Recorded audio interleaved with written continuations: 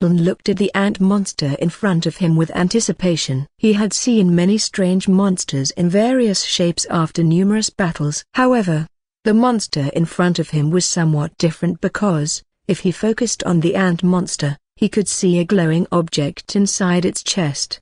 The ant monster was about 3 meters tall, with a body segmented by very thin but seemingly strong joints. Its skin was shiny, resembling glass walls. In the ant monster's right hand was a long, sharp, gray sword, seemingly made from the bones of a long-dead monster. Another frightening aspect of the monster was its pointed beak, 30 centimeters long. Lein was curious whether the bone sword was sharper than its beak. Lein checked the status panel of the ant monster. Sword Ant Warrior. Attributes: STR plus 1000, INT plus 1000, AG plus 1000, Res plus 1000. Skills: Basic Swordsmanship, Heart Cleaving Slash, Steadfast Sword Heart. What the? Only 1000 points on average? Lein couldn't believe the status of the monster in front of him. Weren't 1000 points on average too low? I can crush this ugly ant with my bare hands, Lein said dismissively. His sword was one of the biggest contributors to his strength. He actually considered the sword in his hand to be an ordinary sword,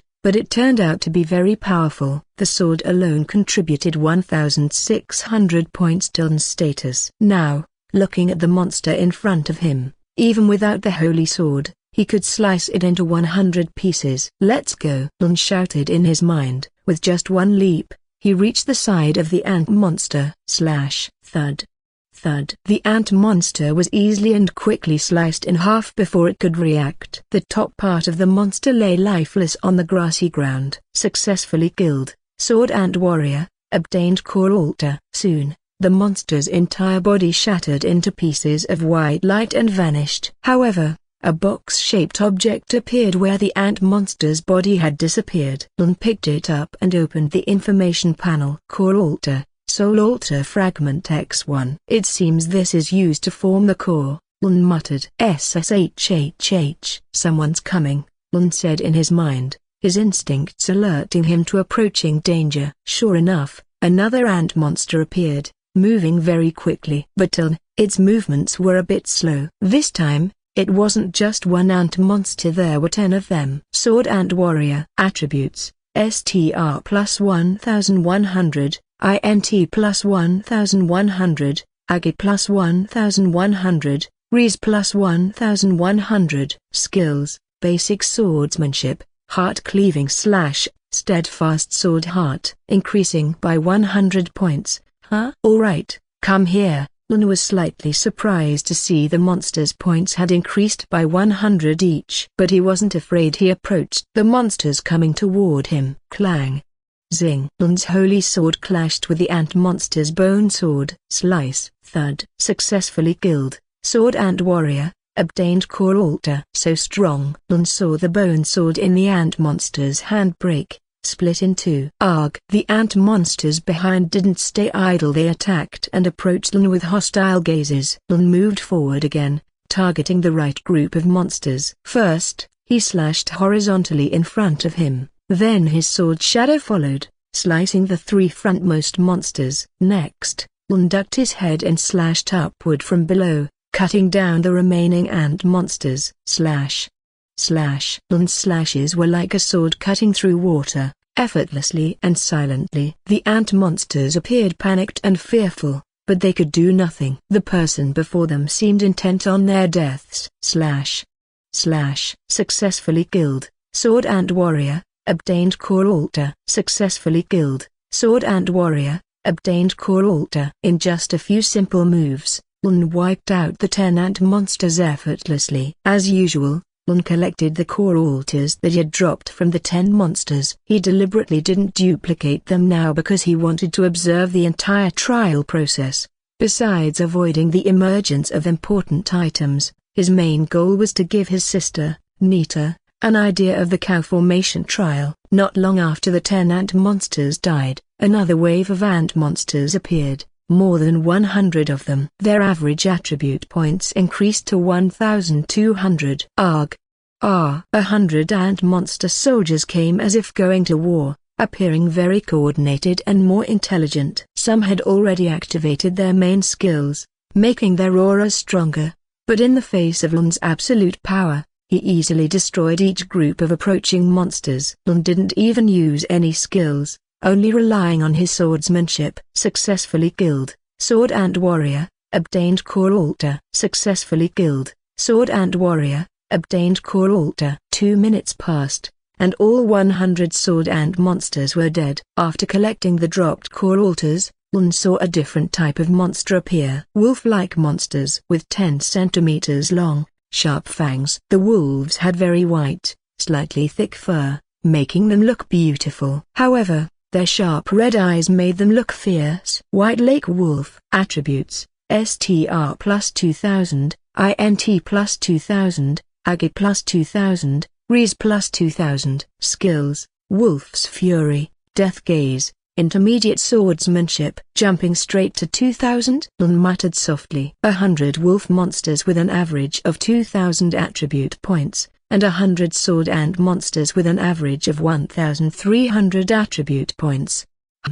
It would take time to finish off all these monsters, Lein said while calculating efficiency in his head. He had 53 minutes left, so he had to act quickly. Lein immediately activated one of his sub-skills to speed up the process of killing the monsters in front of him. Sword Aura activates a sword aura for 5 minutes, increasing damage and attack speed by 60%. Level 50, 40,300 216,750,000. Base power, plus 500%. Rarity, rare. Cooldown, 1 minute. Requirement, Tier 2, Swordsman. Sword Aura was one of Lein's skills that increased attack speed. Additionally, he had leveled up the skill to level 50, consuming over 21,000 high-grade insight stones. I'm coming, Lein muttered to himself. Lein's body disappeared and reappeared without warning in the middle of the monster wave. He then performed several spinning slashes,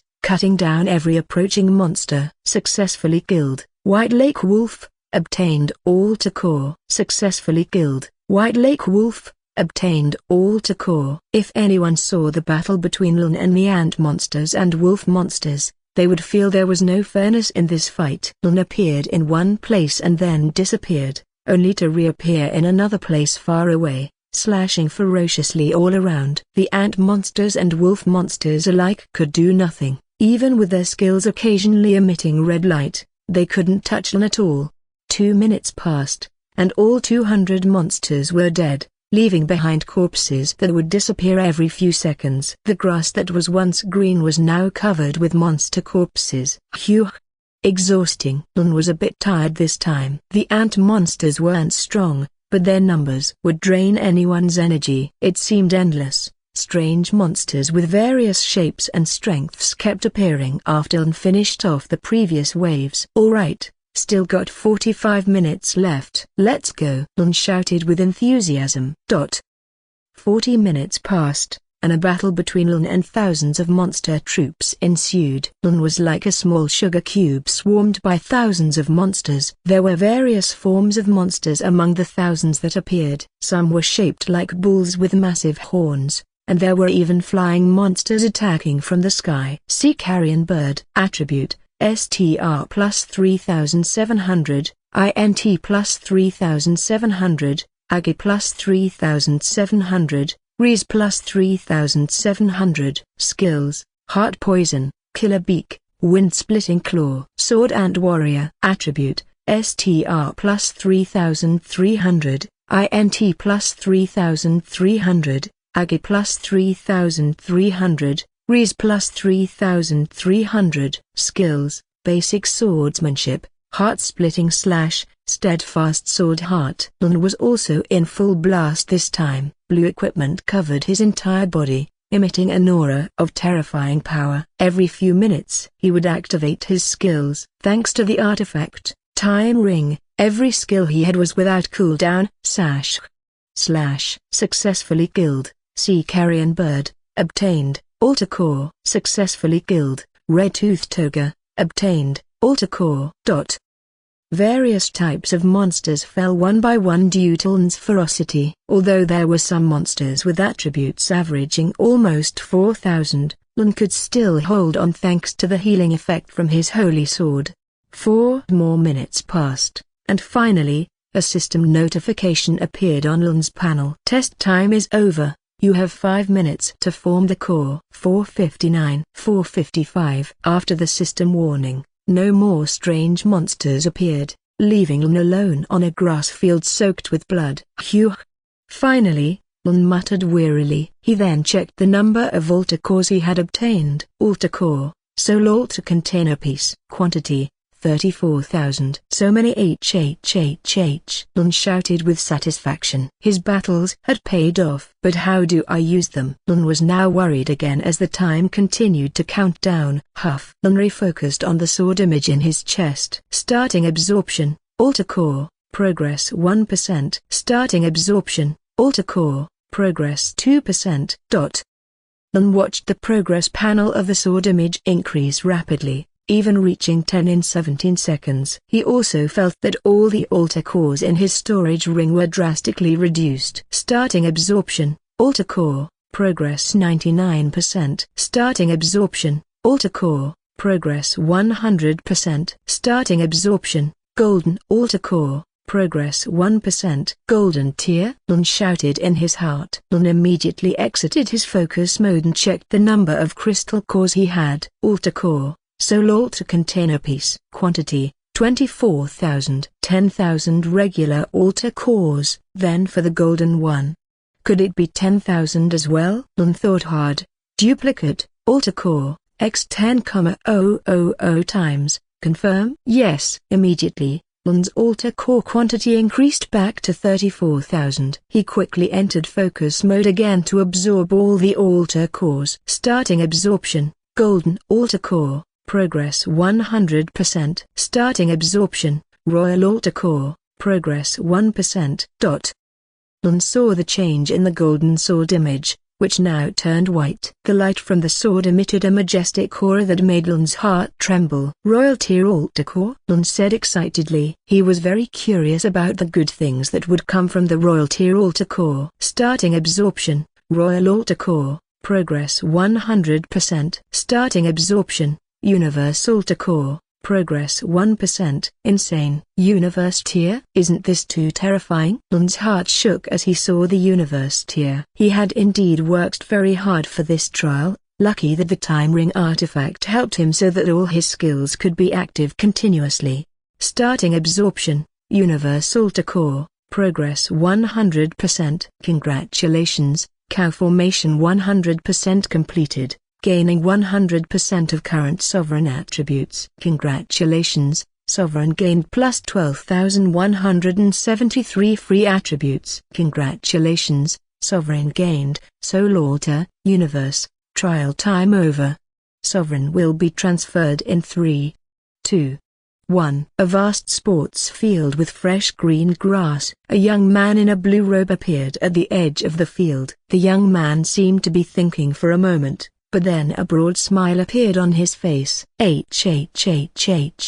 Finished just in time. Alright, let's see what we got. Lein tried to look inside himself through his senses. He saw a black altar right in the middle of his chest. Soul altar, universe, EXP, plus 100%. Attribute, plus 100%. Skill cooldown reduction, plus 50%. Sword master soul, not active. Insane. Lein shouted in his heart. What kind of crazy buff is this? Lein couldn't believe that the tier 3 promotion trial had brought him such immense benefits. Previously, Lein had also gained a 90% XP increase from the core crystal he used to reach tier 2. Combined with the 100% from the soul altar, he could level up 3 times faster than others. What?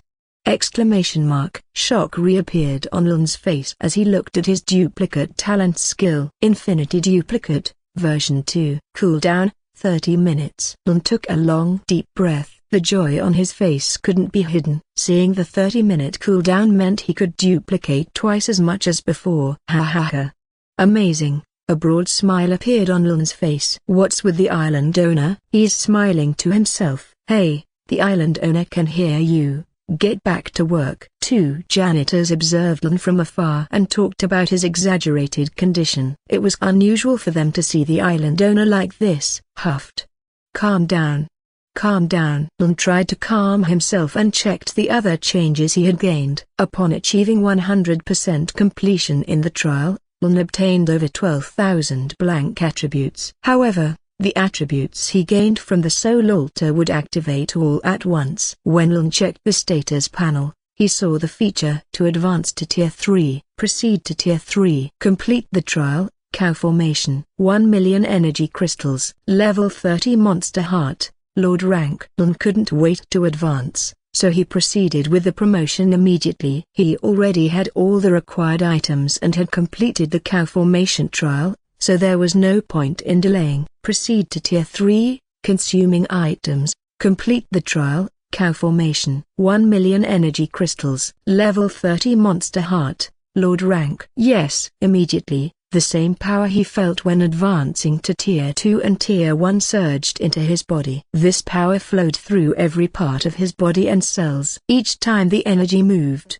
Lein felt a sense of liberation as if he had been freed from a cage. Soon, the power stopped flowing and vanished without a trace. Then the system notification panel sounded. The Sovereign has successfully promoted to Tier 3. Acquired skills: Sword Heaven Prison, Sacred Heart Sword, Sky Sword Rain. Became the first blue planet human to reach Tier 3. Earned the title, Leader of the Sovereign 3. Great, that was easy, Lein said casually. It hadn't even been a month since he reached the Divine Sky Realm, yet he had become the first human sovereign to reach Tier 3. This promotion brought him many benefits, including 3 new main skills and a title. Skill 4, Sword Heaven Prison, summons a sword prison to trap enemies for 5 seconds. Reduces enemy attributes by 50%. Cooldown, 30 minutes. Skill 5, Sacred Heart Sword, the Sacred Heart Sword intimidates enemies, attacks their mental state, and causes an illusion effect. When active, it reduces the opponent's attributes by 10%. The Sacred Heart Sword enhances the Sovereign's sword skills. No cooldown. Skill 6, Sky Sword Rain, summons endless swords for 1 minute to rain down on enemies. Each sword attack increases damage by 2%, stackable up to 20 times. Cooldown, 1 hour. Wow! Terrifying. Lein was awed by the new skills he had just acquired. These 3 skills even surpassed the effects of legendary sub-skills. With the sword prison, he could trap enemies and force close combat. The Sacred Heart Sword would be very useful in regular battles because it enhanced his sword skills. And the 6th skill, his most powerful active attack now, allowed him to control swords like water for 1 minute. Good. Good. Let's check my new title, Lein said with strong curiosity. Leader of the Sovereign 3, title of the Blue Planet Human Race Sovereign, becoming the leader of the leaders entering the 3rd evolution. Attribute, plus 15%, reduces attacks from the same race by 15%. If I got the number 3, there must be someone out there with the number 1 and 2 titles, Lein correctly guessed. However, he didn't pay much attention to it. He felt very powerful at the moment. His vision was very clear, and his instincts and senses were highly enhanced. His attributes, which used to average around 3,000, now averaged about 13,000 points. All thanks to the attribute buffs from the Soul Altar and the new title he had acquired. I wonder if the Masters can exert the same pressure as before, Lein thought to himself. However, he didn't think he could withstand the power of beings above the Master level. At least not for now. By the way, where's Nita? Lein had been in the trial space for an hour. It was unlikely that Nita, who was very active, would just wait here. Since there was nothing else to do, Lein planned to check the island's surroundings. He would rest for a few days before attending the upcoming interracial war event. Lein needed a few days to duplicate all the items he had obtained, such as skill books, insight stones, EXP bottles, weapons, power essence, and other things.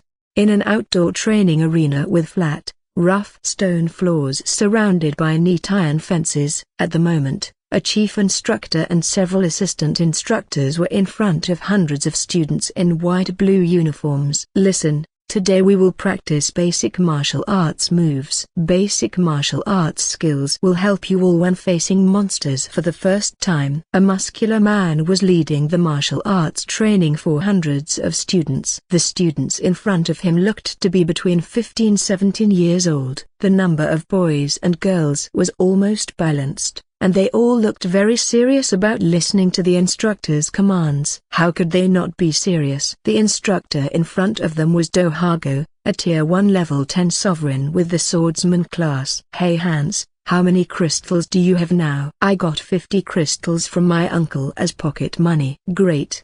Having a reliable insider must be nice. Among the students, two of them were talking. They had joined the Alliance World Market with great difficulty. The boy who asked had entered the Alliance through a strict selection process, while his friend Hans had joined through the back door. The boy named Hans ignored his friend's talk about his uncle. Even though his friend was trying to chat, his attention remained focused on Dohago's training in front of him. Punch forward with strength and certainty. Always keep your eyes forward. Instructor Dohago demonstrated a forward punching motion with his right hand. His mouth kept explaining all the basic boxing points for the students to understand. All the students had already acquired the system, and their levels averaged between 2-3. They imitated all of Instructor Dohago's movements as best as they could. Crack. At this moment, the main gate leading to the training arena opened, and the gatekeeper welcomed the person entering with great respect,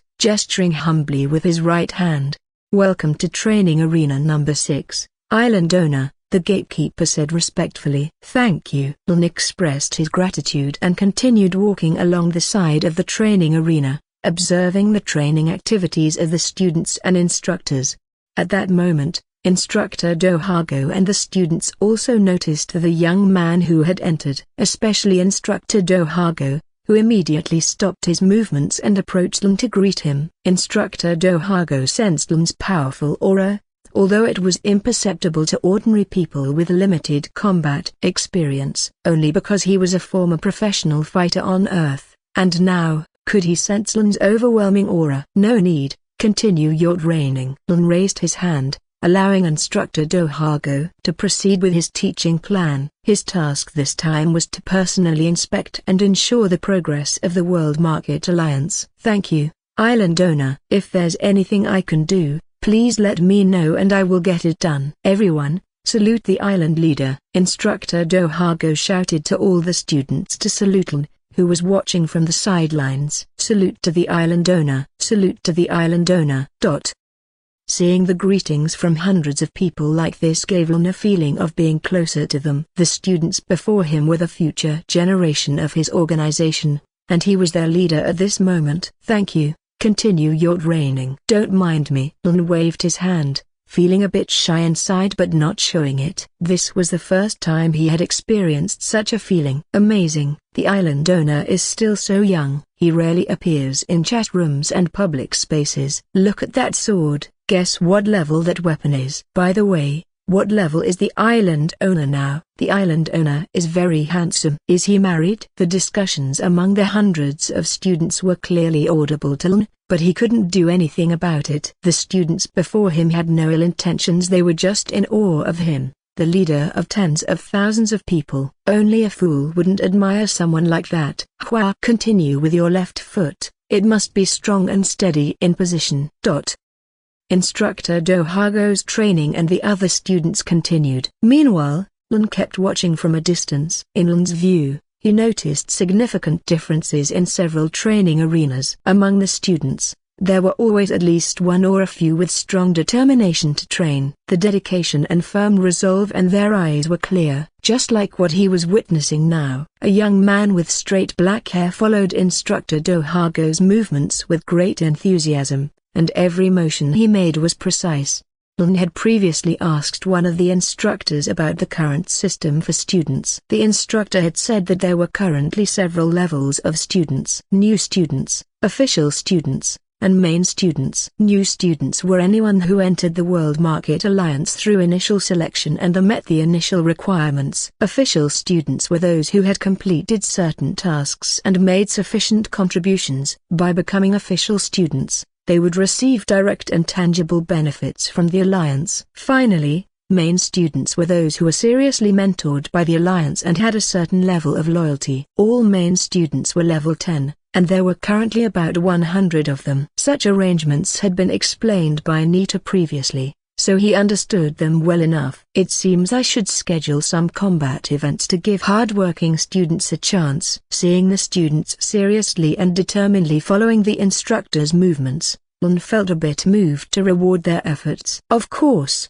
it couldn't be done directly, as it wouldn't have much effect in large numbers. Lein watched Training Arena number 6 for 5 minutes before moving to another area of the Alliance. The room was filled with commotion, with small puffs of smoke rising from several tables.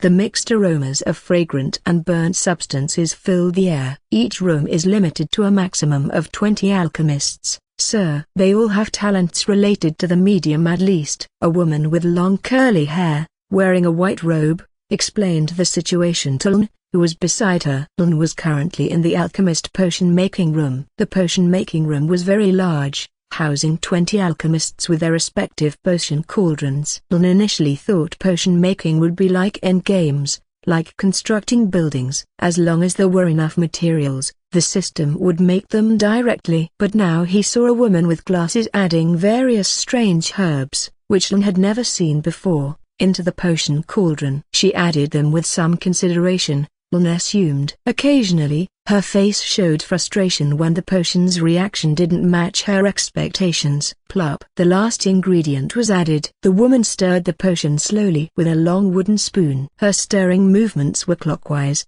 precise, not too fast, nor too slow. A few seconds passed. The woman stopped stirring. A bottle appeared in her hand. She poured the entire potion from the cauldron into the glass bottle in her hand. What is the highest quality potion that can be made currently? Seeing the woman succeed, Lein asked the woman in the white robe beside him. Currently, there is no definite ranking, sir. We are also examining the potion levels and alchemical knowledge from other realms and alliances. For now, the best potions we can produce are the Brave Potion 2 and High Health Potion. The woman took something out of her bag.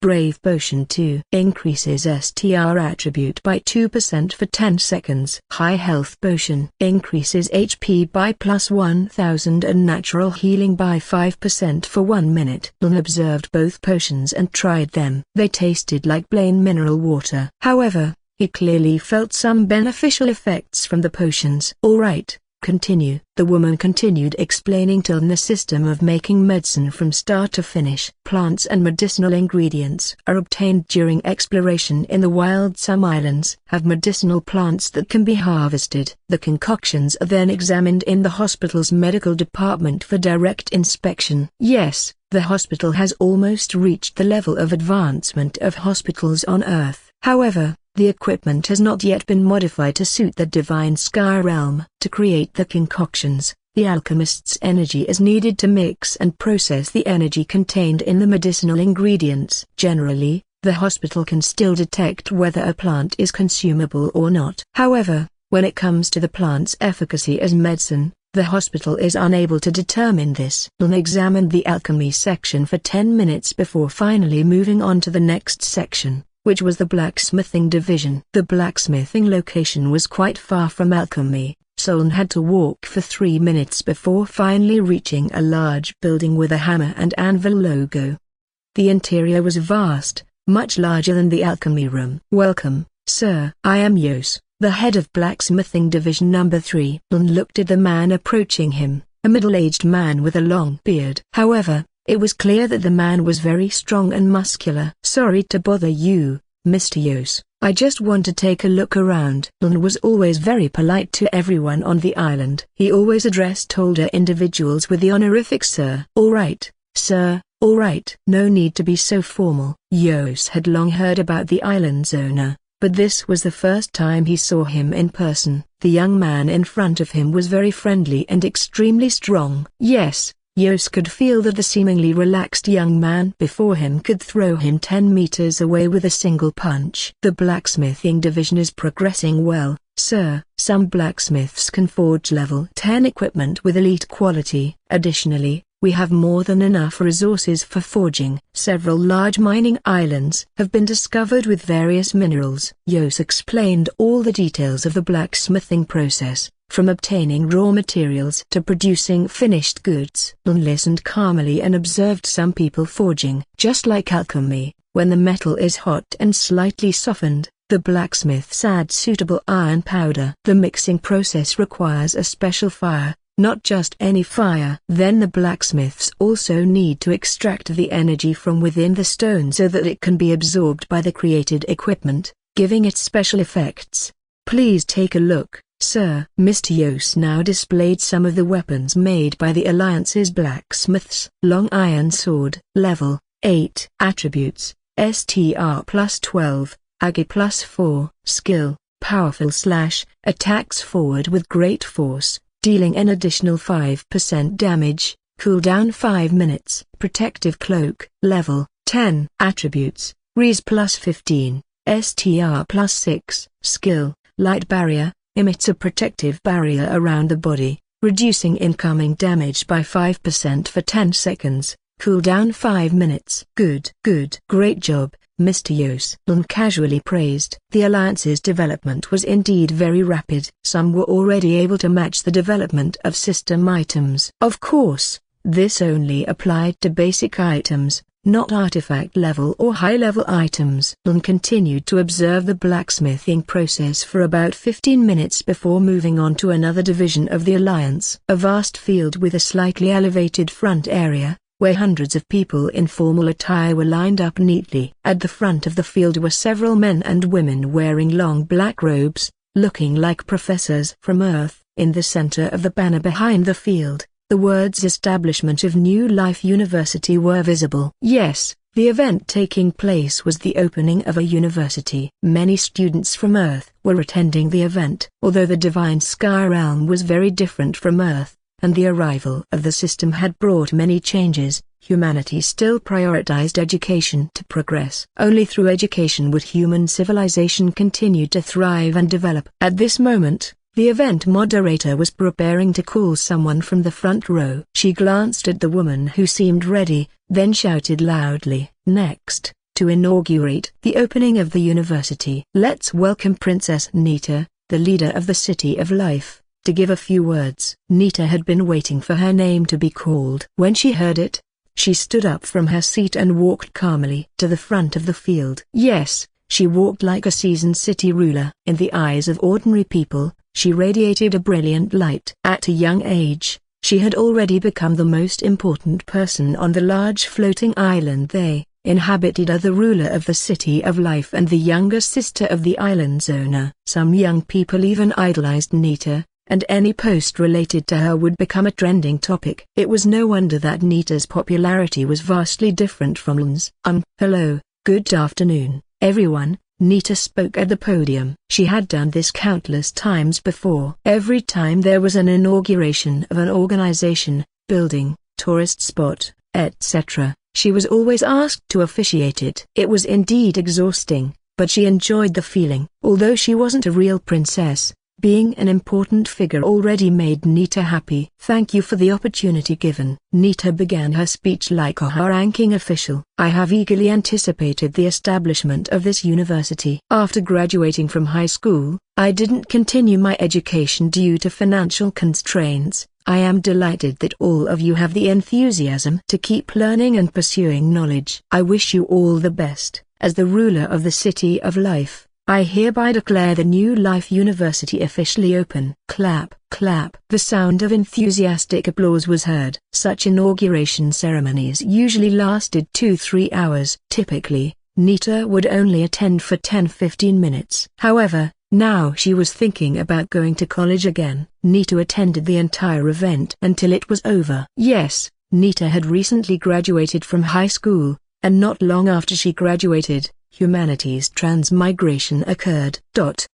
After the university inauguration ceremony, Nita headed to the university rector's office to discuss something. In the 8th floor corridor of the campus, Nita walked calmly, observing the room views along the way. After a few moments, Nita finally reached a door guarded by 2 attendants. Each attendant was level 8, and their uniforms were those of professional guards. "Welcome, Princess Nita. Mr. Usman is inside." The 2 guards greeted Nita respectfully and opened the door wide. Nita entered the room and observed the surroundings. The rector's office was quite large, with several deans already present. Beautiful paintings adorned the room, and large bookshelves lined the walls. "Princess Nita, welcome." Seeing Nita enter the room, the rector and the deans stood up to greet her. They shook hands and exchanged pleasantries. Then they each took their seats. "All right, Princess Nita, let's draft an agreement regarding your status as a student at the New Life University. First of all,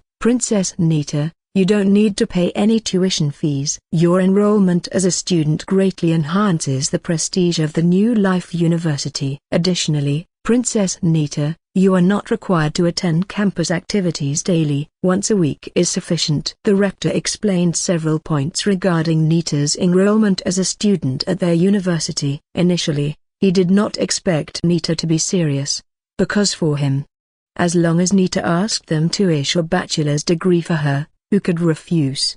"Thank you, Rector, but I don't need such special treatment." "Treat me like an ordinary student," Nita explained after the rector finished speaking. She wasn't particularly driven by the pursuit of power. With her brother's talent, even by just staying idle all day, he could become stronger than the average person. "And I will still pay the tuition fees. As the city leader, I certainly want the best for the success of the City of Life's education." Nita then took out a small bag filled with 100,000 energy crystals. "No need, Princess, no need. Please accept it. This is a contribution from the city leader, not as a student." Nita insisted the rector accept the bag. "All right then, on behalf of the campus community, I thank you." The rector stood up and bowed, followed by the deans from the right and left sides of the table. No need, no need." Nita became even more nervous. She had always been intimidated by teachers on Earth. That trait still carried over to this day. "If there's nothing else, I ask permission to leave, Mr. Rector." Nita didn't want to be worshipped by the deans and rector in front of her, so she wanted to leave quickly. "Take care, Princess." "Goodbye, Princess Nita." On her way home, Nita used public transportation. Although many people asked for a photo with her, Nita did not refuse and agreed. Initially, she had a hard time avoiding people who tried to approach and ask for photos and stopped her suddenly on the road. But since her strength increased, she would heighten her aura, making those who wanted to get closer unable to take another step. Of course, she only did this when the crowd became uncontrollable and chaotic. If it was just a small number, she would happily oblige them. On her way home, she received a message from Lein. "Lein, Nita, where are you?" "It's lunchtime already. Lein, meet me at the hall at 2 p.m., you need to do the promotion." Ha ha ha. "I will give him a surprise later." A sly smile appeared on Nita's face. She hadn't told her brother she was enrolling in school. "Well, I'm not a child anymore. I can fight him if he doesn't allow me." Nita clenched her fist with the usual arrogance she displayed. It was still 12:30 p.m., so she would eat at a nearby restaurant and then meet her brother for the promotion. At 2 p.m., in the city hall. As usual, Lein was cultivating a new habit when he had free time, reading a book in one of the small pavilions in the garden next to the city hall. The city hall design was a result of Nita's creativity. Initially, Lein thought it was useless and not often used. But now, he found himself visiting this place more frequently. Days change, but while Lein was reading, footsteps broke the sound of the fountain in the middle of the garden. "Big brother." Yes, the person who came was Nita. She arrived wearing a neat white dress with lace on the shoulders and waist. "Where have you been?" Lein asked while placing the book he was reading on a small table. Guess?" Nita stood with her hands behind her back, twirling lightly, hoping Lein would guess where she had been. "The mall?" Lein guessed, considering Nita's new dress. "Correct. But that's not the main place I visited." Nita smiled mysteriously, waiting for Lein's next guess. "The beach?" Nita shook her head. "The library? Cinema?" Lein felt Nita was toying with him, so he asked in the Alliance chat room. Alliance chat #World Market Trade. "Lein, has anyone seen my sister Nita recently?" Nifa, what's wrong, leader? Is Princess Nita missing? 1. I saw her attending the inauguration of the new university campus, leader. That's not fair. You can't ask in the group. Nita pouted and then sat on the empty chair next to her brother. What's wrong? There's no rule against it. Lein laughed heartily. Besides obtaining high-level items, seeing his sister Nita pout was a joyful Nita clenched her fist as if wanting to hit her brother but didn't do so. Yes, today I attended the inauguration of the New Life University, and I intend to become a student there. What do you think, brother? Nita asked Lein, feeling a bit nervous. That's all right. I even encourage you to study and pursue your dreams. Lein was not just okay with it, he was actually happy to see his sister fulfilling her dream of entering a prestigious university like those on Earth. Thank you, brother. Wait. Lein was surprised to see Nita's sudden hug. But it was too late. Nita was already hugging him tightly. Nita. Enough. You're making me suffocate. You ha. Sorry. Nita released her hug and then sat back down to calm herself. She then recounted everything that had happened, from the beginning to the end. She also mentioned the special treatment explained by the university rector, which she had refused. It's all right.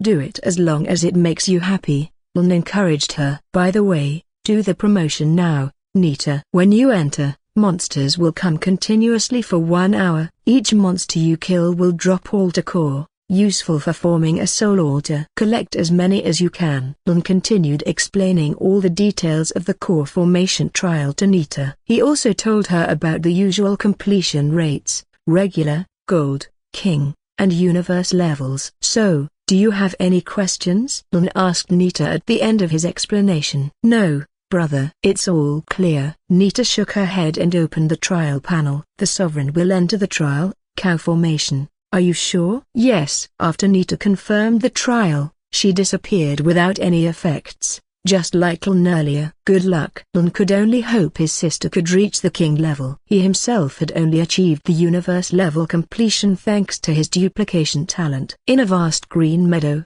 Nita observed her surroundings carefully. She was not worried and seemed to understand everything. Her brother's explanation had been very helpful. The trial, cow formation, has begun. Countdown of 1 hour starts now. Time left, 59 hours 58 minutes. Time left, 59 hours 47 minutes. Soon, a strange crow-shaped monster appeared. The crow's flight height was neither too high nor too low. Black Cloud Crow. Attribute, STR plus 1000, INT plus 1000, AGI plus 1000, RES plus 1000. Skills, Cloud Poison, Sharp Wings, Crow Illusion. Nita didn't let a second pass. She immediately drew her bow and aimed it at the four-winged crow monster in front of her. The black arrow shot out very quickly, and the black cloud crow looked shocked when it felt a small arrow lodged in its chest. Not long after the arrow hit the crow, it exploded,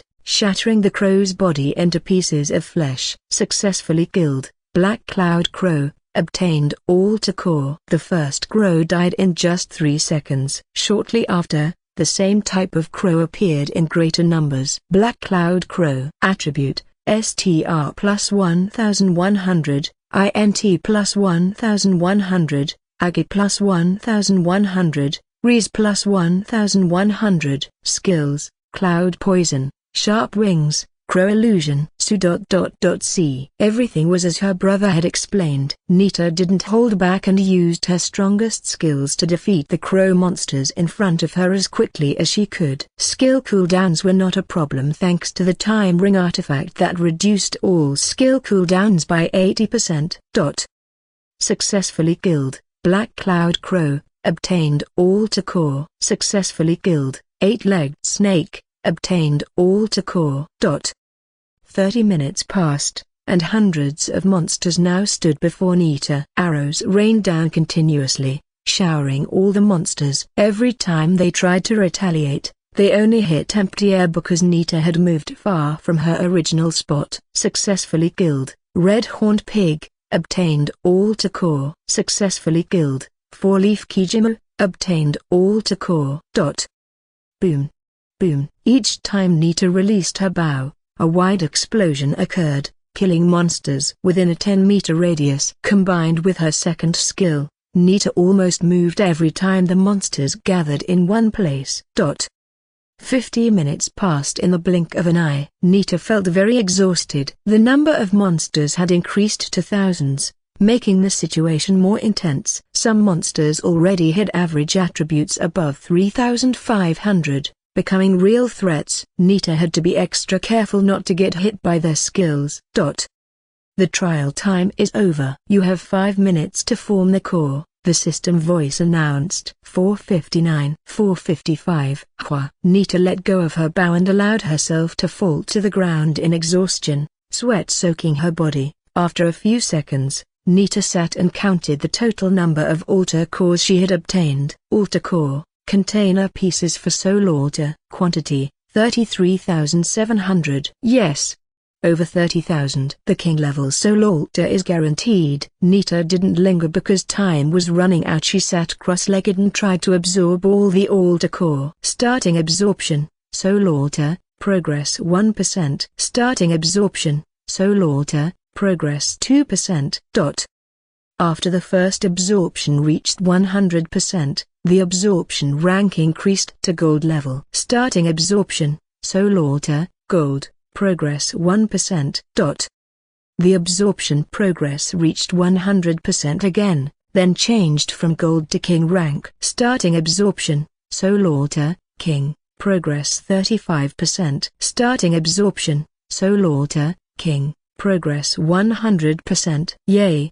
Just as my brother explained. King level. Nita was very happy, grateful her brother had informed her of everything, so she could maximize her benefits. Congratulations on achieving 100% cow formation, gaining 100% of the current sovereign's attributes. Congratulations Sovereign, gaining plus 11,280 free attributes. Congratulations Sovereign, obtaining king level soul altar. Trial time is over. Sovereign will be transported in 3, 2, 1. Lein, who was reading a book in the garden pavilion, looked up from the pages. He saw Nita appear out of thin air. How was it? Are you hurt? He asked. For an hour, Lein tried to quell his worries by reading, but his anxiety didn't completely fade. Hi. How could Princess Nita get hurt easily? Nita displayed a wide grin, showing her entire set of white teeth. Lein lightly slapped Nita's cheek because of her behavior. Stop acting silly. Quickly tell me what happened. Ouch. That hurt. Nita held her cheek, annoyed. But she didn't take it to heart and didn't retaliate. Tada. I obtained a royal soul altar. Nita exclaimed, raising both hands in excitement. She then informed her brother about the status of the royal level. Royal soul altar. EXP, plus 100%. Attributes, plus 50%. Skill cooldown reduction, plus 10%. Soul Archer, inactive. Good. Good.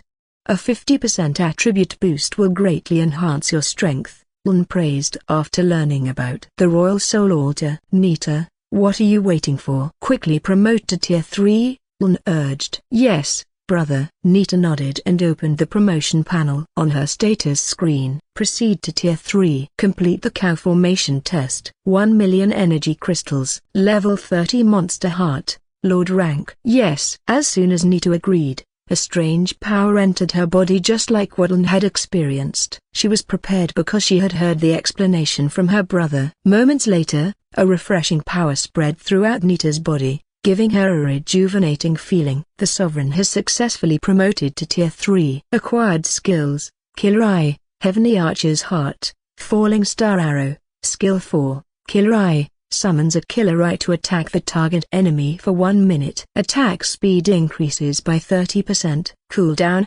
20 minutes. Skill 5, Heavenly Archer's Heart. The Heavenly Archer's Heart intimidates enemies, attacking their mental state and causing illusions. When active, it reduces the opponent's attributes by 10%. The Heavenly Archer's Heart enhances the Sovereign's archery skills. No cooldown. Skill 6, Falling Star Arrow. summons unlimited meteor arrows for 10 seconds to rain down on enemies. Each arrow attack increases damage by 1%, stacking up to 20 times. Cooldown, 50 minutes. Wow! 2 deadly attacking skills. Nita, who was not very interested in combat, marveled at the skill descriptions she had received. She was very curious about her new skills, especially Killer Eye, an eye that can automatically attack the target, and with a 30% increase in shooting speed, it makes Killer Eye even deadlier. As for her last skill, Falling Star Arrow, only a fool would think this skill is not deadly. She then immediately explained all the detailed information about her status to Lein, who was watching her promotion from the side. Status: Name, Cute Cat, Tier 3, Level, 33%. Attributes: STR 9625, AGA 9176, INT 7933, RES 8049. Class: Archer. Skills: Arrow Explosion, Nature Archery Dance, Sun Core Arrow, Killer Eye, Heavenly Archer's Heart, Falling Star Arrow. Sub-skills: Fatal Shoot, Rare, Quick Movement, Rare, Light Barrier, Rare. Equipment: Hell Arrow +10, Blessed Cloak +10. Artifact: Time Ring, Pure, Kylix Armor, Pseudo. It's a pity there isn't a title for the second person to advance to Tier 3, Lein said with a hint of sadness. Next time, how about I advance first? Nita joked. Never. Lein immediately rejected and patted Nita's cheek. Nita didn't want to be outdone, so she punched Lein's stomach with her left hand. But Lein's strong hand deflected Nita's punch. What? You dodged my punch? Nita couldn't accept it. She tried all sorts of ways to land at least one punch on Lein. But the reality was different. Lein always deflected all of Nita's punches. Like that, the two siblings played around casually, celebrating their promotion to Tier 3 sovereigns. At the same time, becoming the strongest sovereigns of the human race. Meanwhile, far away in a distant realm, a young man with stars swirling around him looked very exhausted. He had been slaughtering hundreds of monsters for the past few days. Guild: Long-Eared Bat, Lunar Growth, X plus 12,700, plus 10 contribution. Guild: Long-Eared Bat, Lunar Growth, X plus 14,500, plus 10 contribution. So little. The young man could only brood in silence, seeing the exp and contribution points he received after killing the bat-like star beast in front of him. How could those two surpass my contribution points? The young man's thoughts were chaotic. He shook his head every time he remembered the contribution points on the leaderboard. Event ranking: 1. Kimon, 65,734. 2. Vladimir Nova, 64,239. 3. William Anderson, 47,821. 4. Baichi, 36,287. 11. Laras, 24,655. 18. Hayek Manuel, 23,716. 413. Lein 12,300. The longer he stared at the names above his, the more disappointed the young man became. He stabbed his sword deeply into the ground, pressing hard until his hand clenched. Arg! The stars around him moved erratically. Some were fast, and some were unpredictable. It seemed the stars reflected the young man's mood. Slash! Boom! A powerful wave of slashes was unleashed. The stars enlarged to the size of basketballs, then at lightning speed, they crashed around, causing destruction. Hey! Go help and calm down the president, an old man said to a middle-aged man beside him. What do you mean? The middle-aged man frowned, as if he saw someone setting him up to die soon. Do you know what happened to the last person who disturbed him at a time like this? The middle-aged man continued. Both of you, calm down. This is also good for the president's emotions. Just stay quiet and wait for his emotions to subside. This time an older man spoke, observing everything the young man did. In his eyes, there was a hint of sadness seeing the young man's condition. A grand hall with luxurious decorations. A party was taking place inside. In the center of the room, a man sat observing all the attendees. The smile on the man's face never faded, looking like he was in a happy state. The man raised his hand to one of the servants casually. A male servant came respectfully, one hand behind his back and the other holding a wine decanter. "Please, sir." The male servant carefully poured red wine from the decanter into the glass in the man's hand. "That's enough." "Thank you." Hearing the words of thanks from the man in front of him, the servant was almost shocked to death inside. "Thank you, sir," the servant stuttered, his mind not syncing with his mouth. Slowly, the servant retreated awkwardly. "You may be the leader of the organization, but not of this event," the man muttered. His eyes stared blankly at a certain spot while his mind wandered. "Those fools only think about killing to gain points. They forget that this cunning system won't explain all the specific details like a grandmother explaining something to her grandchildren," the man said softly. Morning, the flower garden near the town hall. A woman was pouring water from a watering can, watering all the flowers in front of her. The flowers looked fresh and bright. Whether it was because the energy in this area was better or something else, the flowers in front of her looked different from usual. Do. The woman's humming blended with the sound of the fountain in the middle of the garden. Her voice was very beautiful, and there was happiness in her hum.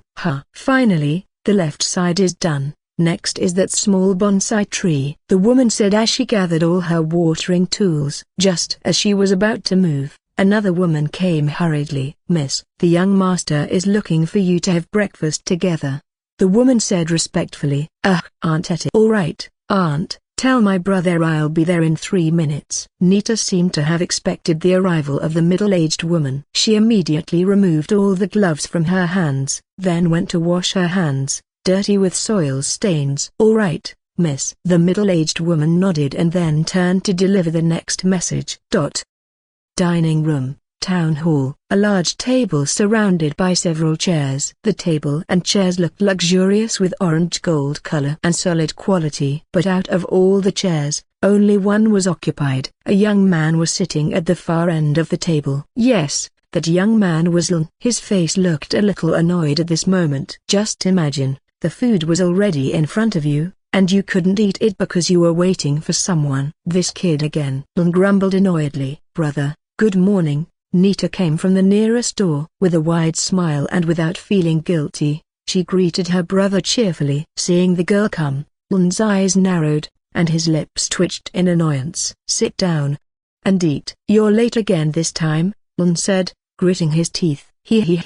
Sorry." Nita pulled a chair and sat down, taking rice, side dishes, and other foods onto her plate. Let's eat soon." Lein and Nita ate their food casually. The dishes on the table were undoubtedly the best of the best. As the owner of the island and town, there was no one more important and powerful than Lein. The dishes served consisted of various main ingredients, mostly meat dishes, followed by vegetables. There were also quite a few seafood dishes such as fish and octopus. Yes, in the Divine Sky Realm, there were beaches. Some large islands had beaches within them, and it wasn't uncommon for exploration teams to find sea islands, then take over the island to merge it with the main island. "By the way, brother, when are you going to the other realm again?" While eating, Nita suddenly asked about the ongoing event. Lein had been staying on the island for over 10 days. Today was the 10th day of the event, meaning only 20 days left before the event ended. "I don't know. Maybe after you level up to the maximum level at this stage," Lein explained. In the past few days, he had been duplicating twice as much as usual. This was because of the effect of the soul altar he got, reducing the talent duplication time from 1 hour to just 30 minutes. Lein mainly duplicated Tier 5 exp bottles. Next were high-level items like artifacts. Yes, it might sound silly, but Lein currently had tens of thousands of artifacts, time rings, items that could shorten cooldown time by 80%. Lein had no intention of sharing them with everyone because that would make them worthless. Of course, unless it benefited Lein personally, there was no harm in sharing them with others, like core members of the Alliance. He even planned to distribute Tier 5 exp bottles so the entire Alliance team could quickly promote to Tier 3. "I just want to remind you, brother, nothing is certain. Something unexpected might happen and turn the leaderboard 180 degrees. Nita said sincerely. She referred to the leaderboard. At this moment, there were no signs of anything bad happening, because on this 10th day, the number 1 rank only had about 454,000 points. Meanwhile, Lein already had a golden ticket from Lord Wen's hidden mission, worth 1 million contribution points. But it was precisely because of Lord Wen's hidden mission that Nita was worried others might also get the same mission, or even better ones. Yeah, thank you. Lein and Nita spent 30 minutes having breakfast together. Then they moved to the main hall's living room to level up. Consumed Tier 5 exp bottles, gained plus 100,000 exp. Consumed Tier 5 exp bottles, gained plus 100,000 exp. While waiting on the sofa with Nita, Lein continuously heard the notification of using Tier 5 exp bottles. In the past few days, he had obtained more than 2 million Tier 5 exp bottles. Beside him, Nita was also doing the same. They spent time chatting together and watching TV. Yes, TV had started to be produced. TV shows were even more creative and varied, with the most common theme being the Divine Sky realm. Like exploring foreign islands, unique things on the Divine Sky Island, class battles, etc. Brother, some TV stations have asked me to join and make a show. What do you think? Nita asked Lein. Several TV stations asked Nita to make a show or film, but she had declined for the time being. Well, it's up to you. As long as it makes you happy, brother will support you. Lein didn't mind. With his power, he could send people to watch over Nita if anything bad happened to her. Besides, Nita was now a Tier 3 sovereign with many high-level items. It could be said there was no one on Lein's island who could cause trouble for her. Consumed Tier 5 exp bottles, gained plus 100,000 exp. Congratulations, sovereign level increased. Level 31, attribute points plus 1,000. Consumed Tier 5 exp bottles, gained plus 100,000 exp. Wow! A direct plus 1,000 attribute increase. But the consumption is very high, over 70,000 exp bottles. Lein looked at the plus 1,000 number happily, but when he calculated the number of bottles consumed just to level up once, it made his heart ache. The level up continued for several minutes. Congratulations, sovereign level increased. Level 38, attribute points plus 1,000. Congratulations, sovereign level increased. Level 41, attribute points plus 1,000. Exp bottles are exhausted. Huffed. Only up to level 41. Lein had guessed from the start that this time it would consume a huge number of exp bottles. Yes, I also stopped at level 41, brother. Nita beside him was also a little surprised. 1 million exp bottles only provided 10 more levels. Looks like we have to wait again. By the way, do you want to join the entire race battle? Lein asked Nita. No brother, I'll start college the day after tomorrow. Nita declined. She would begin her life as a college student in 2 days. She needed to get to know her friends and get used to the campus environment. Alright, let me know if you need anything. Just like that, the two siblings spent a few hours watching TV together. Xin Light Realm, teleportation field. A young man in a blue robe, with short black hair, stepped out of the portal. The area where he was currently located seemed like a teleportation zone for people from various other races. Judging by the architecture and the guards, it was evident that this was the realm of cultivators. The young man observed the surroundings for a moment before approaching one of the posts. Welcome, sir. Which realm do you come from? A guard at the post asked respectfully. Lein, Divine Sky Realm, System Power, Tier 3. Lein had gone through such registration processes several times before, so he directly provided all the necessary information. Very well, sir. The guard quickly noted down all the information. After finishing, he handed a silver card to Lein. Thank you. Lein took it and then stepped out of the post. His journey to another race's realm this time was to explore a high-level realm. He hoped for hidden missions like Elder Wen's and the boy Liang Wise to appear again. Let's take a look around first, Lein said casually. Spiritual rice, 100 crystals for 1 liter. Earth-level weapon, suitable for stealth attacks. Tier 2 healing pill, protective talisman. Tier 2 array. The loud cries of the vendors were incessant along the marketplace. Not much different from a market on Earth, except that the goods they sold were all imbued with spiritual energy. Lein deliberately came to the market to try his luck. "I hope an old master is hiding in this market," Lein said with a small smile. He passed by several stalls and stopped at a tent-covered shop. This shop looked antique and sold strange items. "Honorable sir, you have a keen eye." An old, skinny man with a haggard face greeted Lein's arrival. He acted mysteriously as if he knew everything. "Look at this, it is the first part of the sword from King Nehru the 16th. Finding the other parts will grant great power. Only 300 crystals, and this sword will be yours." The old man extended a broken sword with a confident gaze. Lein observed the sword, and a status panel appeared. Terra's stone sword. Level 7. Attributes: STR-23, AGA 7. Rust poison, inflicts tetanus poison on enemies. King what? A broken, rotten sword like this for 300 crystals. Lein frowned. The first shop he visited turned out to be a master scammer. "Not interested, I want the most expensive item you have." Lein did not want to play games with the old man in front of him and directly asked for his most prized item. "A smart young man, I see you have a great desire for power. I have long kept this item, but since you want it, I am forced to bring it out." The old man slightly lifted his butt, then took out a box he had been sitting on earlier. He opened the box and took out a scroll. "Take it. This is the treasure map of the immortal Master Baojia. It is said that there is an immortal artifact within it."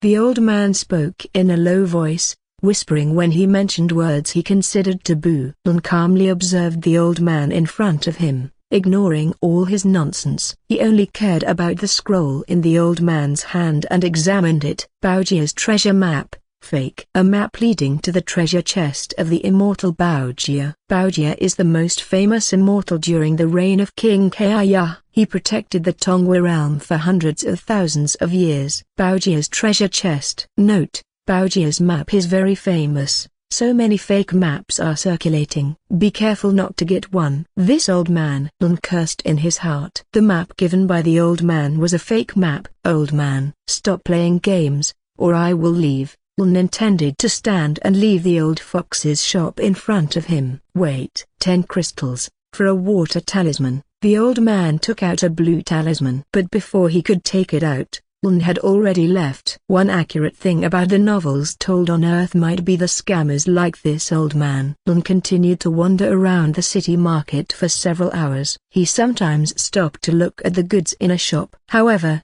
most of them were scammers. Fortunately, he had the system panel. But it was not uncommon for him to find unique and useful items such as pills, weapons, and formation arrays. He would buy them for evaluation materials for the development of his life city. Not a single hidden mission. Is it only high-level power individuals who can issue hidden missions? For about an hour of wandering the market, not a single hidden mission was issued. Lein had tried stopping at shops that looked strange, but they were all master scammers. Gr.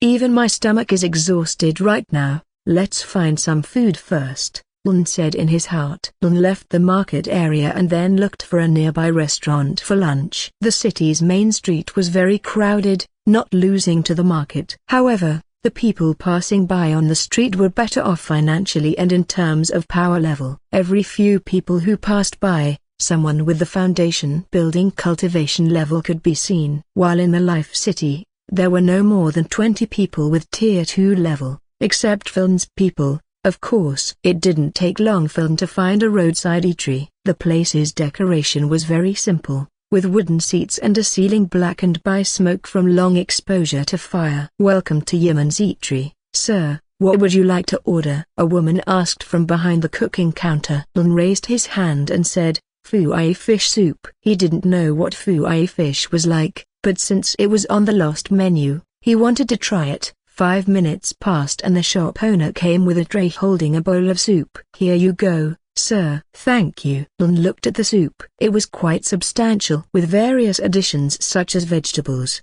cabbage, and carrots. The main ingredient was a headless yellow fish. Lein didn't wait long and took his first spoonful. Not bad." Lein continued eating heartily, ignoring the people around him.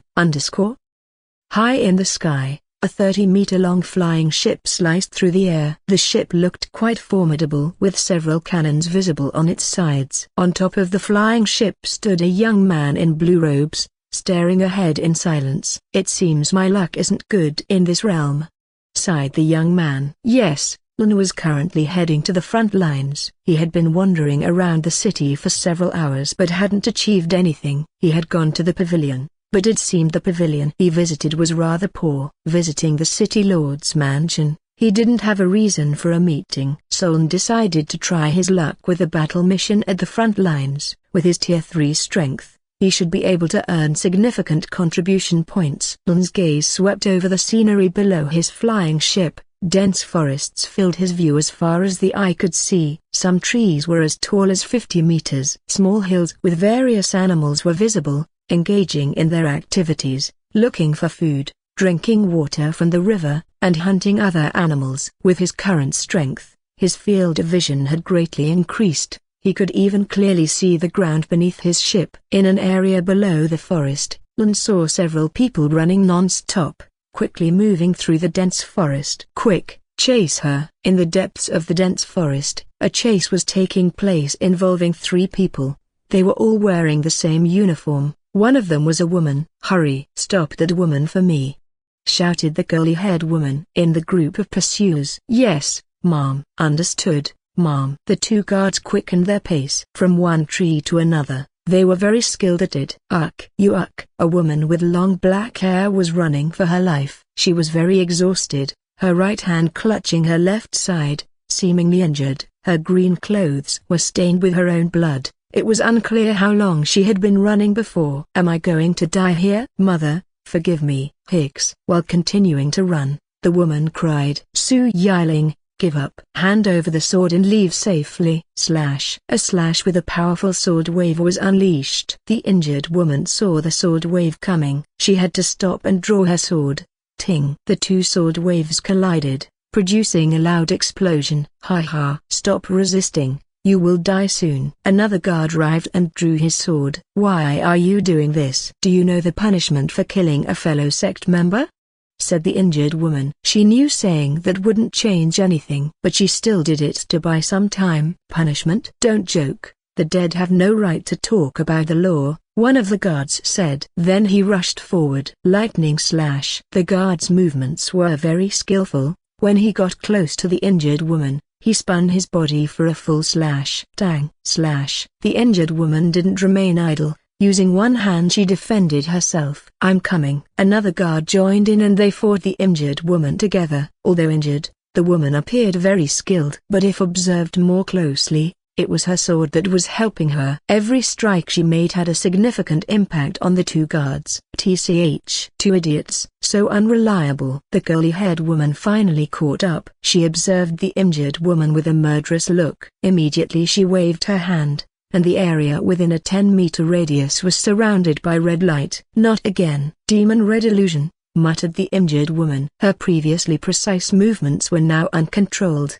most of her attacks missing. A slash hit her right arm, fresh blood flowing. "Buke." "Ah!" The injured woman groaned in pain, her arm throbbing in agony. "Cursed." "You will face the sect's retribution." The woman fell to the ground, helpless. Her right hand unable to fight anymore. Ha! Foolish girl, do you regret it?" The curly-haired woman retracted the illusion she had created, then walked towards the injured girl. "Lein, you will be punished by the sect," shouted the injured girl while grimacing in pain. "What? The sect? A country bumpkin like you knows nothing about the law," Lein sneered. To her, the injured woman was as good as dead. With a wave of her hand, the silver sword beside Su Yiling lifted and flew towards her. "What a beautiful sword!" Lein looked at the silver sword with a wide smile. Without thinking, she put it in her storage bag. After securing the sword, which was her main goal, she looked at the injured Su Yiling with a disdainful gaze. "Take her storage bag,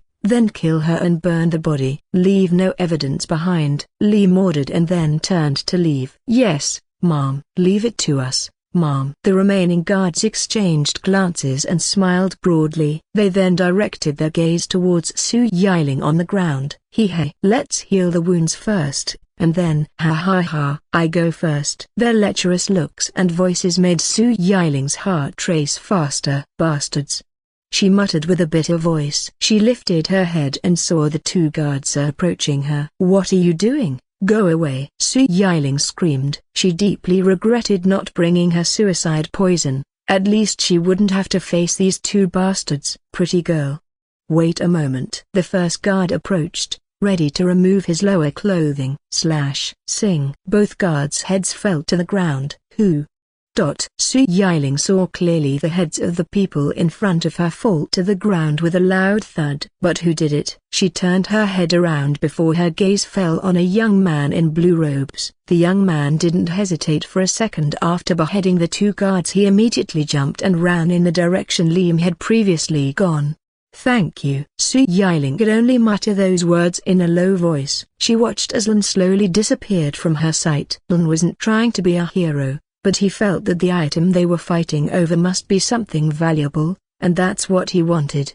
Lein chased for 2 minutes before finally spotting Lein, who was fleeing. Lein, who was running with a small smile on her face, suddenly stopped as she sensed Lein's presence. Who are you? Do we know each other? Lein felt very unfamiliar with Lein's appearance. Hand over the sword or die, said Lein without preamble. He observed Lein from a distance while looking at her status panel. Status: name, Lein. Race, Tei Bao. Power core, cultivator. Rank, golden core. Although the woman in front of him was a golden core cultivator, a tier 3 being like himself, Lein felt no oppression whatsoever. Ha ha ha. Lein laughed amusedly at Lein's threat. But before her laughter had faded from her lips, a slash was already flying toward her. Bastard! Lein was startled. She didn't expect Lein to be so direct. Lein's movements were very quick. He had activated the speed skill of his boots. Tang! Tang! A sword and a large zither clashed. Every time Lein attacked, the large zither acted like a protective shield. Lein seemed very adept at using it,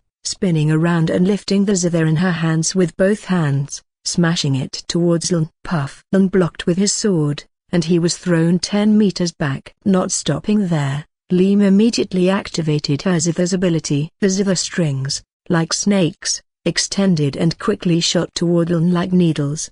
Tag! Slash! Lein slashed at every incoming string, running to the side and trying to evade. Tang! Slash! You foolish player, you seem to be lost. Lein observed Lein deflecting each zither string. As a cultivator, she could feel that Lein's energy was very different from that of ordinary people. Ah!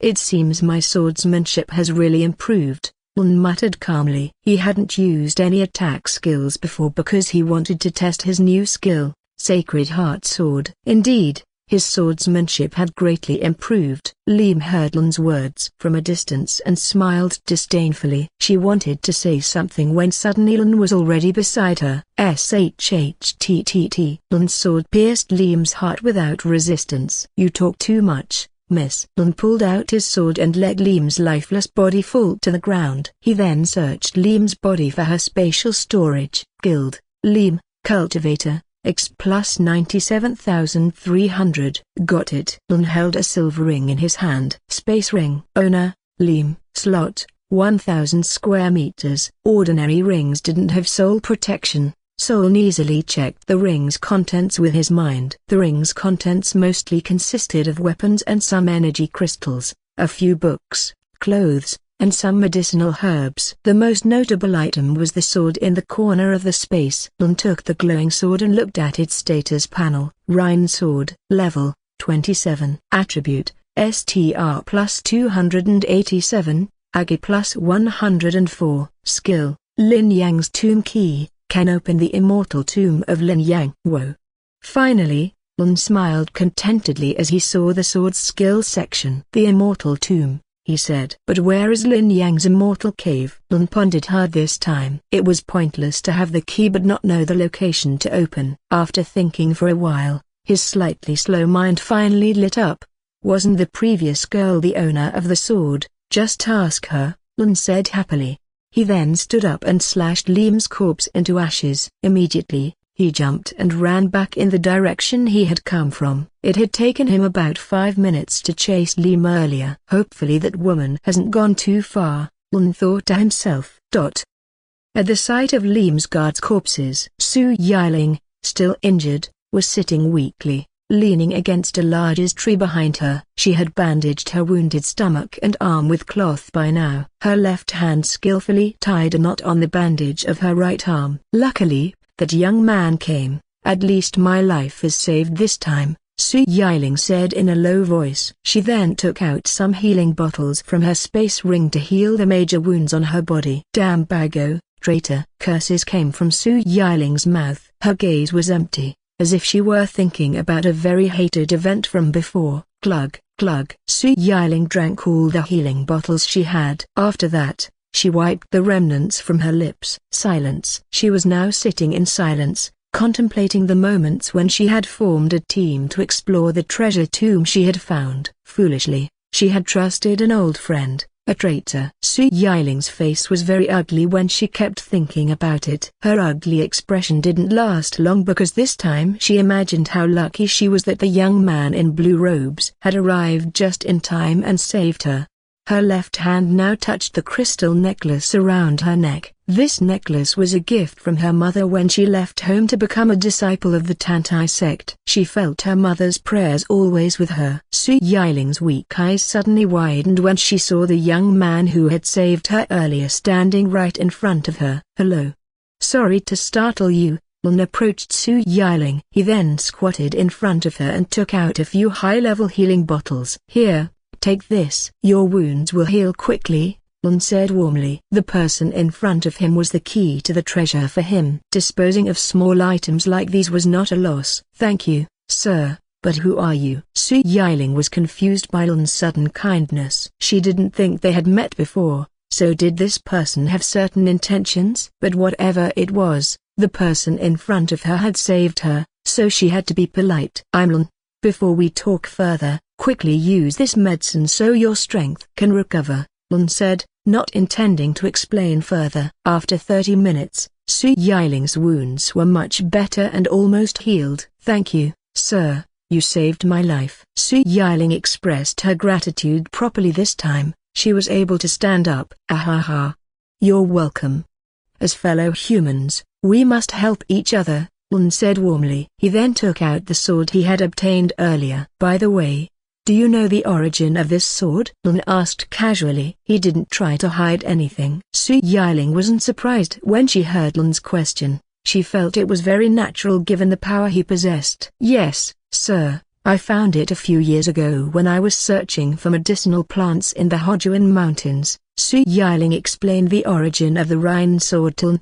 At that time, she was taking the sect's weekly mandatory mission to collect spiritual plants. While in the Hojuan Mountains, she found a hidden cave. Inside the cave, Su Yiling found several low-level spiritual plants and picked them. When she reached the deepest part of the forest, she saw a moss-covered chest. She then opened the chest and found a sword and a small piece of paper. Strangely, there was no writing on the paper, so Su Yiling could only keep it and use the remaining sword. Do you still have that paper? Lein asked curiously. Of course, sir. Su Yiling searched inside her storage ring and then took out a thin gold-colored paper. Lein took it and checked the status panel. Eternal talent detected. Congratulations, you have acquired Lin Yang's space talisman. Lin Yang's space talisman, when used, it will open a portal to Lin Yang's eternal tomb. Is it because I have eternal talent? Lein guessed in his mind. Su Yiling had said there was no writing on the talisman paper, but this time a beautifully painted black circle appeared on it. Would you mind if I take this paper and sword? Lein asked casually. Of course, he didn't need permission if he wanted to. However, it would look strange if he took them without saying a word. Hearing Lein's words, Su Yiling hesitated a bit this time. The sword in Lein's hand was her main weapon. Moreover, she felt the paper must have some value, and she was curious about its contents. But remembering that Lein was her savior, she finally nodded and sighed deeply. Take it, sir.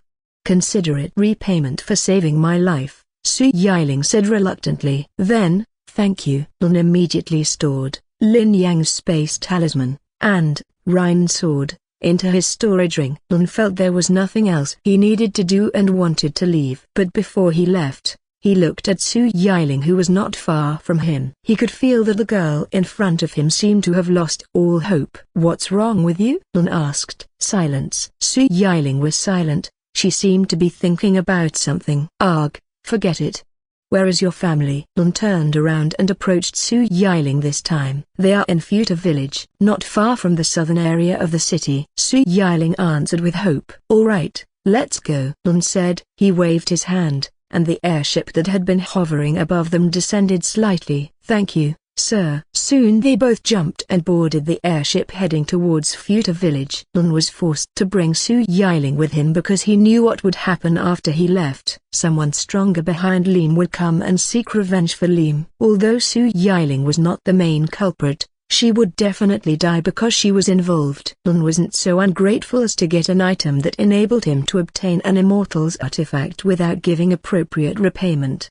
The journey to Futa village didn't take long. In just an hour, Su Yiling's family was already gathered on Lein's flying boat. Lein, who was currently sitting comfortably at the front deck of the airship, was thinking about something. "I can't bring these people to the Divine Sky Realm right now," Lein thought to himself. He had received information from several players that realms still under development could not be accessed by outsiders of their race, so there was no possibility that Su Yiling's family could enter the Divine Sky Realm at this time. Or, should I try to open Lin Yang's tomb now? Lein thought about the paper talisman he had obtained earlier. If he was lucky, he could obtain higher-level items to fight against master-level beings, or he could obtain an item that allowed him to ascend to the master level. "Master Lein, I made something for you." Su Yiling came with a plate containing mushroom soup. During the previous journey, she had learned Lein's name. Lein looked at Su Yiling, who was bringing a tray with several bowls of food. Then his gaze shifted to behind Su Yiling. There he saw 4 people, Su Yiling's parents and a pair of young children. They were Su Yiling's strength. "Thank you. Let's eat." Lein waved his hand and called Su Yiling's family from afar. "No need, sir. This was made for you." Su Yiling refused. "From now on, don't call me sir, just Lein. And then quickly call your family and eat together," Lein said firmly, not giving Su Yiling room to comment. "By the way, what is the cultivation level of the strongest person in your sect?" Lein suddenly asked Su Yiling, who was about to leave. "I think the sect leader is the strongest in the sect, a spirit integration cultivator, 1 level above nascent soul," Su Yiling said with anticipation. She feared Lein would leave them after hearing the sect leader's cultivation level. "All right." Lein felt a bit relieved. He was still confident in dealing with a nascent soul level cultivator, but he knew for sure that someone above nascent soul level was not someone he could reach at this time. In his opinion, the person behind Lein couldn't be someone at the sect leader's level, right? If they were, then they wouldn't need to sneak around to steal the Rhine sword from Su Yiling. If they were, they could obtain it with just a few orders. The day was already approaching noon, and Lein finally reached the city of Jin, where he would depart with his team. As a 3-star being, he had to lead a team to fight against the enemy. The initial reward just for forming the mission and reaching the battlefield was 5,000 points, and if the mission succeeded, they would earn over 50,000 points. This mission was the best he could find at the moment. Lein's flying boat slowly lined up at the city port, then docked neatly like the other flying ships. Lein and the others then disembarked from the boat. "Miss Su, I will be undertaking a mission. So for now, you can take refuge in the city of Goen. Besides, all the important people in the sect are currently away fighting," Lein said to Su Yiling's family. He couldn't give up his intention of earning points on the front lines just for the Laras family. Bringing them this far from their hometown was already a stroke of luck. "Can I join you, Brother Lein?" "I will help as much as I can," Su Yiling offered. She herself was a golden core cultivator, but because she belonged to a high-level sect, she wasn't required to undertake combat missions. Moreover, she was still at the early stage of the golden core. "Sorry, Miss Su, I can't," Lein firmly refused. He then took out 1,000 golden defense talismans from his bag, and a ring from his space storage, and handed them to Su Yiling. "Miss Su, use these if you are in danger. Don't hesitate to use them." Su Yiling accepted the small bag given by Lein, then examined it. "What?"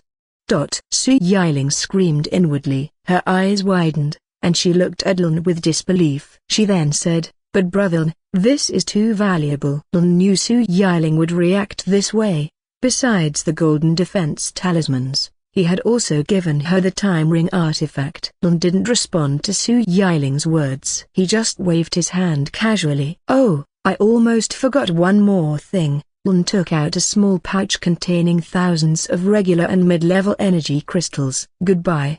We will meet again in a few days," said Lein as he walked toward the main road of the city. Su Yiling and her family watched Lein as he walked away. Such a kind young man. "Yes, may he return safely." Su Yiling's parents spoke.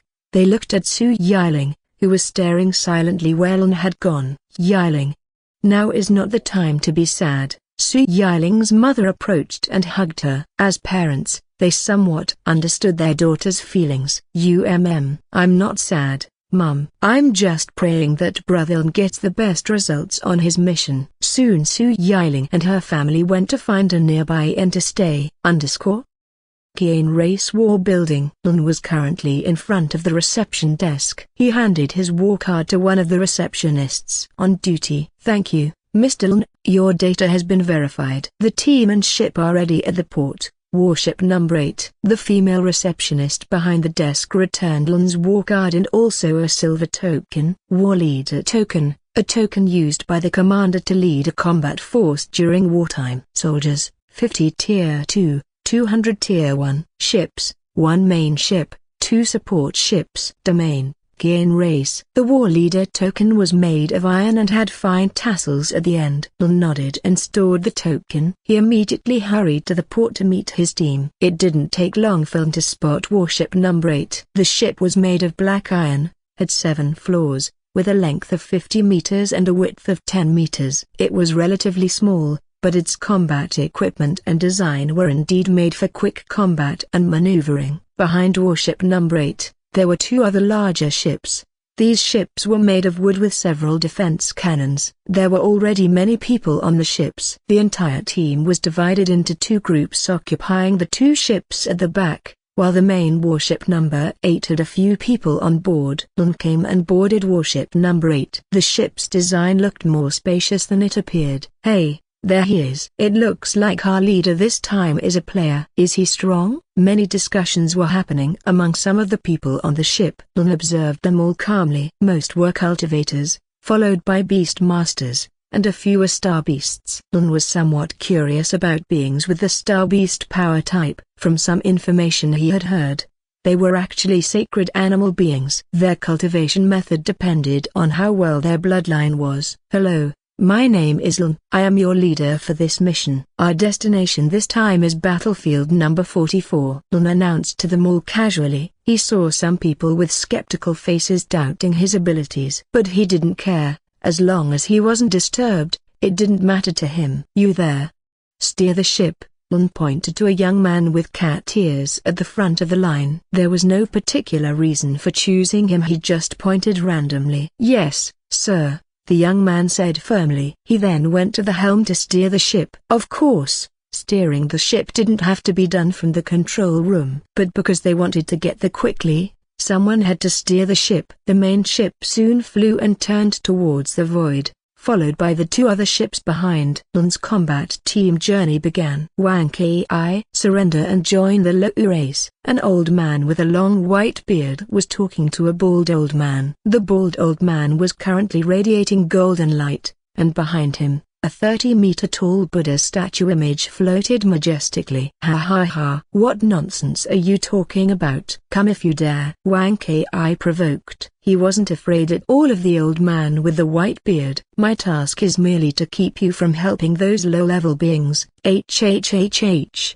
The white-bearded old man's laughter echoed. Wang Kai was deep in thought. He was indeed worried about something at the moment. Wang Kai's mouth twisted slightly. He took a deep breath, and the Buddha statue behind him began to move. Golden light emanated from the statue's eyes towards the old man with the long white beard. The golden light was very bright and fast, crossing dozens of kilometers in just a fraction of a second. The old man with the long white beard was slightly surprised. He then made a step, raised his hand, and a blue square-shaped light appeared from both his hands. Soul mirror light. The size of the blue light increased rapidly, and in an instant, the blue square light was already 50 meters tall. The golden light collided with the blue mirror. Crack! Damn, how could this be? The blue mirror light shattered, unable to withstand the golden light energy from the Buddha statue. The old man with the white beard could only dodge and was about to activate his teleportation skill. Silence. Damn it, what's going on? He tried to create a space around him but couldn't. Upon closer inspection, the left eye of the golden Buddha statue was currently white, locking the position of the old man with the beard. Poor old rabbit. Wang Kai muttered to himself. He watched as the old man with the beard was engulfed by the golden light. No, impossible. The old man screamed with all his might, his face showing fear. All right, time to clean up below, said Wang Kai, then turned around. As he turned, he realized he was still in the same place. The old man with the white beard still stood not far from him, staring at him with a warm smile. Surprised? Wang Kai's body stiffened. He was very angry. He had been played by the old man with the white beard all this time. His illusion was terrifying. Not long after, Wang Kai's body turned entirely golden. His aura increased tremendously. In an instant, he was in front of the old man with the beard, launching a punch towards his chest. The body of the old man with the beard seemed as light as a feather. He dodged every punch from Wang Kai. Every few punches, he would distance himself from Wang Kai. From a distance, the old man with the beard made a pulling gesture. Wang Kai's golden body seemed to be pushed by an invisible force, quickly approaching the old man with the beard. When Wang Kai's body was very close to the old man with the beard, a white light disc appeared under his feet. His aura also increased several times. You are famous for your physical strength. I'm curious about your limits. He immediately launched a punch towards Wang Kai's jaw. Swoosh, swoosh. Wang Kai smiled broadly. You're seeking death by fighting at close range. The two old men with terrifying auras fought with bare hands in the sky. Every punch and attack they launched created frightening shockwaves. Some soldiers fighting below could feel the intensity of the battle between the two old men. Such a fighting style had become a format in every realm battle. On the ground, below the battle between the two old men, a brutal fight was taking place. The strength of each being was indeed smaller, but because of their vast numbers, every small attack would instantly destroy several lives. A giant tree 100 meters tall attacked people around it with its large roots. A 100-meter-long dragon flew in the sky, spewing blue fire continuously. Its breath was like water extinguishing small fires. A 30-meter-tall giant fought a small elf chaotically. The giant was large, but that didn't mean he was slow. The large sword in his hand kept swinging, trying to hit the small elf. In a large-scale encounter like this, it was very rare to use defense towers. Besides being very costly to operate, defense towers were very easy to destroy by the enemy. In one area of the battle, an equally intense fight was happening. Ha ha ha. Such sweet blood. A man with long white fangs slashed everyone in front of him with a blood sword in his hand. Every time he killed someone, the blood sword in his hand would absorb the blood of the corpse until it was dry. Each time the sword absorbed blood, its power increased along with the number of corpses it absorbed. How arrogant. A man with a golden sword jumped and faced the man with long fangs. The man with the golden sword activated his strongest skill. A sunlight beam appeared from above, directly shining on a man with a blood sword. The sunlight beam significantly reduced the blood absorption rate and attributes of the man with the white fangs. Brother Joy truly deserves his title. Yes. Such a terrifying skill. Some people behind the man with the golden sword discussed enthusiastically. From their appearance, it could be recognized that they were players. The man with the fangs observed the anomaly caused by the light. He didn't panic but thought for a moment. Black fire see, muttered the man with the long fangs. Black fire covered an area within a 50-meter radius, emitting intense heat and burning all the weak people without a self-rescue skill. Purification flame. A woman with a small cross in her hand shouted at that moment. The woman had been very ignored before, but when she made a move, pure light filled the area within a 100-meter radius, reducing the effects caused by the black fire. Such chaotic battles could be witnessed in any area on the front line of interracial battles. At this time, on the edge of Fortress Island number 44, Lein's warship and team arrived. Not waiting any longer, they all immediately disembarked from the ship onto the island. GRZZZZZ, DRRRRR. The aura of battle and vibrations caused by the fighting in the middle of the island could be felt even at the edge of the Fortress Island. Finally, we've arrived. Thank you, Mr. Lein. Mr. Lein, let's depart together. Several people sincerely thanked Lein. They still remembered how terrifying this person was when they faced an ambush on the way before. No need for that. Hurry and help the others, Lein said casually. He then looked towards the middle of the island. I'm coming. Contribution points. Immediately he jumped and ran at lightning speed. Seeing Lein already taking action, the remaining soldiers also didn't want to be left behind. Their goal was the same as Lein's, to earn contributions. Lein was currently running very fast to reach the front line of the battle. Behind him, the team members he led were also following. Creatures at level 3 like him still did not have the ability to fly and hover in the sky, so all Lein and his team could do was use their fastest running abilities. Lein himself was using the skill from his shoes, which had the effect of increasing Lein's speed by 150%, or in other words, 1.5 times faster than usual. Other team members behind him did the same, activating skills or using items that would enhance their abilities to reach the front line of the battlefield.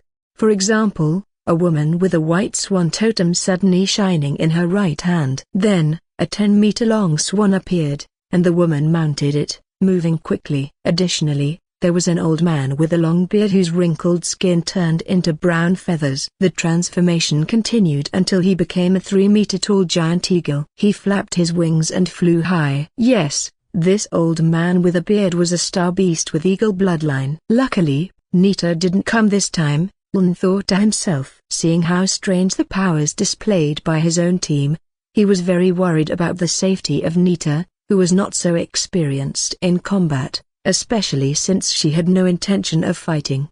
After moving for about 2 minutes, Lein and his team members finally saw the great battle taking place. From Lein's perspective, still far from the battle site, the length and width of the battlefield seemed endless. As far as the eye could see, it was just rows of creatures using their strange skills. All kinds of skill lights, the colors of the skills they used, and the items used by those creatures could be clearly seen from afar due to the sheer scale of the battle.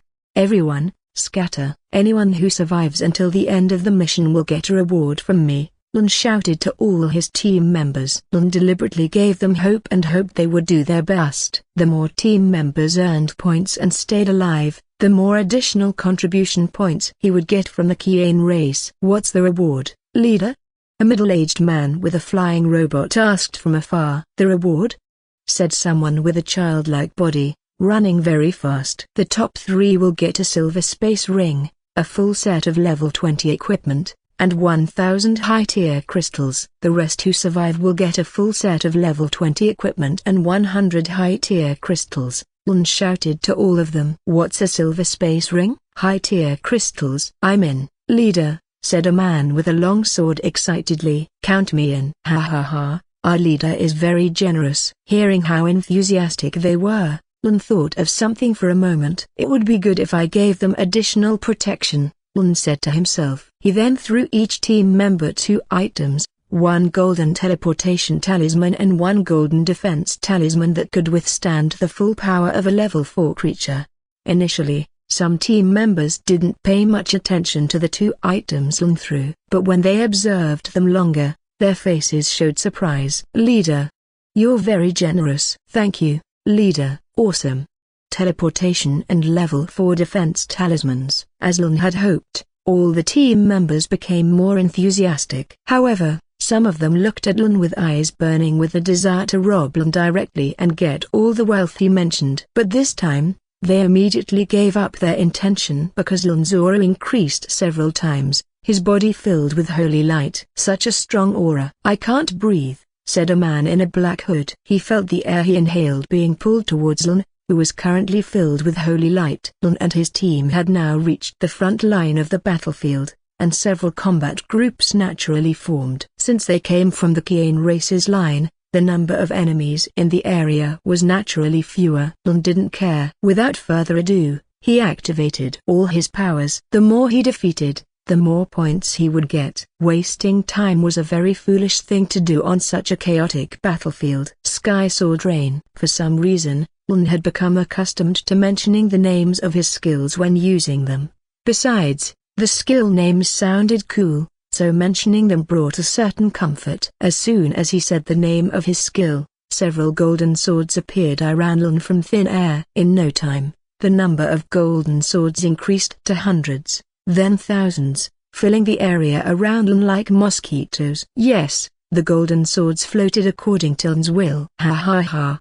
So cool, Lein said. When he saw the glowing golden swords floating around him, he remembered the battle between the player and the Faithwooden in front of the Kui race's war building. It didn't take long for him to acquire a cool power like that Faithwooden youth. After admiring the beauty of his sword skill, Lein then rushed directly to the center of the battle area, attacking every enemy he passed. Guild, Hyani, Spirit Link, X plus 11,100 points, plus 10 contribution. Guild, Hool, Blessed Initiate, X plus 12,800 points, plus 10 contribution. Guild, Jixia, Tier 1, X 2,100 points, plus 1 contribution. What is that? A level 3 creature. A beast master stared at Lein with a terrifying look. Damn, weren't there no level 3 creatures in this area before?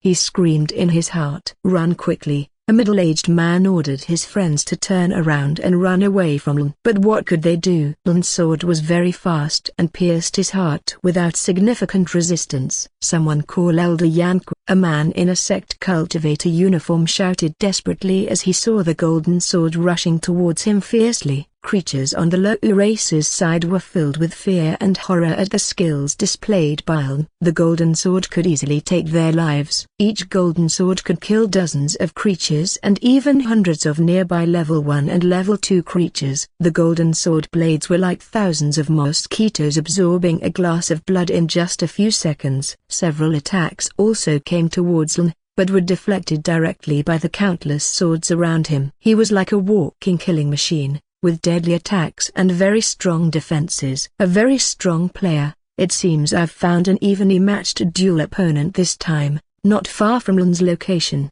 a star beast in the form of a kangaroo could be seen. The kangaroo had a body that looked like clear crystal, and its large, muscular hands were incredibly thin at the ends, resembling the sharpest swords in the world. It stomped the ground forcefully and leapt high into the sky. Hey, I'm your opponent, the kangaroo shouted loudly and landed right in front of Lein. Status: Name, Kanpolu. Race, Crystal Kangaroo. Power Core, Star Beast. Rank, Solar Empowerment, Master. A Star Beast at the Solar Empowerment level. I'm curious how strong your body is. Lein had noticed Kanpolu's arrival from the beginning, so he was prepared. The thousands of swords that had been scattered now converged and quickly aimed directly at Kanpolu. These little swords? Kanpolu's crystal body grew to a height of 20 meters. He saw the stream of thousands of swords coming at him without fear. His previously thin, sword-like hands now hardened and transformed into shield-like shapes. Come on! Shouted Kanpolu. Some people around also watched the battle between Lein and Kanpolu. Whoever won would become a significant strength boost for one of the races. That player is terrifying. His aura surpasses the aura of the clan elders, said a Chi Foundation man to the elderly man beside him, a Chi condensation cultivator. Yes, I think his talent is higher than the king's. Who do you think will win? Several discussions filled the air around the smaller battles near Lein and Kanpolu. The time came. Lein's thousands of golden flying swords clashed with the large crystal shield in front of Kanpolu. Tang! Ting! The first few swords were deflected and fell. But because the number of swords coming was endless, small scratches began to form, and within seconds, they turned into cracks. What? Kanpolu stared at the incoming swords in disbelief. He then felt a slight danger and tried to leap and retreat to catch his breath and devise a strategy. Ugh! His large body was suddenly blocked by an invisible force. After inspecting it, he found a transparent light barrier surrounding him. Around him, 4 giant golden blades formed the light barrier that trapped him. The light barrier seemed very strong and unbreakable. My body is weakening. What's happening? Kanpolu felt something was wrong. He then attacked the light barrier with his powerful fists. Boom, boom. Very efficient for enemies who like to run and escape. Ha ha ha, Lein laughed, watching Kanpolu's desperate attempts to break free from the prison he had created. Skill 4, Sword Heaven Prison, summons a sword prison to trap enemies for 5 seconds. Reduces enemy attributes by 50%. Cooldown, 30 minutes. Kanpolu kept attacking relentlessly. This time, his hands glowed, and each punch sent out powerful lightning strikes. But to his surprise, the lightning couldn't even leave a scratch on the light barrier. Dang! Zap! Boom! Like an impenetrable wall, every one of Kanpolu's attacks was absorbed without causing any damage. Lein, observing from afar, didn't want to waste time. Since the duration of his Sky Sword Rain and Sword Heaven Prison skills was limited, he needed to act quickly. Immediately, thousands of swords resumed their merciless assault on Kanpolu's body, stabbing his arms, thighs, chest, and other vital areas. Arg! No! Please, I surrender. Kanpolu looked at Lein with horror this time. He humbled himself and discarded the ego he had shown earlier, begging for Lein's mercy. Never in his wildest dreams did he think he would be reduced to such a state, unable to retaliate against his opponent. He felt utterly humiliated. Stab! Stab! Lein didn't flinch. He continued directing the swords at Kanpolu. No! Kanpolu screamed for the last time. Guild, Kanpolu, Solar Empowerment, exp 126,500 points. Plus 1,000 contribution. Kanpolu's large body fell lifelessly, crashing into the ground nearby. Run! Get away quickly! Creatures on the low race's side fled from where Lein stood. If a tier 3 creature like Kanpolu could be killed within seconds, they, who were below tier 3, stood no chance. So easy. Ha ha ha, Lein said casually. He had killed a tier 3 creature without using his golden talisman this time. Proof that his power had significantly increased after advancing to tier 3. He then approached Kanpolu's body, searching for any storage rings or items he might have. As Lein stood next to Kanpolu's body, the system displayed the option for extraction. Kanpolu's corpse can be extracted. Perform extraction? Very convenient, Lein said calmly and approved the extraction. By extracting, he could obtain body materials and items attached to the corpse. In reality, there was a method to obtain materials from beast corpses or any bodies by manually skinning and dissecting them with the aid of spiritual energy. The difference with the system extraction was the greater quantity of materials. The downside, of course, was the more complicated process and the longer time required. This method was used by several sects and clans to obtain materials from beast corpses. Performing extraction on Kanpolu's corpse, Solar Empowerment, obtained. Silver Storage Ring X1. Crystal Skin X18. High-grade Blood 12 liters. Crystal Bone X7. A series of extraction results appeared in the system notification. Whoa, high-grade items.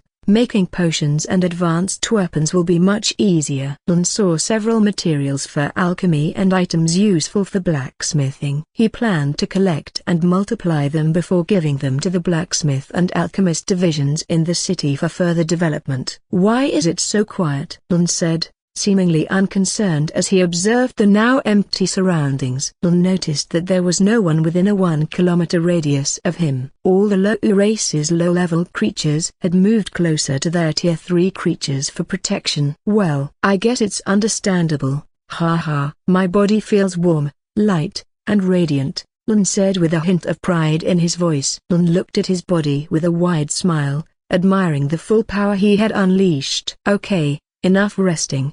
Let's go chase those points. Ha ha ha, Lein said with a small laugh. Then he ran and rushed towards the nearest battle area. City of Life, Divine Sky Realm. Several magnificent buildings with a peaceful and serene ambience stood tall on Lein Island, These structures were surrounded by tall green plants and massive walls made of black crystal stones. The square-shaped perimeter wall stretched 50 kilometers on each side. Inside this wall stood modern and futuristic buildings. This 50 square kilometers area was the New Life University area, recently inaugurated by innate a few days ago. In the northern part of the area was a 50-meter-high gate, flanked by 2 statues on either side. This was the North Gate, and the 2 statues were of Lein and innate. When the campus staff first approached innate for permission to build the statues, she was overjoyed. She only informed Lein after the statues were erected, fearing her brother might refuse. In front of the North Gate,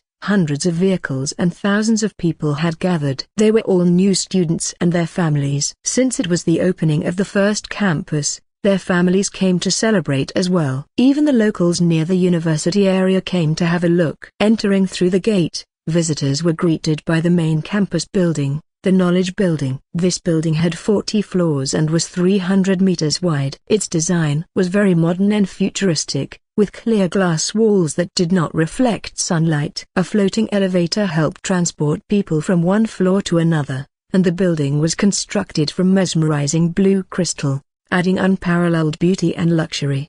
In front of the building was a wide field and a smooth stone main road. The area in front of the building was filled with enthusiastic students, who greeted and got to know each other. Some wealthy students were accompanied by their servants. "Look at that beautiful flower." "What's its name?"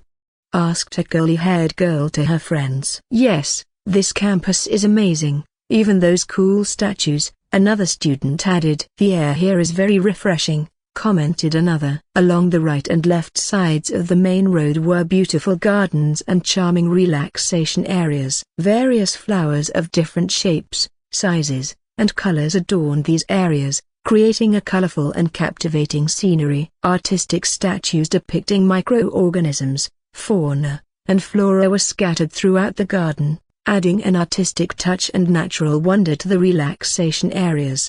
The gardens also featured several special holograms that students could use to check schedules, find information, take photos, order food from the canteen, etc. These holographic boards served as multifunctional campus tools. Additionally, there were several observation towers in the garden areas, recording all events happening in the campus's public areas. As students walked closer to the main building, the Knowledge Building, they saw several human statues along the way. However, these statues were not of Lein or innate. These statues were of famous Earth scientists such as Isaac Newton, Nikola Tesla, Albert Einstein, Pythagoras, etc. There were currently over 100 statues. Each statue had a special holographic board to learn more about the scientist. "What a beautiful statue.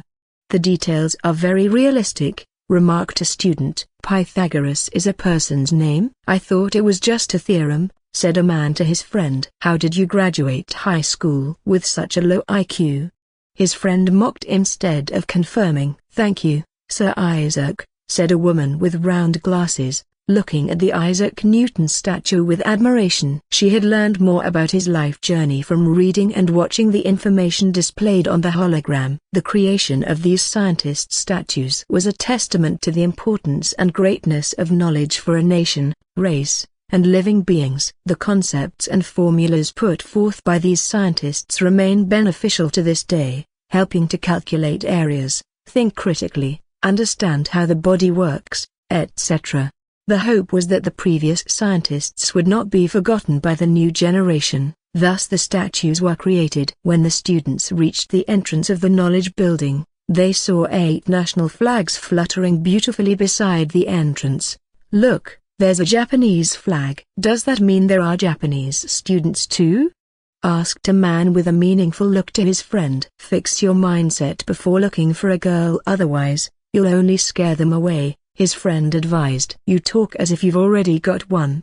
The man rolled his eyes, not believing his friend's advice. "Didn't you see the conversation about the races earlier?" It was explained that the 8 major national alliances made an agreement to form the university, explained a woman to her friends. "Yes, I saw it a few days ago." "Well, it makes sense. Our country's knowledge is still lagging. We're forced to cooperate with other countries, commented a man with tan skin to his group. Well, it's not a bad thing to collaborate. Who knows, you might find a foreign girlfriend, teased his friend. Ha ha ha. Amen. As the students mentioned, the university's rector understood this. So, he planned to collaborate with other countries. However, he faced strong opposition, which was understandable. He was no more than a person with an S-level talent in knowledge to others. The Great Alliances even asked him to join them, but that was something the rector could not do. He still had a high sense of patriotism towards Indonesia. Finally, the rector asked Nita and Lein for help in negotiating the offer. Nita had asked her brother Lein about the issue and received an answer that he could handle everything. After negotiations, Nita and the Great Alliances reached an agreement. Nita would provide them with 10,000 level 20 items, 1,000 high-level crystals, 1,000 silver badges, 10,000 gold dolls, 10,000 level 20 materials. In return, the Great Alliances would provide their human resources to develop and teach at the New Life University. Additionally, they would share archives and written documentation of the latest knowledge. Thus, the New Life University became the largest university today and also an international university. Besides the 8 countries, students from other countries could still enroll with limited quotas.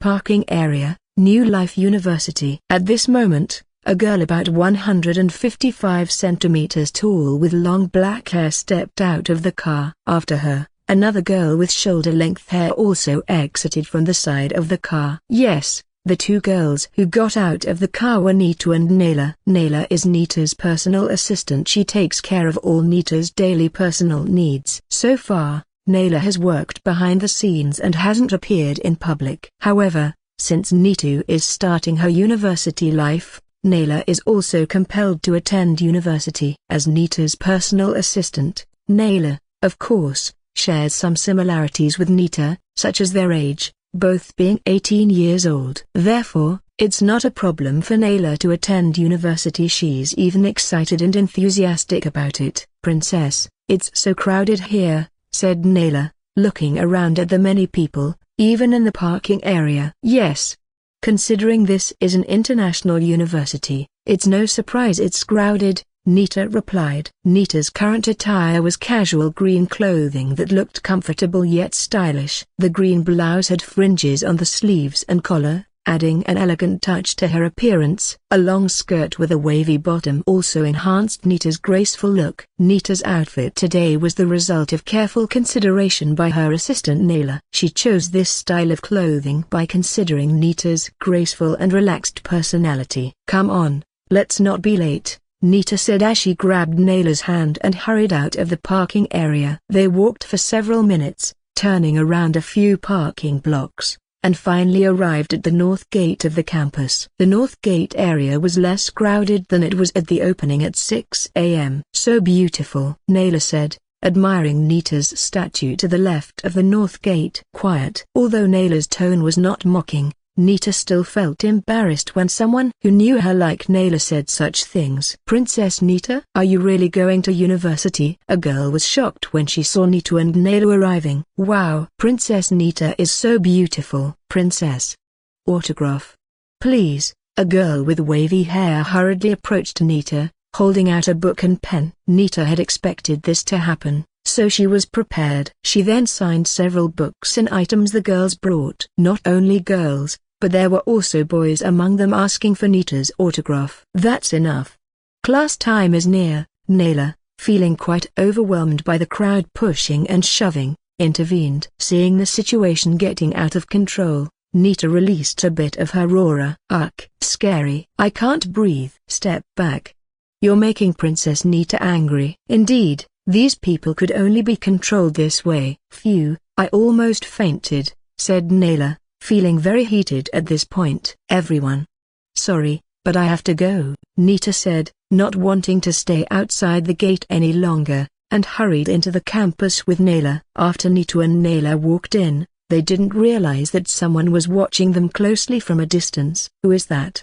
Asked a handsome man with blue pupils and blonde hair. She is the sister of the island's ruler, sir. Nita, explained a man in a black suit, who seemed to be the personal bodyguard of the blonde young man. "No wonder. My father said not to cause trouble with her," said the young man, recalling how Nita had just released her aura. "Yes, sir, I even felt a bit of pressure from the aura she released earlier," replied the man in the black suit beside him. Nita and Naylor walked down the main path toward the knowledge building with a sense of awe. Even though they had been here before and had looked around, it still felt different now that everything was finished. On their way, many eyes were directed at the two of them, especially Nita.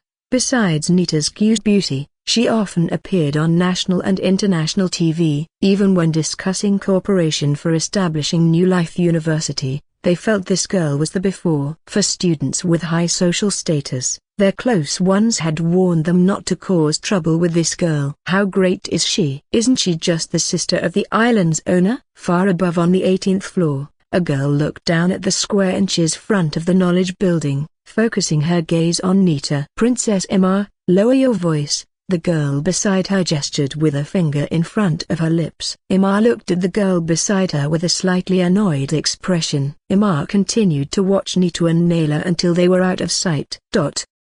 Nita and Naylor, having entered the knowledge building, continued walking toward the center and finally saw a sphere full of strange writings in the middle of the building's hall. The sphere kept spinning endlessly and emitted a calming aura around it. High enlightenment sphere emits enlightenment wave radiation within a 1-kilometer radius, enhances information absorption, calms the mind, and accelerates cognitive functions. "This is so cool. It turns out to be a spiritual item," Nita murmured. The hall area was already bustling, with students passing by, busy with their activities. Some staff members were seen maintaining cleanliness and monitoring the situation. In the middle of the hall, besides the iconic sphere, there were giant panels hanging from the ceiling. These panels displayed various information, such as profiles of people involved in the campus establishment, the number of students, campus information, campus area maps, and more. Interestingly, the hall's ceiling could open and close automatically, allowing a view of the clear sky from inside the hall. From the ground floor, one could see the floors above thanks to the glass railings at the edge of each floor. Some students were seen leaning and relaxing at the glass edges, enjoying the beautiful view below. "By the way, where is our class, Naylor?" Nita asked Naylor beside her. We're in bamboo number 100A class," Naylor replied. "We need to go to the right, then take the elevator to the 18th floor. Bamboo area room 100A, Naylor explained quickly, being used to such notes as an assistant. "Let's go." They hurried to the right and looked for the fastest elevator. Floor 13, floor 7, floor 2, 1. The elevator opened. Then Nita and Naylor entered the elevator heading to the 18th floor. The elevator room was spacious, with a side length of 10 meters. There were already many students inside. Princess Nita, a boy with a smooth and quite handsome face, took the initiative to talk to Nita. Yes," Nita replied, slightly nervous. Yes, she was nervous. Either because she had never attended university before or because she didn't know the person in front of her, who was a handsome boy. Nita couldn't hide her slight nervousness. "Hey, it's not polite to speak like that to someone you don't know," Naylor, standing beside her, said angrily. "How could you mention someone's name you don't know?" Sorry. The handsome boy wasn't angry. He apologized sincerely. Naylor was surprised. Was the handsome boy in front of her having a fever or something? Shouldn't he be angry? "Is there anything I can help you with, sir?" Nita didn't want Naylor to cause more trouble, so she changed the topic. No, I just wanted to introduce myself. My name is Walter Smith, and also, there's no need to call me sir, Princess Nita." Walter Smith raised his hand for a handshake. Nita, starting to get used to and slightly understanding the boy in front of her, realized Walter Smith was an extroverted and positive person. Nita didn't stay silent either. She shook hands with Walter Smith. Status: name, Walter Smith. Race, blue planet human. Power core, system. Rank, tier 2. Nita was a bit surprised by Walter even with her status as the city's ruler and the island owner's sister and having tier 3 strength. Walter wasn't afraid but instead took the initiative to befriend her. "Of course, Nita didn't easily trust Walter's open nature, but for now, it was good to have more friends. By the way, what's your major, princess? I'm majoring in physics, Walter asked Nita. I'm also majoring in physics,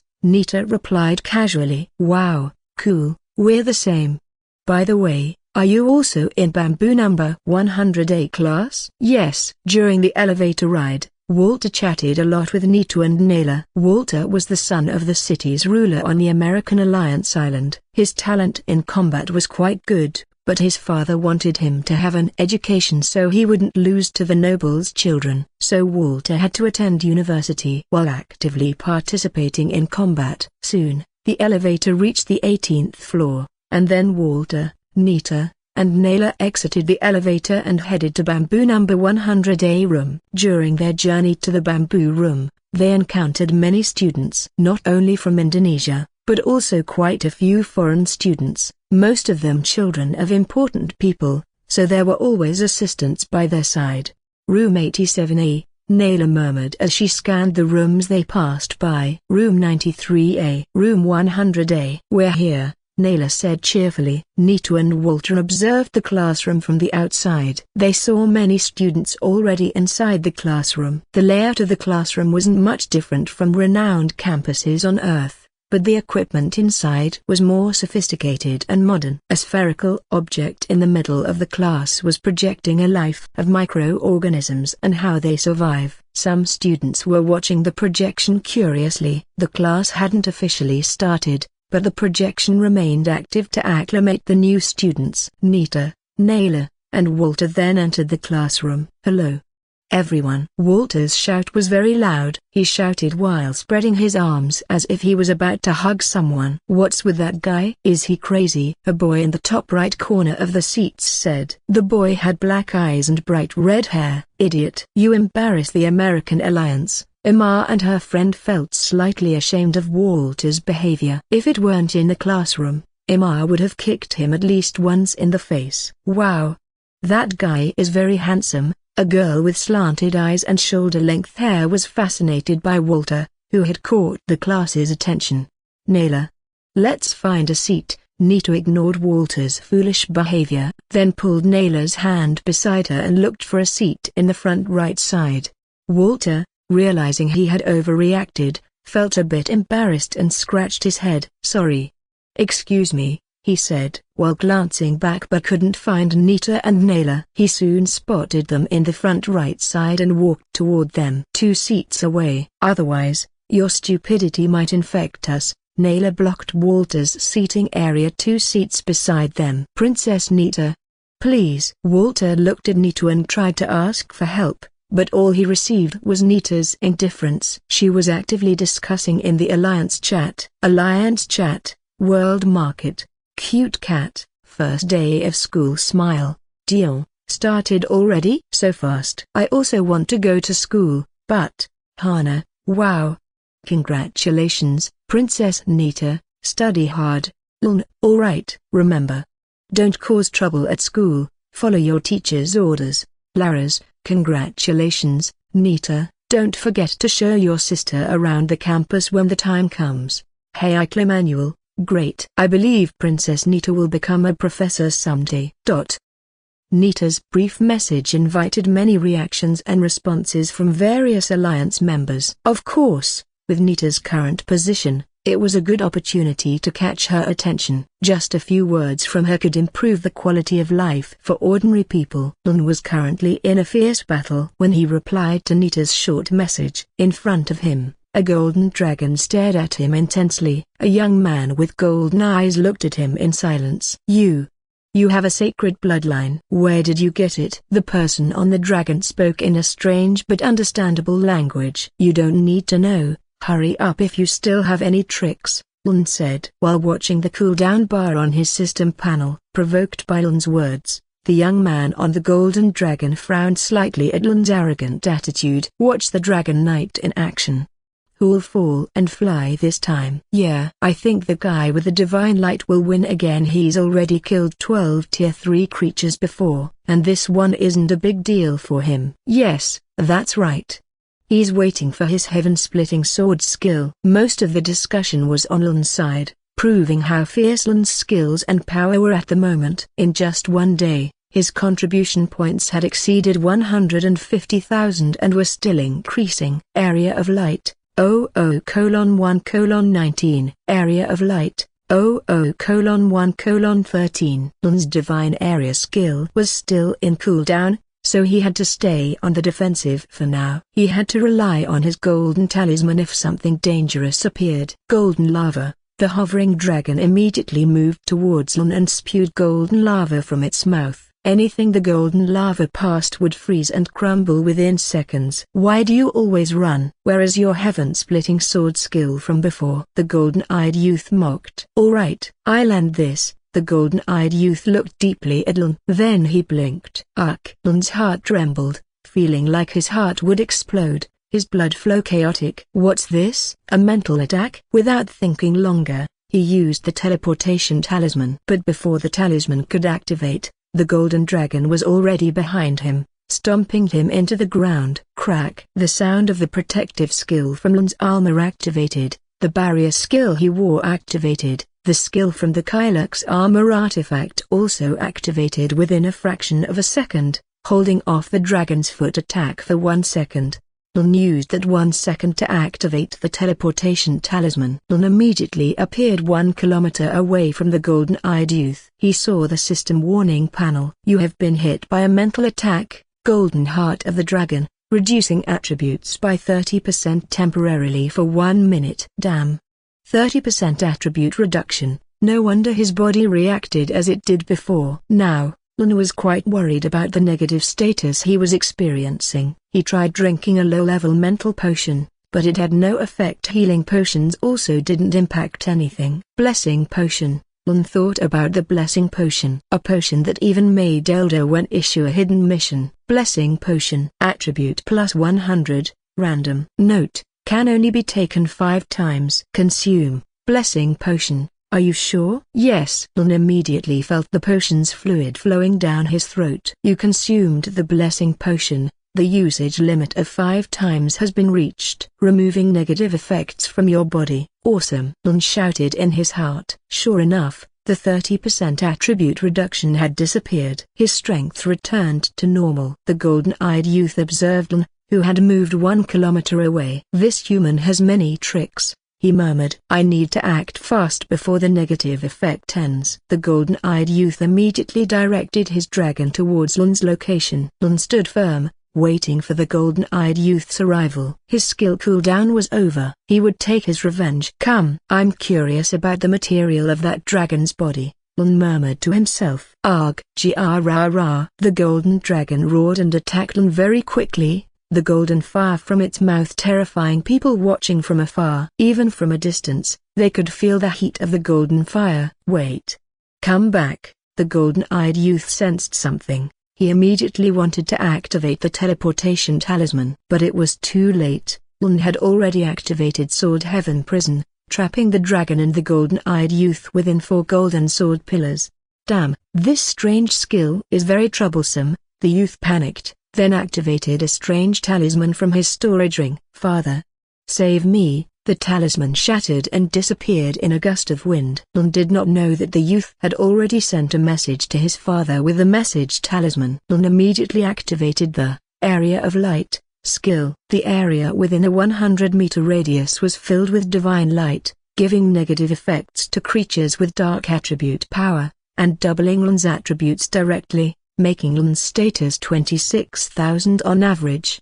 With attributes that strong, even Wang Kai and the old man with the long white beard could feel the aura emanating from Lein. Lein, currently burning with power, activated his second skill, Sky Shattering Slash. Lein immediately slashed toward the golden-eyed youth in the Heaven Sword Prison. The simple slash carried a 100-meter-long golden sword energy, destroying everything in its path. The strong sword path would soon split the golden-eyed youth quickly, but that did not happen, because now, an old man in a black hood appeared right above Lein's sword prison. The old man waved his hand, and the previously terrifying sword energy disappeared as if it never existed. After nullifying the sword slash, the old man then released a small light ball from his fingertip. The light ball calmly moved toward the sword prison. Crack, crack. The unbreakable sword prison now cracked without resistance after being hit by the small light ball. "Father, help! Save me!" the golden-eyed youth screamed, then approached his father with all his strength, afraid Lein would use his strange skills again. The old man in the black hood looked at Lein, who was not far from him, his eyes fixed on Lein calmly. Thump, thump, thump. Lein's heartbeat was very fast and loud. He felt immense pressure just by being stared at by the old man in the black hood. His legs trembled and weakened, making it almost impossible for him to stand. "Huff. You're lucky this time," said the old man in a black hood with a heavy tone. In the old man's view, he could see a strand of spiritual energy swirling above Lein's head. Ordinary people wouldn't be able to see the strand of spiritual energy, but with his level of power, he could ensure that not just anyone could do such a thing. A very strong soul thread, the old man murmured to himself again. "Everyone, retreat," the old man said to the subordinates below him and the supporters of the golden-eyed youth earlier. "Father, why?" the golden-eyed youth asked in surprise. This was not like his father to act on a whim. Silence. The old man looked at his son with an angry and emotional gaze. He almost caused trouble if he wasn't careful this time. Immediately, without further ado, the group of the old man in the black hood disappeared without notice. What happened? Among the many people around the incident, Lein was the one with the most questions. He had previously tried to think of all kinds of possibilities but still couldn't figure out what really happened. "Never mind, luck is power," Lein said bitterly. After a while calming himself, he finally returned to normal. The pressure he felt earlier had disappeared. He had previously felt the presence of the old man in the hood was very frightening, even his heaven prison skill could be easily destroyed. The old man in the hood must be a being above the master level. Lein was very sure of that. "Alright. Now my goal is contribution points. I won't let the previous defeat happen again," Lein said with strong determination. He looked at the people around him. He found it was very quiet, and the battlefield had moved more than 5 kilometers away from him. "I'm coming." Immediately Lein ran and rushed to find the next prey, a level 3 creature with 1000 contribution points. The endless battle continued between the Kian race and the Lo'u race on the battlefield of Fortress Island number 44. Due to Lein's terrifying emergence, one by one, the level 3 pillar creatures of the Lo'u race became weaker. Nearly 79% of the battlefield area was already under the control of the Kian race. Lein, still with his endless rain of golden swords, eliminated every level 1 and 2 creature as easily as wiping a stain with a tissue. To kill level 3 creatures, it took a few seconds or even minutes, depending on how many tricks the level 3 creature had. By the afternoon, Lein had already eliminated a total of over 34 level 3 creatures. Nearly 95% of the battlefield area was already owned by the Kian race without any resistance from the Lo'u race. The morale of the Lo'u forces had been very weak since Lein's emergence. "Run! The holy human sun is coming, run!" A level 2 creature with a power core system shouted at the top of its voice. "Very strong. He's getting stronger." "Stop your battles. The holy human sun is heading this way." The Lo'u race fighters panicked with fear. Meanwhile, the fighters on the Kian race side were full of wide smiles. They even gave the title Holy Human Sun to Lein because of his terrifying power, and also his attacks emitted a holy aura that even made their hearts tremble a bit because of the majesty it radiated.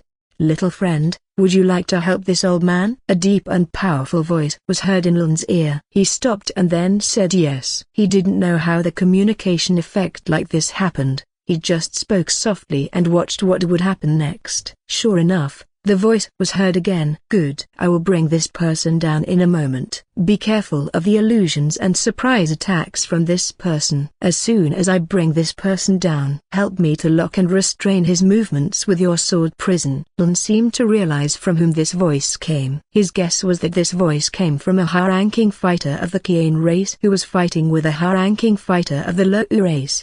He was about to answer when a system panel suddenly appeared. Hidden mission Wang Ki, name, Wang Ki, rank, Description: help Elder Wang Ki to kill Bao Yuang. Reward: 10 million contribution points. What?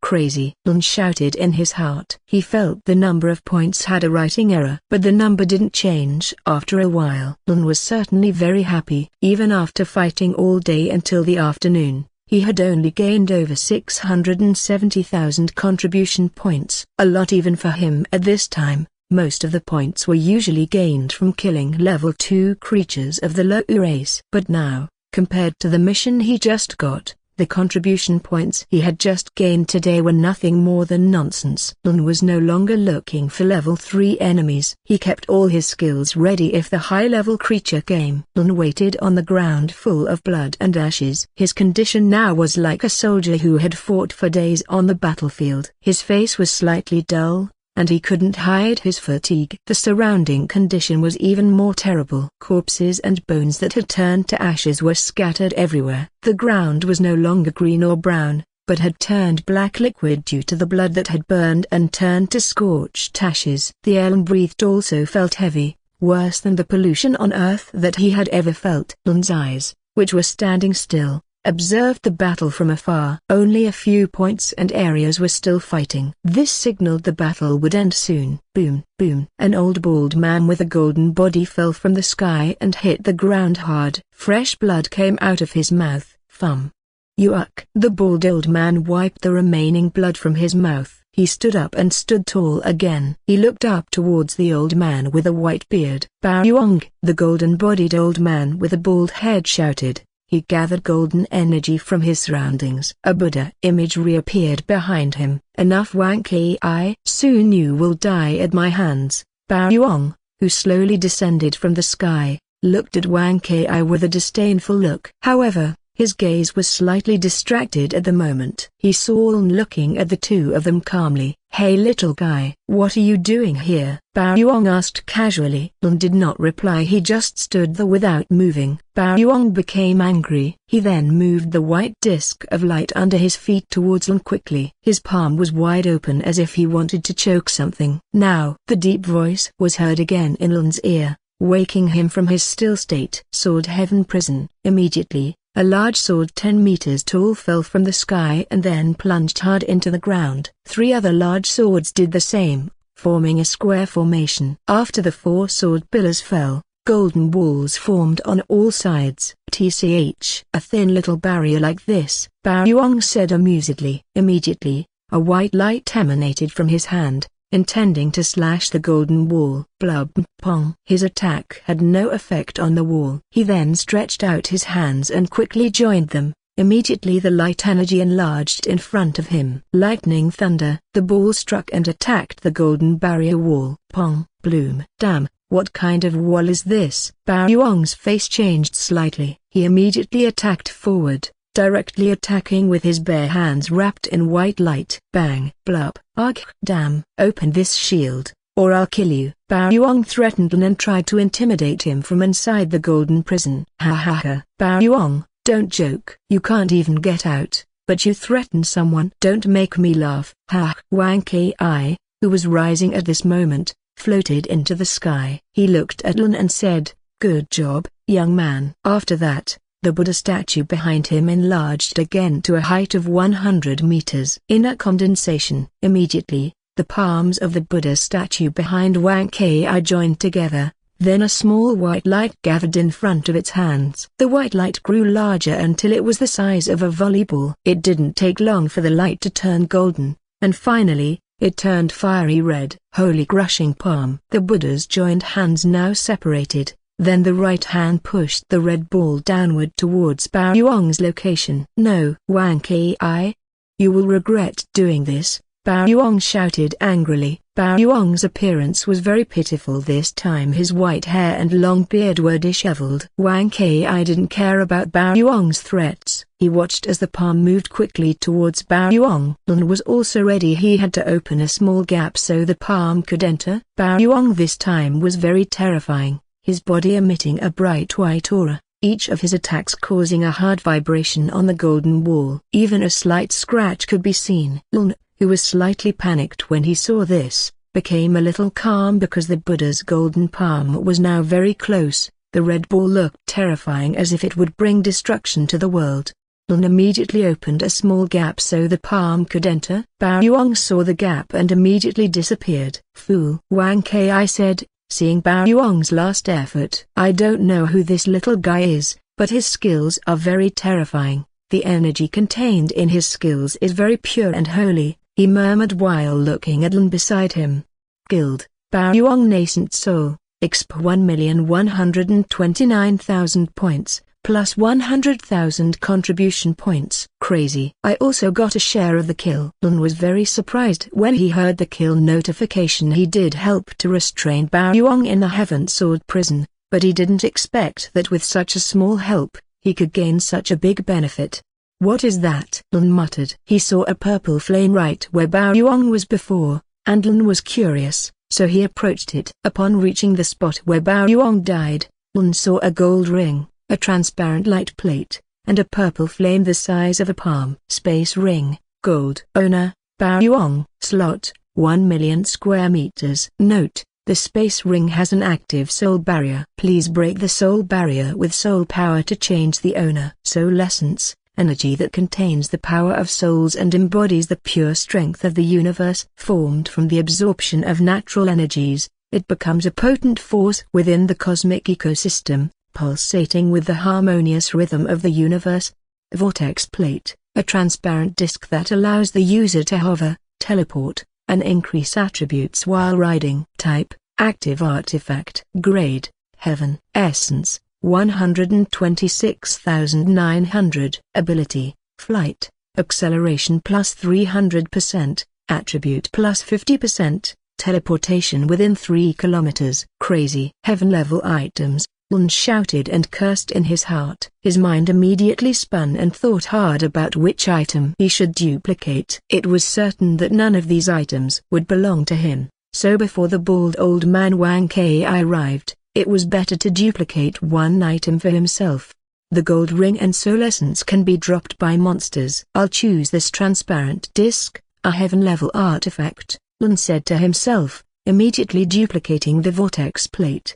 Duplicating vortex plate 10,000 times. Confirm? Yes. Immediately, 10,000 items identical to the vortex plate appeared in Lein's storage ring without any difference. The item descriptions were also the same. Only then did Lein feel at ease. Very good. Lein was startled when he heard the sudden laughter beside him. He saw the bald old man at a very close distance, making him feel a bit breathless and sensing the heat emanating from the old man's body.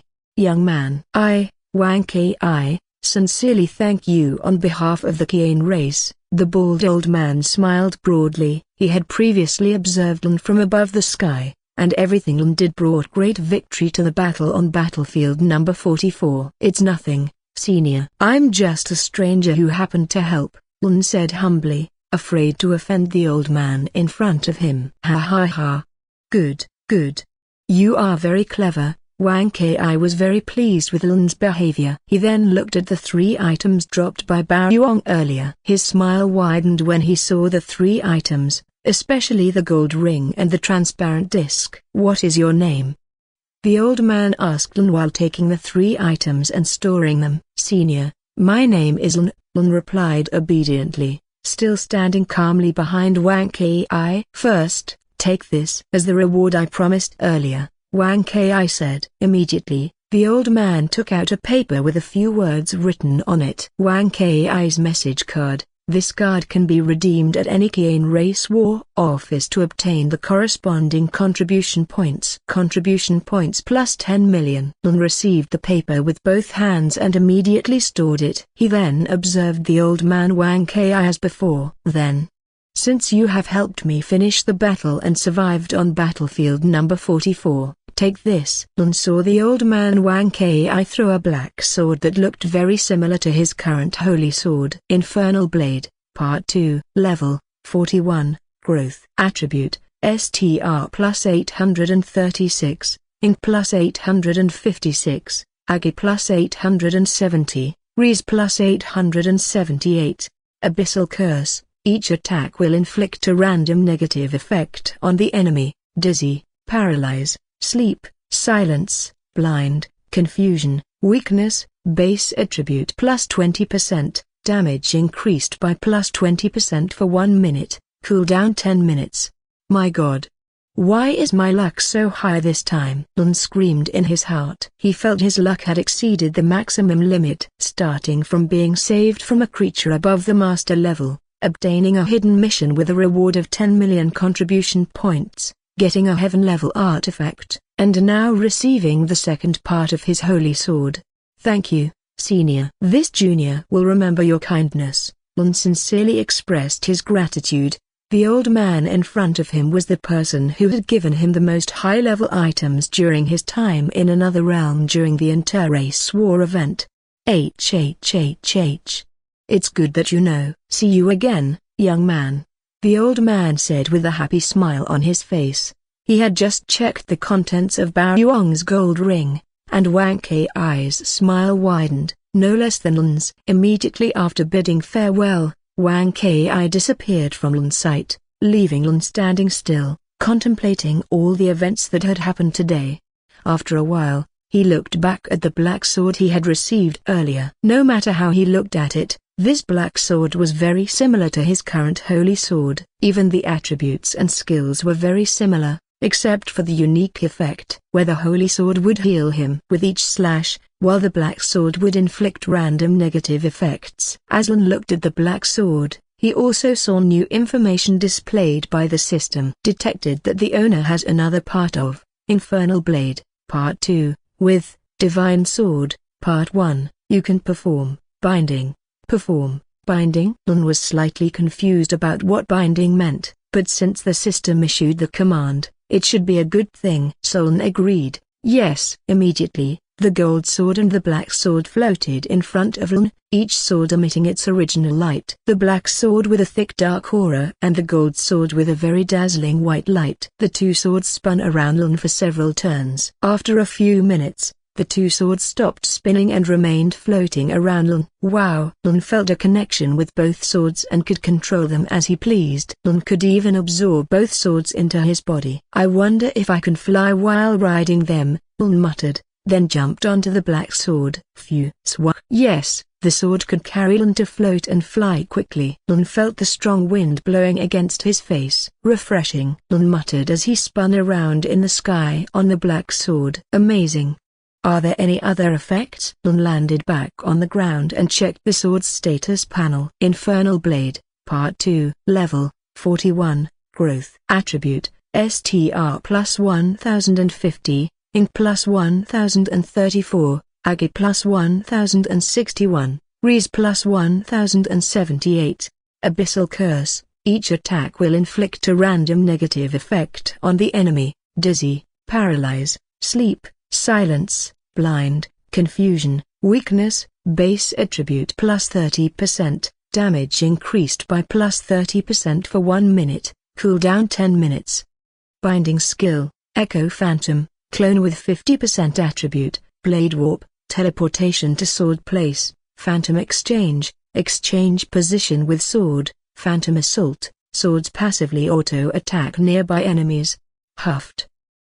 Lein took a deep breath. Isn't this sword too overpowered for level 41? What kind of sword was given by that middle-aged crowned man? Lein recalled when he first got the sword from the middle-aged man during the Tier 1 promotion exam. That was when he got his first gold sword. Now, the old man Wang Kai gave him the second part of the sword. After performing the binding, Lein saw that the sword's attributes increased by approximately 10%. Then there were 5 new additional skills. The same status also appeared on the other gold sword. First, Lein tried using the Echo Phantom skill. Immediately, the black sword in his hand transformed for a moment before finally a figure appeared. The figure was exactly like Lein, with short black hair and a blue robe, everything the same, without any difference. The first thing Lein thought of was duplicating the black sword. However, he put that thought aside for now because he had just used duplication on the transparent vortex plate. Lein suddenly remembered something. I've duplicated the gold sword several times before. Lein immediately took out hundreds of swords from his storage ring. Hundreds of gold swords floated in front of him. When he checked all the sword statuses, crazy. They all have binding skills and the same exact status. Lein could only scream in his heart. Immediately, with his mind, he activated the Echo Phantom skill. Without any oddity, hundreds of human figures identical to Lein appeared. My God! What the? Lein panicked and quickly returned all the swords to their original form. He forgot that he was still on battlefield number 44. Looks like I can only try this at home to be safe, Lein muttered excitedly. He returned all the gold swords to his storage, then was about to try another skill from the divine sword binding. Blade wrap, Lein said. Immediately, he felt his body swallowed by some power, and in an instant, he appeared at the position of the black sword. SSS-rank. Scary, Lein felt terrified and cold inside. With this skill, doesn't he have spatial law power and can teleport? Lein could only accept all the oddities and powers displayed by the divine sword. Next, he tried the third skill, Phantom Exchange. Once again, Lein felt his body pulled by some special power. His body shifted and exchanged positions with the black sword, which also moved to his initial position. Terrifying. Strange phrases emerged from Lein's mouth every time he activated a divine sword binding skill. Phantom Assault. The last skill seemed not to be an active attack, so nothing happened when Lein tried to activate it. But from the name and the brief skill description, Lein could tell that this sword would passively activate if he didn't control it. Ha ha ha. This harvest is very abundant, Lein said excitedly. He never thought this journey would bring him endless luck. Lein observed the surrounding area. There were no more battles. This was very reasonable considering the old man Wang Kai had taken action. With just his gaze, he could wipe out all the remaining level 3 creatures. This time, Lein saw several groups of people approaching him enthusiastically. Which idiot wants to seek death this time? Lein said. Ready for another fight. Team leader, Captain. Several familiar faces approached Lein enthusiastically at their fastest speed. Yes, they were all members of the team he led earlier. You guys? Lein didn't expect them to arrive so quickly. But they were right, because the battle was over and had ended on battlefield number 44. Lein saw that many were still left, even more than 200 people. These people seemed to be playing dirty. With one glance, Lein could see that some of the people in front of him hadn't even fought. After hearing from Lein that as long as they stayed alive, they would get a reward, it was very foolish if they didn't understand the loophole in Lein's sudden mission. Yes, Lein didn't explicitly state the mission rules. He just said as long as they stayed alive. Alright. Let's consider their luck is good, Lein thought, in a good mood. So he gave them all the rewards he had promised earlier. Soon they all reported their contribution points by showing their war cards. The top 3 were 2 men and 1 woman. The man with the highest points stepped forward and approached Lein. My name is Rylam, Captain, said the young man firmly. Lein guessed the young man in front of him was a Faith Warden. Lein didn't waste any time. He immediately took out a silver ring, a full set of light equipment, and 1,000 high-level crystals. Thank you, Captain. The young man quickly took all the items Lein gave him and immediately turned to leave. Next, a woman came this time. It was an elf. Yes, Lein could see from the shape of the girl's ears. Lein from the forest elf race, the girl said softly. What? Lein frowned upon hearing the girl's race. Forest elf race? Lein muttered. Yes. The forest elf race was the core crystal used by Anita to break through to tier 1 and get promoted to an archer. Lein, who was being stared at by Lein, became a little scared now. Her gaze became a bit hostile and disgusted. Sorry, I'm just a bit interested in your race, Lein said casually when he saw Lein's strange expression. You wait here first. We'll talk later, Lein said, then looked at the third-ranked person. Thank you, Captain. Thank you. The reward distribution Lein had promised took a few minutes before it was finally over. Everyone had left and returned to the main island of the Kian race to exchange the contribution points they had earned. Excuse me, sir. What about me? Out of fear, Lein didn't even call Lein Captain but sir. Explain to me about the forest elf race, Lein said with a warm smile to Lein. who was currently in a state of fear. Lein was a little scared but still explained about the forest elf race to Lein. The forest elf race resides in the realm of Faian. Forest elf race beings live in forests to obtain pure natural energy, because they rely on natural energy to increase their strength. The forest elf race are creatures with a power system. The forest elf race is quite close to the Kian race, so the ruler of the forest elf race opened a portal to help the Kian race fight against the Lou race. Lein continued to tell how the forest elves lived, their daily activities, and the natural conditions of Faian where the forest elf race resided. A very beautiful realm, Lein muttered without hiding his voice from Lein. Hearing Lein's words, Lein slightly reduced her fear. "All right, here is your reward." Lein immediately took out a silver ring, a full set of level 20 wood equipment, and 1,000 high-level crystals. Besides the promised reward, Lein also took out a blessing potion and gave it to Lein. He also took out 50 each of golden talismans. Lein saw the rewards Lein gave her, her eyes wide open, and her mouth forming an O.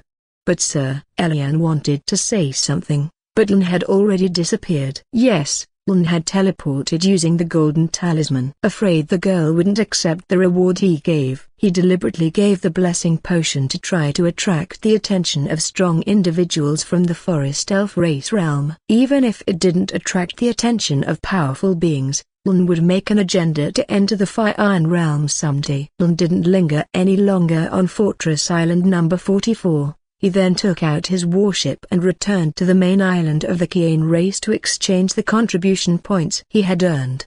"I'm rich," Lein said casually as he thought about the amount of contribution points he got today. On an endless island, a great battle was taking place. No less chaotic than the battle on battlefield number 44 that Lein participated in. The battlefield was in utter disarray, causing countless lives to be lost every second.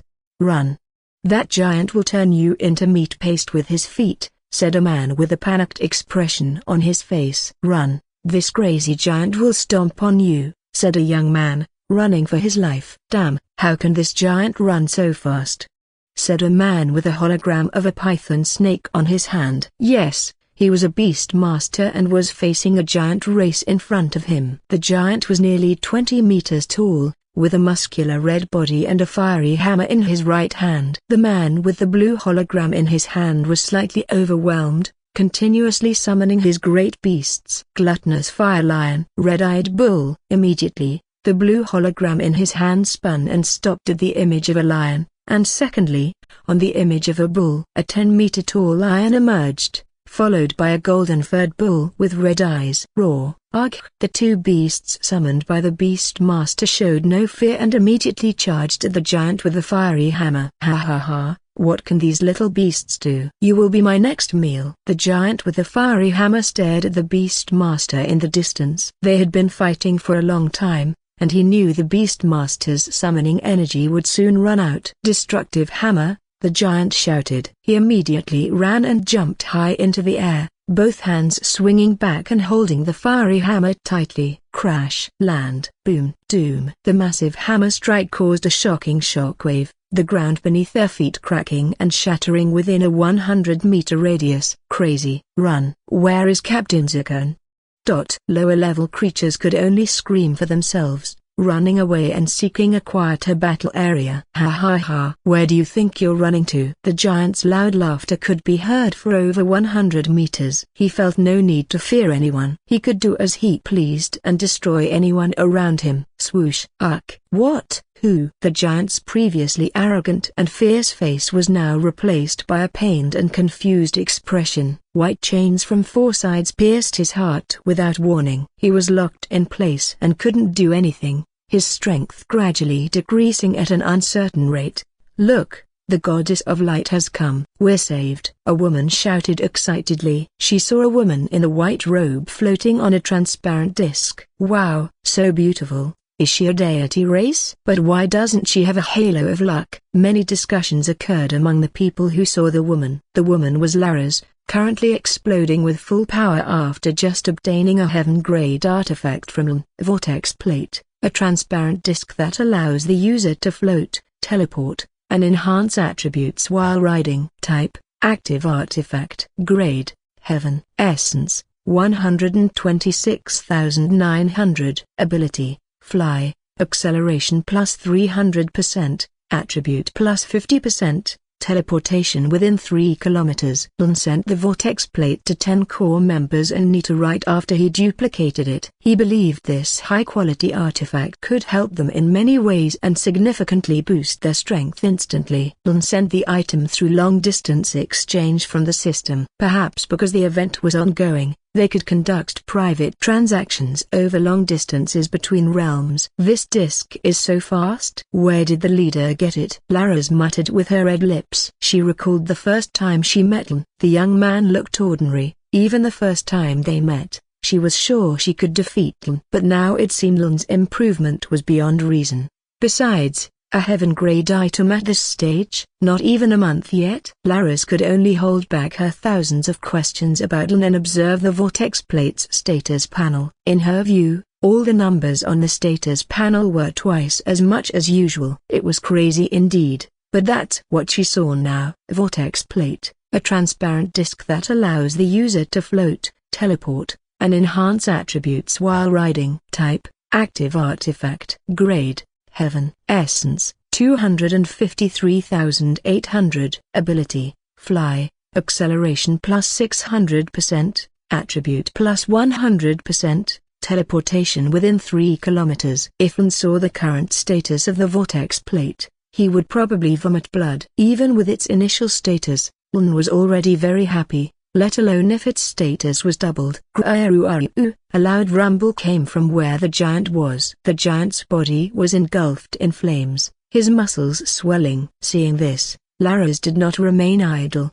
She threw the large cross on her back. The large cross spun and hovered above the giant's head. Like direct sunlight, the cross emitted a holy light, illuminating the giant who was trying to break free from Laras' holy chains. The light fell like a waterfall, hitting the ground forcefully. Ugh! The giant's scream echoed. He seemed to feel unbearable pain, his fire-burned skin melting and getting hit by the holy light from Laras' cross. No, human, you will regret killing me. Threatening words like that were often heard by Laras. She remained unmoved and kept watching if the giant did anything unexpected. Guild, Jerushal Golden Core, exp 122,000. 1,000 contribution points. After the system notification panel sounded, Laras, who had been silent, quickly approached the giant's corpse and checked the items he dropped. So strong, said the Beastmaster man in the distance. He had been watching from the start and indeed thought Laras was very strong. Even with his tier 3 strength, he felt he was no match for her. Damn. You killed my good friend earlier, said a woman while shedding tears. She had just lost her good friend to the fire giant, but now her revenge was finally fulfilled. On the other hand, Laras was extracting materials from the giant's corpse, ensuring she didn't miss any valuable materials dropped by a tier 3 creature. All right. Next location. Without lingering, Laras flew on her vortex plate, searching for locations with high contribution points. No enemies. In a faraway realm, the same war was taking place as experienced by Lein and Laras. Double strike. Killer thundercloud. One by one, each living being in the battle unleashed their skills. It didn't matter who or what you were as long as you were on the opposing side, you would be affected by the skills released. Boom. ZZHRR. Arg.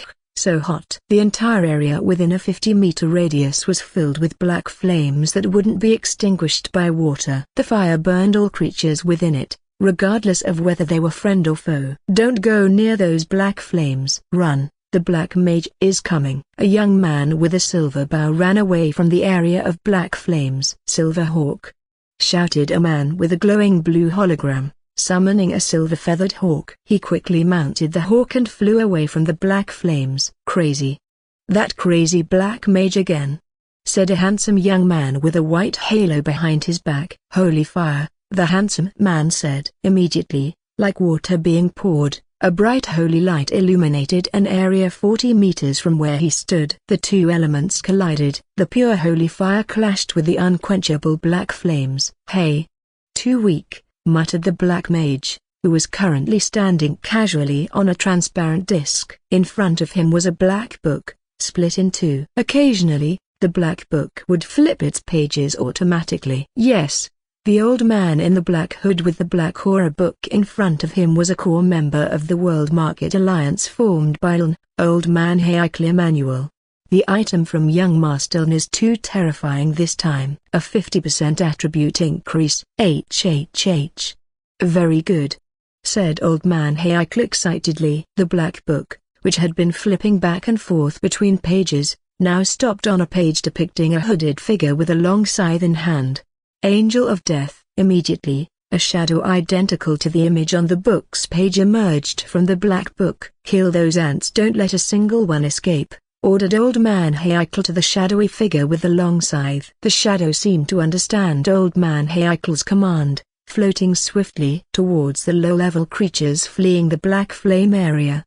Guild, Edgeluna Growth, exp 11,700, 1,000 contribution points. Guild, Fiance Blessed Initiate, exp 13,000, 1,000 contribution points. The angel lived up to its name each time it passed through the low-level creatures. The system's kill notifications were heard by Old Man Heikel. Very good, he said with a broad smile. But this time, his smile froze as a light spear came rushing towards him very quickly. Damn. Why do these people love sneak attacks so much? Said Old Man Heikel, activating the teleportation skill of the vortex plate. Old Man Heikel appeared not far from where he had been. He then looked at who had launched the holy spear attack. His gaze fell on the handsome man with the white halo far below on the ground. The man held a spear in his right hand and stared at Old Man Heikel with a hostile look. The aura of the spear in his hand intensified, as if he was about to launch another attack. You are. It's been a while since I fought in close combat, said Old Man Heikel, stretching each joint in his body. Immediately after saying that, black claw aura appeared in his hands. Demon King's Claw, he muttered. The black claw in his hand had a burning red tip, looking very terrifying and capable of taking the life of anyone who saw it. He instantly teleported right in front of the handsome man with the holy spear in his hand. Close combat ensued. TSK, TSHH. Old Man Heikel's martial skills were excellent. He dodged all the spear attacks launched by the handsome man. A side stab. Old Man Heikel twisted his body slightly, spun in the opposite direction, then slashed the handsome man's neck with his black claw. Crack. The sound of breaking protection was heard. A protection talisman, huh? Muttered Old Man Heikel nonchalantly. He knew what had happened. He often encountered this. Many young masters with thousands of life-saving tools. Swoosh, slash. The fierce battle between Old Man Heikel continued, although from afar, it was clear that Old Man Heikel had the upper hand, even though they were both at Tier 3. Xian Light Realm, Longtang City. At the busy ship harbor, a large ship slowly approached the dock. The ship was enormous and had many defenses on it. After reaching the dock, a young man in a blue robe disembarked. The young man seemed familiar with the place. He took a deep breath of fresh air and said, finally here," stretching both his arms. Yes, the young man was Lein, who had just arrived after a 3-hour journey from battlefield number 44. He should have returned with his team members, but since the Kian race won the battle decisively, the entire small team returned with the war leader at Fortress Island number 44, Elder Wang Ki. Lein, eager to check all his harvests, didn't want to wait long and wanted to exchange all the contribution points he had obtained.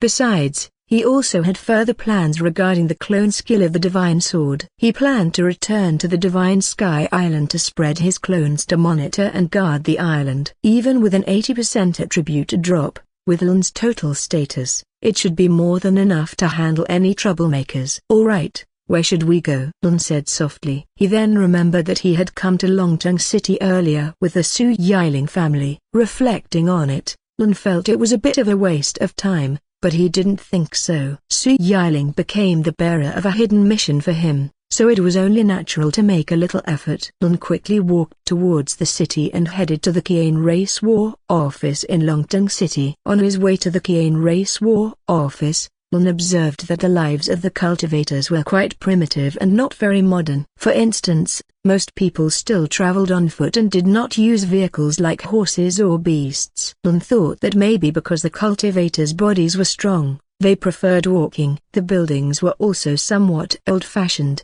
still using stone and wood. However, upon closer inspection, although only stone and wood were used, their durability was stronger than the strongest building materials on the previous Earth. This was because every building was coated with spiritual energy, and the wood and stone used already contained a fair amount of spiritual energy.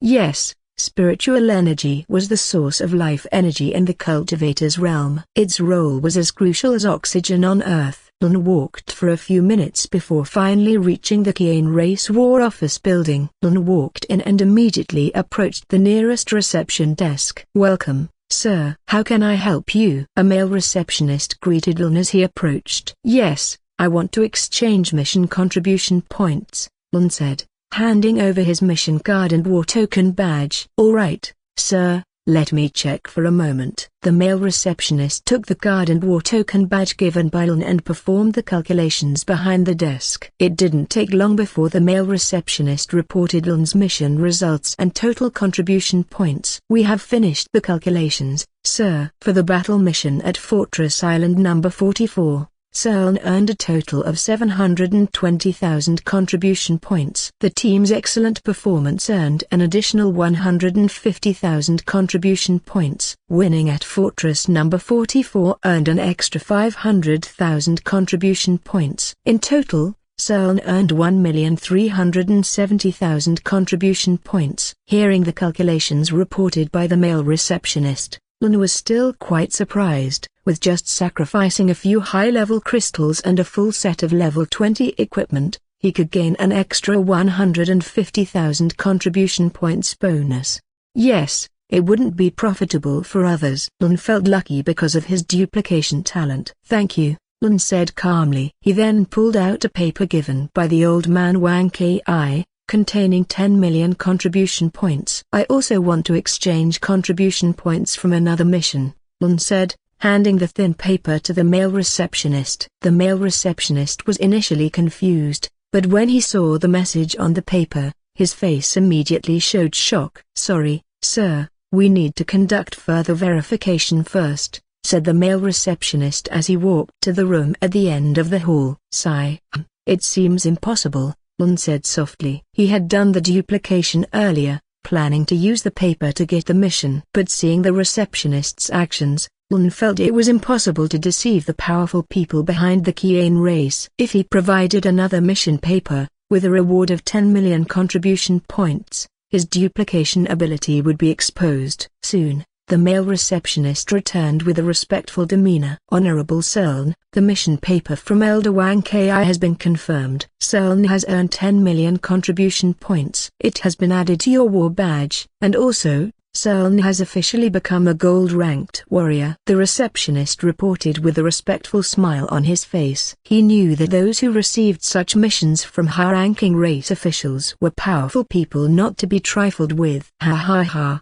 10 million points? Who can remove me from the top rank this time?" Lein said, remembering that he couldn't even enter the top 20 in the previous event. "And what is this gold rank? What are the benefits?" Lein said curiously, then checked the Lein Race War Badge. War Badge, Lein Race, Name, Lein. Power Core, System, Tier 3. Rank, Gold, plus 30% contribution points. Contribution points, 11,370,000. Origin, Divine Sky Realm. 30% additional contribution points. "Not bad," Lein said casually, although only 30%, with the level of missions he currently carried out. If he earned 1 million contribution points next, he would get an additional 300,000 contribution points. "All right. Thank you," Lein said goodbye to the receptionist on duty. Next, Lein did not immediately leave the War Office building but walked towards another room where he could exchange his contribution points. Soon, Lein was in the room where he could exchange contribution points. There were already many people here, not limited to humans. Other races like elves, dwarves, and golden dragons were also present. Additionally, and saw several display cases filled with various materials, items, and luxurious goods that could be exchanged for contribution points. Lein did not remain idle. He approached one of the wooden boards that displayed a list of items that could be exchanged for contribution points. Lein examined the wooden board carefully. The board's appearance was very simple, but it acted like a hologram board usually displayed by the system. Contribution points exchange: silver badge, 30,000 points. Thorn arrow armor, 25,000 points. Sticky boots, 7,000 points. Low teleportation talisman, 31,000 points. Purple stone, 1,000 points. Folio flower, 1,000 points. Rare defense tower, 19,000 points. Lein could only ignore the low-level items displayed on the board. However, he still bought items he didn't have, such as the purple stone, useful for refining weapons to plus 15 purple level, and the folio flower for making high-level healing potions. Lein arranged for the board to filter and sort items by the highest price. Immediately, a list of items appeared before him. Contribution points exchange: Galactic Fortress, Territory Artifact, 80 million, 25 remaining. Divine Dragon Nest, 35 million, 4/10 remaining. Epic Chest, 8 million, 47 1/100 remaining. Soul Essence, Material, 2 million, 367 1,000 remaining. Crazy, 80 million contribution points? What kind of person can accumulate that many points? Lein muttered to himself, seeing the highest priced item. Moreover, 3 had already been exchanged, leaving only 2 remaining. It would be impossible for him to buy the Galactic Fortress given his current rate of earning contribution points, which was only between 500,000 to 1 million points, with the remaining days of the interracial war event. Lein then shifted his gaze to the next item. Epic Chest? Wow! Very generous. Soul Essence? Is this the same item dropped by Bao Yuang earlier? Lein recalled the purple flame dropped by Bao Yuang on battlefield number 44. Lein's eyes widened as he saw each item on the list requiring the most contribution points to exchange. All the items on the list would make any human ruler drool over them and unable to afford them. It seems I have to act quickly because these items are limited and can disappear at any time. Lein muttered to himself as he saw the numbers indicating the remaining quantities of the items. Should I use the trick again? Lein thought to himself. It was certain that he couldn't buy the Galactic Fortress and the Divine Dragon Nest, so his options were to buy the Epic Chest and the Soul Essence using contribution points and use his little trick for the rest. The trick he referred to was the duplication, crystal core, immortal, of the holy human race. He duplicated it simply by touching it briefly. Soon, all the crystal cores were in his storage bag. Lein immediately walked towards one of the display cases guarded by a female officer in black and white clothing. Excuse me, I would like to see the following items. Lein immediately mentioned 4 items on the exchange board that he planned to obtain. Yes, obtain, as 2 items would be bought, and the other 2 would be obtained in another way. Excuse me, sir, may I see your war badge?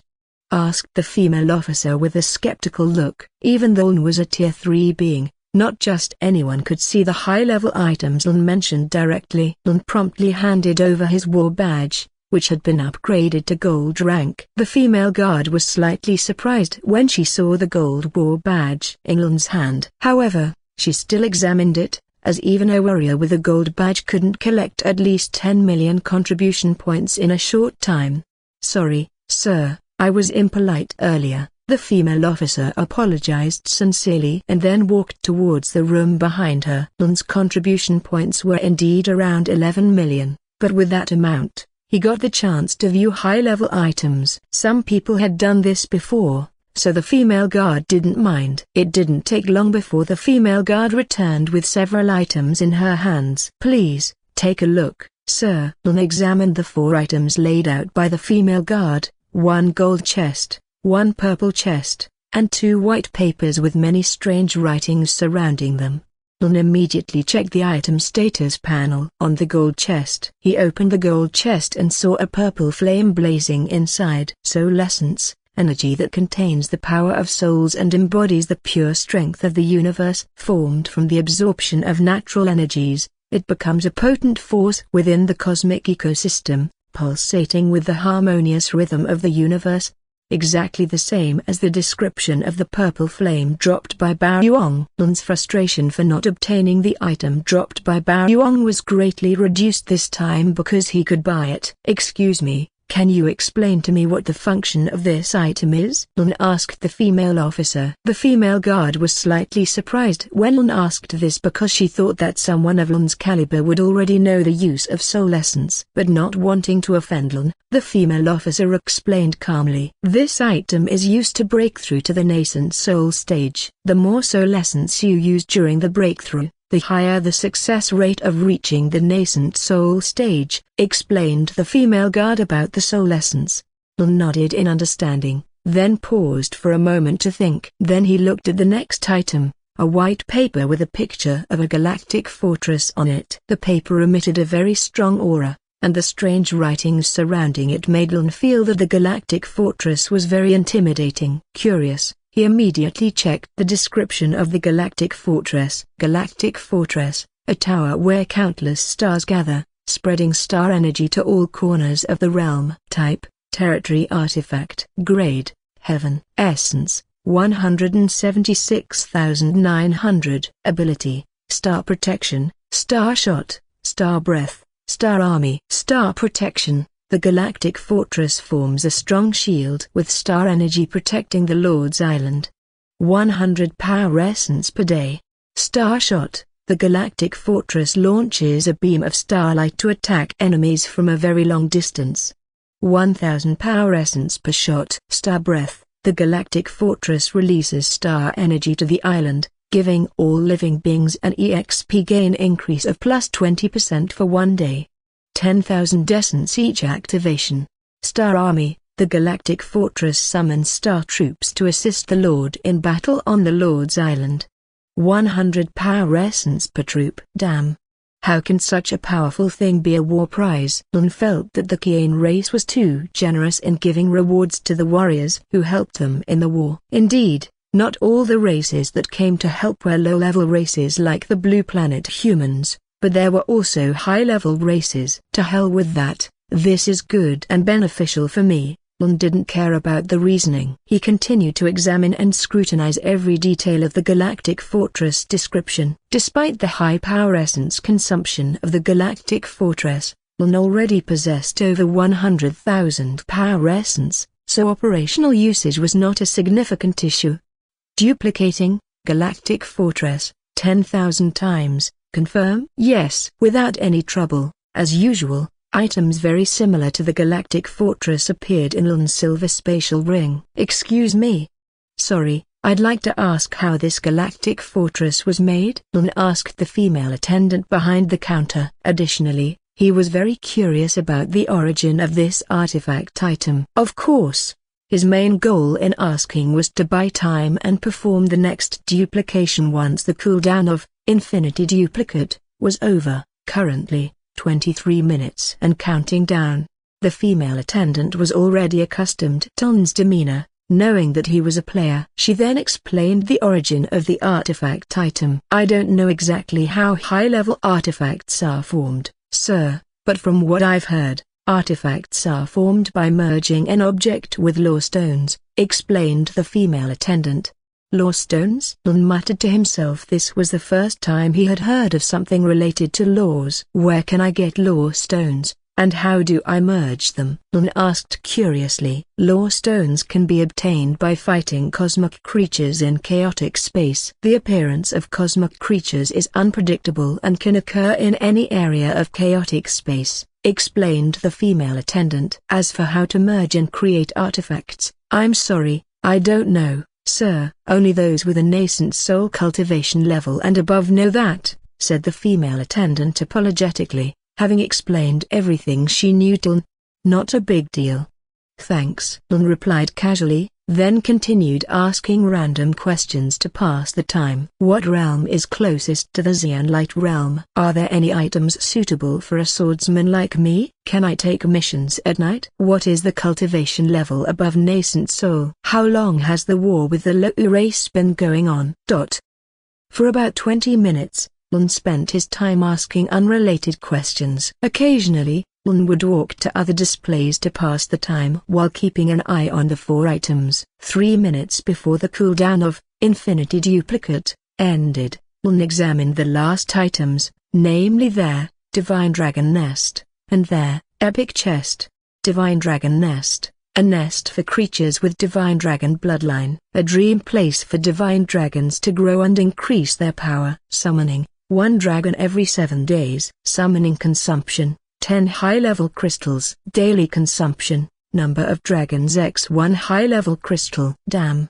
Just as the name suggests, the consumption is also insane, Lun thought to himself. If other rulers saw the required consumption for the dragon nest, they would surely lament their own poverty. Lun then turned his attention to the last item, a purple chest. This chest looked very luxurious and shiny. Lun was eager to duplicate it. He read the information displayed by the system about the epic chest. Epic chest, a chest containing items with very high natural energy. A treasure chest desired even by higher realm rulers. What kind of description is that? It doesn't match its luxurious and elegant appearance at all. Lun clicked his tongue. Lun then asked about the epic chest from the female attendant to buy a little more time. The female attendant explained that epic chests were only dropped by cosmic creatures. While asking, Lun kept an eye on the countdown of his duplicate talent cooldown. 012, 008, 002. Done. Let's go, Lun muttered excitedly. He then grabbed the paper with the dragon image on it and activated the duplication talent.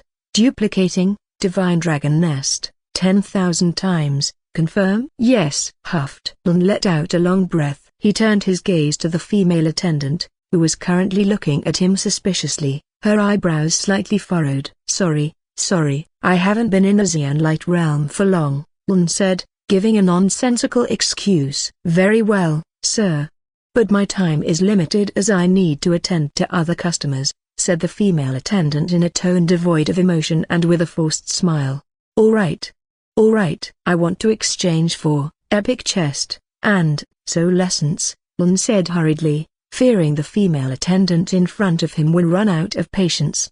Sure enough, after hearing the items Lun wanted to exchange for, her eyes narrowed sharply, and her lips tightened into a thin line. A deep furrow formed between her brows, showing clear displeasure. But even so, she dared not act too rudely towards Lun, a gold-level warrior. The female attendant then said, "War badge?" While extending her hand, Lun casually handed over his war badge to her. The shop attendant then recorded something behind the counter and carried out some procedures for about a minute. "All right, sir. You are exchanging epic chest and soul essence for a total of 10 million contribution points." "Thank you." The female shop attendant reported Lun's exchange and then handed over a black bag containing the epic chest and the Galactic Fortress paper to Lun, not forgetting to return his war badge. "Thank you too." Lun received the black bag and took back his war badge. "By the way, this is for you." After saying that, Lun handed a bag containing 100 high-level crystals to the female shop attendant. The attendant opened the bag given by Lun. Her expression remained the same as before because she knew that people like Lun, who had become gold-level warriors, often gave extra tips to attendants. "What, sir, this is too mu. Ch." The attendant's expression was very shocked, and she intended to call Lun back. But at that moment, Lun was no longer in front of her. Lun was now heading to another display to spend the remaining contribution points he had. Lun spent a lot of energy buying various forging materials, alchemy materials, skill books, spiritual wood, spiritual stones, spiritual crystals. He bought one of each type of item. Not only items related to combat, but Lun also bought items related to productivity, such as sewing machines, smelting machines, high-quality fabric, spiritual plant seeds, history books, etc. Of course, there were still some items he did not buy because he had already purchased them in every city pavilion he had visited. Another hour passed, and finally, Lun finished shopping. He then left the war building and intended to meet the Su Yiling family at a roadside diner in Longtung City. In a 20 by 30 meter room, Many customers were already occupying the dining tables inside. At one of the tables, there were 6 people surrounding a low table without chairs. The 5 people at the table were sitting opposite a young man in blue clothing. Young master, since your last departure, there has been no sign of the sect people. Su Yiling explained everything that had happened since Lein's departure. Together with her family, they obediently stayed at an inn in Longteng City. Good, Lein said while sipping tea from the table. He was very relaxed this time, not worried about facing the sect people behind Lein. In fact, Lein was more troubled about whether he would leave the Su Yiling family in Longteng City or take them directly to the Divine Sky Realm. If he left them in Longteng City, the sect people could do anything to them. It would be a burden on Lein's mind later. The other option was to take them to the Divine Sky Realm. This option could only be done if he had a multidimensional portal. Lein could actually search for a multidimensional portal in the Xian Light Realm, but he didn't do it because he had an agreement with Elder One in the Guandu Realm. Lein, you don't need to worry about us. Bringing us this far to Longteng City is already enough, said Su Yiling's father this time. He sensed Lein's anxiety and felt they were becoming a burden to him. Yes, Lein. Thank you for your help, added Su Yiling's mother beside her husband. Lein looked at Su Yiling's parents calmly. Just by looking into their eyes, Lein could feel how troubled their hearts were at that moment. From the first time Su Yiling entered the cultivation world and became a cultivator, they had prepared for a journey full of dangers. Sure enough, the danger came now. After a while, Lein finally took a deep breath and said, "Yes, I have no problem with those people, but it will take a long time before you can enter the Divine Sky Realm." After saying that, he then took out a golden sword 1 meter long. The sword did not emit a holy light at the moment, but the aura it radiated made Su Yiling, even a golden core cultivator, feel slightly pressured. "Miss Su, use this sword for now," Lein said, pushing the golden sword towards Su Yiling. But brother Lein, before she could finish her sentence, Lein raised his hand and said, "No need for formalities, Miss Su, with this sword, I can assist you if anything happens." Su Yiling was silent for a while, then examined the sword in front of her. She held the hilt with her right hand and lifted the sword straight ahead. "Whoosh! Very strong and sharp," murmured Su Yiling. She felt her strength increase while holding the golden sword. Su Yiling continued to examine the sword carefully. The more she examined it, the wider the smile on her face. After a while, she finally finished examining the sword and felt comfortable with it. She then looked at Lein and thanked him. "Thank you, brother Lein." Lein nodded his head casually. "All right.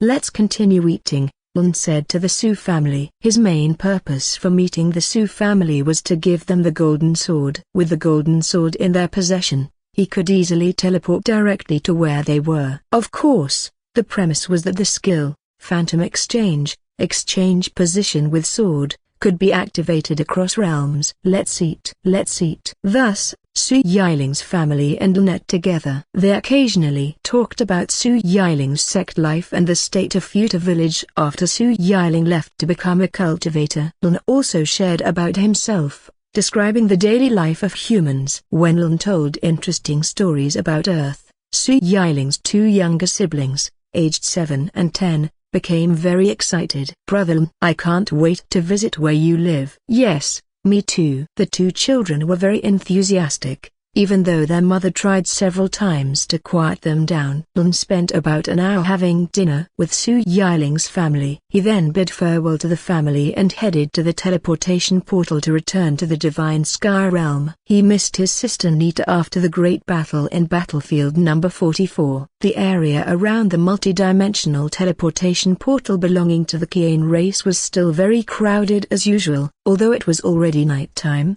there was no darkness at all because large towers in several places illuminated every corner of the portal area. For some reason, every time Lein saw other races, he felt a bit sad deep in his heart. All this time, they thought that their race, humans, were the highest race with extraordinary intelligence. But seeing countless other beings, they realized they were not so special in this vast universe. "Be patient. Everything takes time. I will make the human race from the blue planet famous and feared by all races in the universe," Lein vowed in his heart. With his current power, he could confidently say that he would have no rivals. Even with the top alliance, it wouldn't take more than a day to destroy them. Lein ignored his wild thoughts and hurried towards one of the portals, returning to the Divine Sky Realm teleportation hub, Life City. An area as large as 4 soccer fields, with dozens of portals, each 3 meters high. Yes, this area is the teleportation hub, where portals from various allied islands are connected. There are more than 20 teleportation hubs on the World Market Trade Alliance Island. Each teleportation hub is guarded by the Special Security Forces. Since the teleportation hub is one of the places where outsiders enter the island, the super towers also monitor it 24/7 without stopping. The main defense of the teleportation hub is 4 black lightning towers in the middle of the area, and 60 other lightning towers standing firmly around the protective fence of the teleportation hub, aligned with the positions of the numbers on a clock.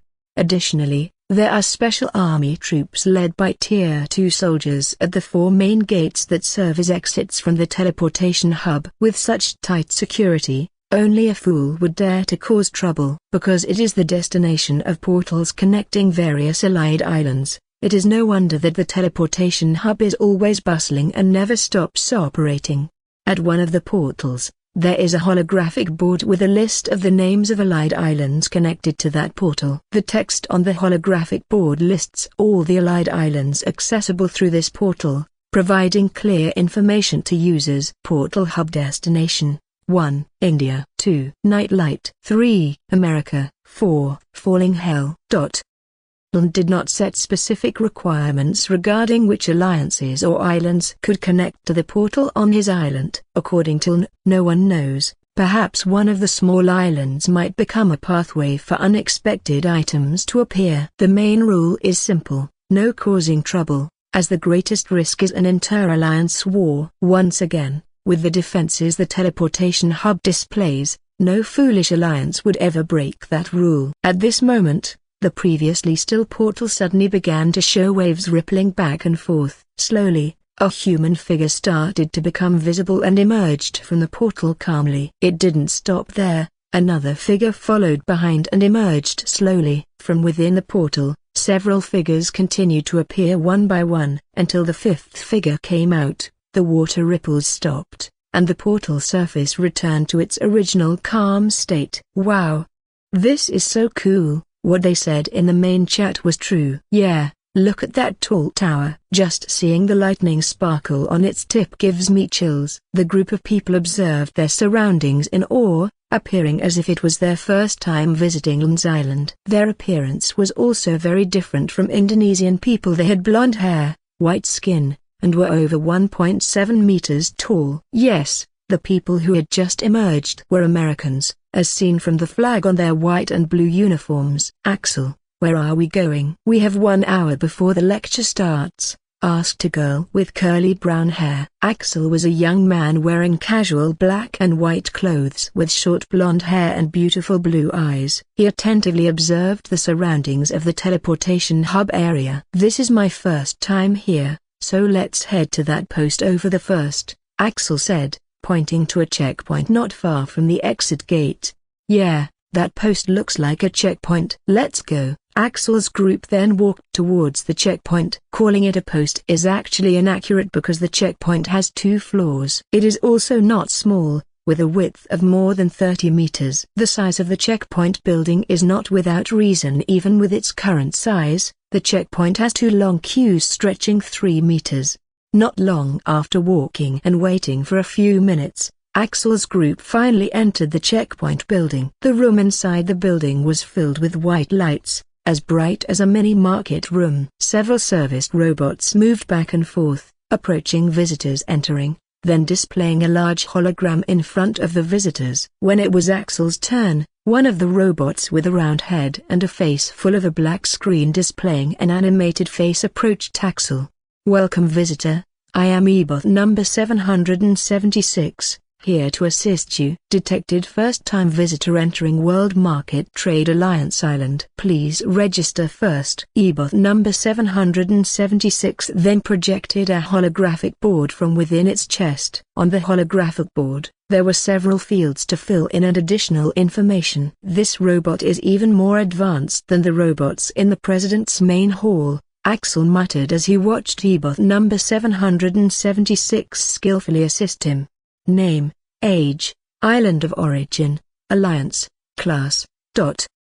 There were many questions and fields Axel needed to fill out on the holographic board displayed by E-bot number 776. Axel was quite overwhelmed, and weakly scrolled down to fill in the remaining empty fields. Special requirements. Axel observed the question in the field, then casually wrote, "Entering the New Life University." He then moved to the next field without much thought. "Damn, why are there so many fields to fill out?" A young man in a blue fur jacket complained impatiently when he saw the empty fields he had to fill out. "Yeah. Isn't this too much?" added a girl with long silver hair. Axel, who was carefully filling out the empty fields, suddenly stopped. He stared at his three friends who were currently complaining, his gaze lingering until his friends noticed his stare. "What's wrong?" asked the friend in the blue fur jacket with an innocent look. The young man even raised his hands as if what he had done was nothing unusual. "If you keep spouting useless things from your mouth, you'd better go back," Axel said each word clearly. He then diverted his gaze from the young man and glanced briefly at the corner of the checkpoint building. On the second floor of the checkpoint building, a computer screen displaying continuously running graphics suddenly stopped, and a text that was previously yellow now turned green. "These kids, they don't know where they are," muttered a woman with a headset on her head. She was tasked with directly monitoring visitors entering the checkpoint building. Although E-bot number 776 could perform its duties skillfully, humans still served as the controllers and supervisors behind it. 5 minutes passed and Axel's group finally completed their registration. They then left the checkpoint building and hurried towards the exit gate of the teleportation hub. "This gate is so big," Axel muttered to himself. The exit gate of the teleportation hub area was indeed enormous, reaching a height of 25 meters, and its thick pillars were 1 meter wide, made of metallic black iron. "What's up with those guards? Their aura is so strong. Aren't Tier 2 soldiers not supposed to have such strong auras?" "Yeah, and their guns look very strange too." Axel's friends behind him also marveled at the grandeur of the exit gate of the teleportation hub area. On both sides of the gate pillars, there were 2 teams of soldiers, each consisting of 3 people. Axel and his group continued walking and eventually passed through the exit gate calmly. Just as they passed through the gate, they were unaware that a wave of energy passed through their bodies without them realizing it. Axel's group was now outside the teleportation hub area, greeted by the advanced appearance of Life City. The buildings were mostly constructed with strong clear glass, and floating vehicles zoomed quickly above the black asphalt, with colorful lights at the road edges. Traffic signs continuously displaying beautiful animations added a unique charm to the streets. Pedestrians on floating discs occasionally glided over the sidewalks, and large aircraft passed through the sky every few moments. Axel and his friends felt like villagers visiting the city for the first time. "I made the right choice by attending university here. With the level of technology and power displayed by Life City, I'm sure I will achieve my greatest creation," Axel declared firmly in his heart. He opened his current status panel. His gaze scanned through all his attributes and status. His beautiful eyes finally stopped on the talent line, where it was written Creator SS. He. Axel laughed happily in his heart, a small smile appearing on his face. Twas, Axel, come on, the city bus is here," said the girl with curly brown hair. A 3-story bus without wheels stopped right in front of Axel's group. On the front top of the bus was a round ball with mechanical eyes and a mouth. The round ball could rotate 360 degrees, its large metallic eyes continuously scanning the roadside. This round ball was the driver of the driverless city bus. "Let's go." Axel and his group immediately boarded the bus and looked for empty seats to sit. "Welcome to City Bus Patamora. We will depart in 10 seconds. Please hold on and keep the bus area clean." 8, 7, 3, 2, 1, Shark. The 3-story bus moved very quickly, and within seconds, it was far down the road. Underground room, right below the main City Hall of Life City. Far underground beneath the City Hall of Life City, there was a 10-story building, with each floor having an area of over 500 square meters. Each floor was connected by stairs crossing between the floors, but there was also a large elevator that served as the main transportation between floors. In one of the rooms on the 7th floor, there was a room labeled Teleportation Hub Monitoring Division Number 1 on the door. Inside the room, there were 2 people with silver helmets sitting with their eyes closed. The silver helmets had several black rods that seemed to be electrically charged. North Gate, Axel level 1%. North Gate, Olivia level 7%. The 2 people with helmets on their heads reported several sentences every few moments. Afterward, the officer on duty not far from them recorded all the information on the holographic computer in front of them. The information reported by the 2 helmeted individuals was the danger level they sensed when people passed through one of the 4 main gates at each teleportation hub. Such monitoring did not only occur at Teleportation Hub Number 1 in Life City. Teleportation hubs in Laras and Old Man Haekel's City also did the same. Outsiders might think they could carry out a surprise attack right when they teleported to Lun's Island. Fortunately, no one had ever attempted such a foolish action since the establishment of Lun's Island. If they did, with the full surveillance of Life City from the moment they exited the portal and passed through the gate, they would be frozen and detained before causing any disturbances. In fact, monitoring was not only happening on Lun's side, but on the other side of the portals from other rulers connected to the portals on Lun's Island. There were also officers monitoring, though not as strictly and not directly. Monitoring from the teleportation portal side was just one of the defense fortifications of Lun's Island. If someone wanted to launch a direct attack from the island, it was even more impossible because of the layered security, starting from patrol teams monitoring areas within a 10 kilometers radius, 60 small fortresses at a distance of 100 kilometers, 4 main fortresses within a 10 kilometers distance, a transparent shield with a defense point of more than 10 million, and hundreds of long-range defense towers that would welcome them with open arms if they dared to attack. Bamboo Classroom Number 100A, 18th floor, New Life University. The classroom atmosphere was very peaceful at the moment, as a middle-aged woman was explaining physics material at the front of the class. The woman at the front was drawing a coordinate line and forming a symmetric curve. Then she created a bar diagram within the area of the symmetric curve.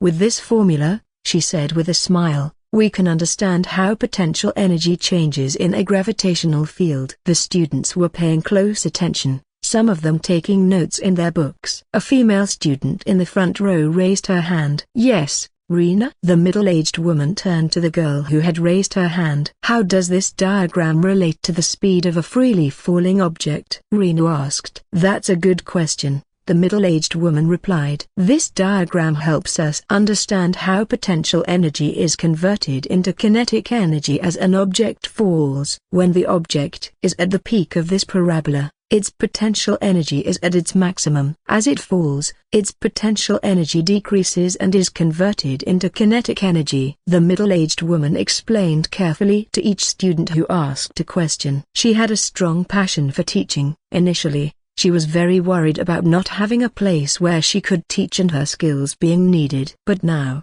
she could even earn a significant amount of energy crystals for her family. Yes, the material they were discussing was still the same physics material from Earth. This understanding was necessary so that the students would have a strong fundamental grasp and could easily understand the new physics concepts that had adapted to the rules and concepts of the divine sky realm.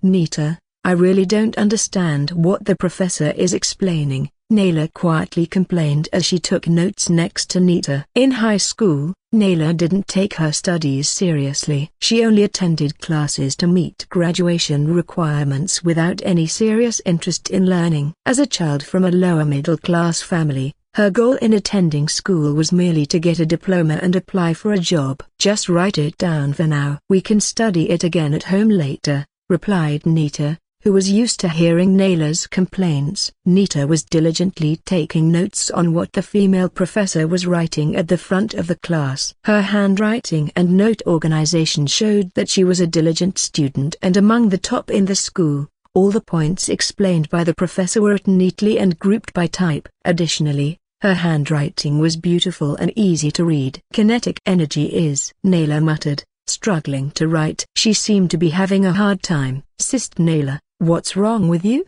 Asked Walter, who was sitting not far from them, looking at Nayla curiously. What's wrong? Nayla stopped writing and glared at Walter with annoyed eyes. For some reason, Walter's presence really bothered her, making it hard for her to focus. Never mind, sorry. Walter felt it was not the right time to disturb the tigress. Nita silently observed the frequent squabbles between the two from the beginning of the term until now. All right, it's time for a demonstration. We only have 10 minutes left, said the middle-aged female professor as she walked to her desk. She did something on her laptop, and soon after, the round ball in the middle of the classroom stage started spinning. The classroom windows suddenly turned black, and the lights went out. Is it dark? Are we going to watch a movie? Joked a male student. Why not just send the video? Protested another. Be quiet. Even if you met a scientist in person, with that mindset, you would never understand, retorted another student. The noise didn't last long as the classroom suddenly transformed into a white room with nothing in it. All the students floated as if they were in space. I'm dizzy, complained a girl trying to control her floating body. HMP. Another girl said casually. This girl wore a long, flowing skirt and had wavy brown hair with a purple ribbon, making her look very beautiful. She managed to stand steadily in the current room conditions. Princess Amar. How do you do it? Asked Eve, who had been accompanying Amar all this time, from the side. She was spinning and struggling to stabilize her position. Move aside. Shark attack.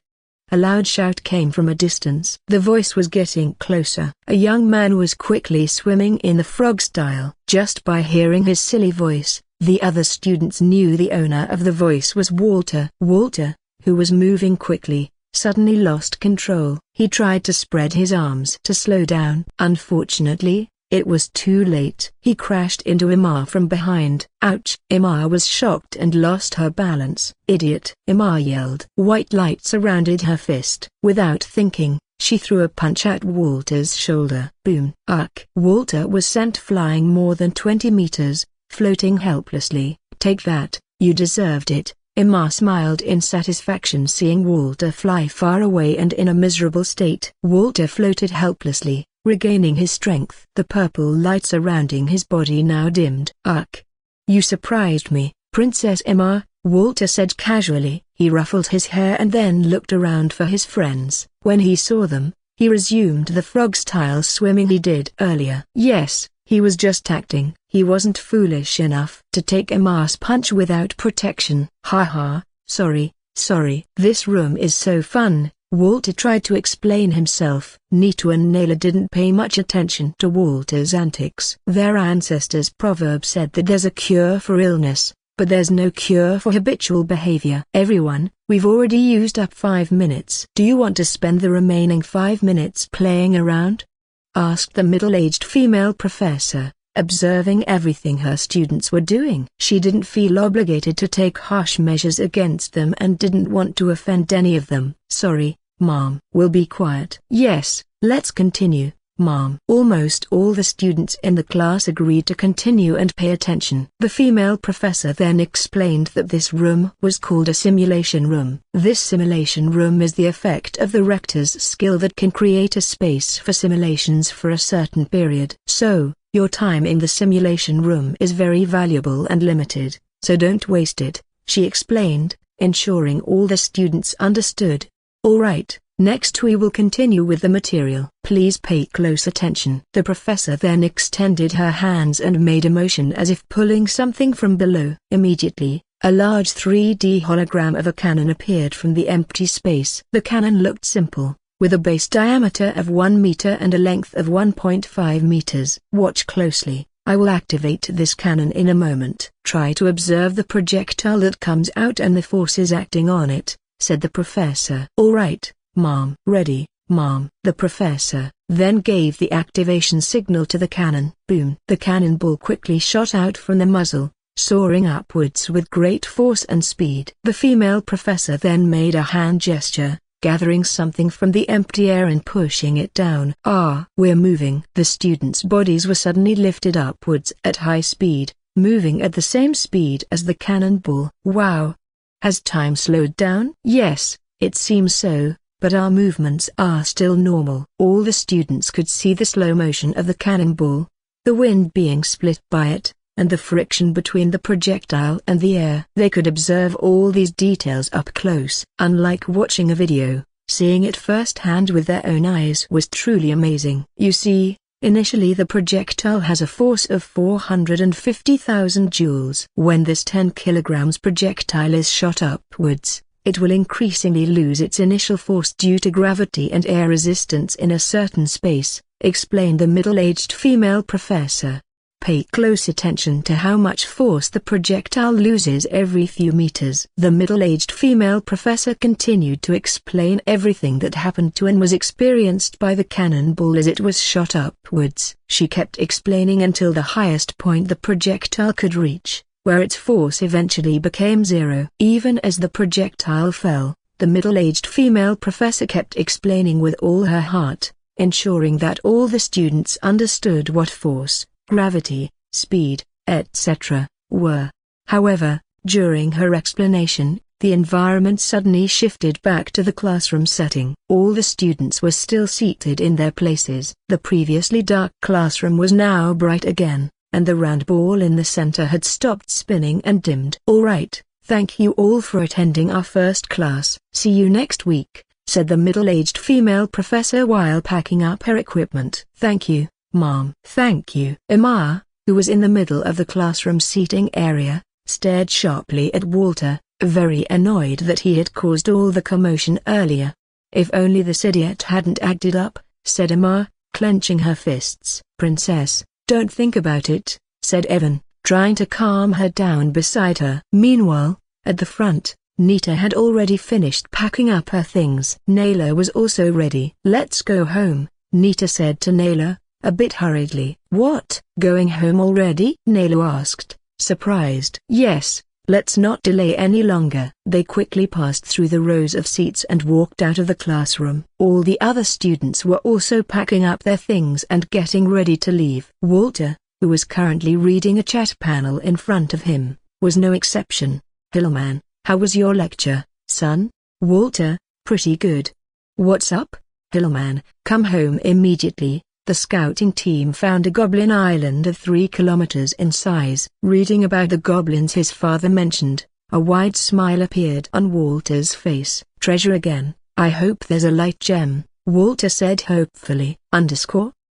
After class ended, Nita and Naylor immediately left the classroom. They walked quickly down the crowded corridor. Every few moments, Nita and Naylor passed by groups of students who were about to enter the class. The campus system at New Life University didn't have been long lecture hours, only about 2 hours. This was because the material taught was the main subject according to their major. Besides, if one wanted to become a researcher, following a regular campus program was the wrong choice. Nita and Naylor walked down the classroom corridor for a few minutes, then entered one of the open elevators. Inside the elevator, Nita observed Naylor, who was daydreaming with a blank stare. "What did you think of the professor's explanation earlier, Nay?" Nita asked casually. "Ha ha ha. Yeah, the explanation was good," Naylor replied with a thin smile. Her mind was still thinking about the material that had been explained earlier. She was still doubting herself, wondering why she couldn't understand any of the material explained by the professor. "It's okay, it's normal for the first day of school," Nita said, trying to reassure Naylor. After passing through various campus areas for a while, they finally arrived at the parking lot. Naylor rummaged through her bag to find her car keys, while Nita looked around, trying to remember where they had parked their car that morning. "Ah, there it is," Nita said, pointing to their blue sedan parked in the corner of the lot. They hurried toward the car. From the appearance of Nita's car, Even someone who didn't know about cars could tell it was very expensive. Its design was sleek with beautiful curves. Additionally, the car hovered 10 centimeters above the ground, with a bright blue light glowing from underneath. After opening the door, they both got into the car and fastened their seatbelts. Naila took the driver's seat while Nita sat next to her. Naila started the engine, and the smooth sound of the engine was heard. They immediately drove out of the campus parking lot. The city streets were quite busy with heavy traffic. Naila drove carefully, paying attention to every traffic light and vehicle around her. Meanwhile, Nita opened the window and felt the refreshing breeze. Ah! So refreshing, so beautiful. Nita inhaled the fresh, pollution-free air with a peaceful expression. The futuristic city atmosphere, with technology at every corner, further enhanced the beauty of the city of life. Flying cars and objects whizzed through the air, flying buses hovered calmly, and magnificent skyscrapers stood tall everywhere. Blue holograms were seen all around, providing information and entertainment to the city's residents. In less than a month, the city that my brother and I built has grown this big, Nita murmured as she looked at the buildings along the road. What will it be like in a year? Nita asked with great hope. It will definitely be 100.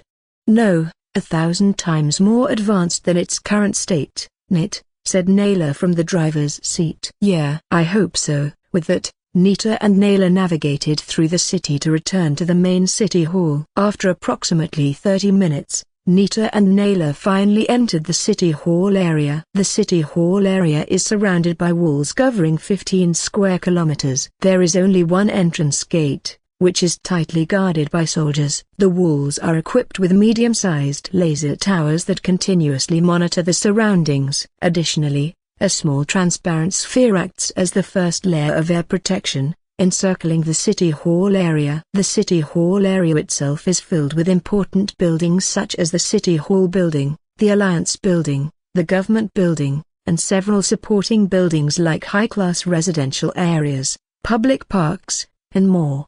Nita's flying car passed through the City Hall gate without hindrance, and all the guarding soldiers saluted. Nit, by the way, what's the rush to go home and directly to the house? Naila asked, recalling that it was unusual for Nita to stay at home. She usually would take her around and explore the entire island area. I received a message from President Waiko. The Indonesian Alliance and several allied alliances want to hold a special meeting with our alliance, Nita explained. During the previous class, Nita received a personal message directly from Waiko Suryo. He wanted to discuss cooperation and the formation of a broader organization. In her mind, Nita understood that most likely the Indonesian Alliance and its allies did not join the Human Unity Organization formed by America, either because they had personal issues or the conditions for joining were quite difficult. Well, are we going to form a similar organization too? Naila asked after hearing Nita's explanation. Nita thought for a moment and then said,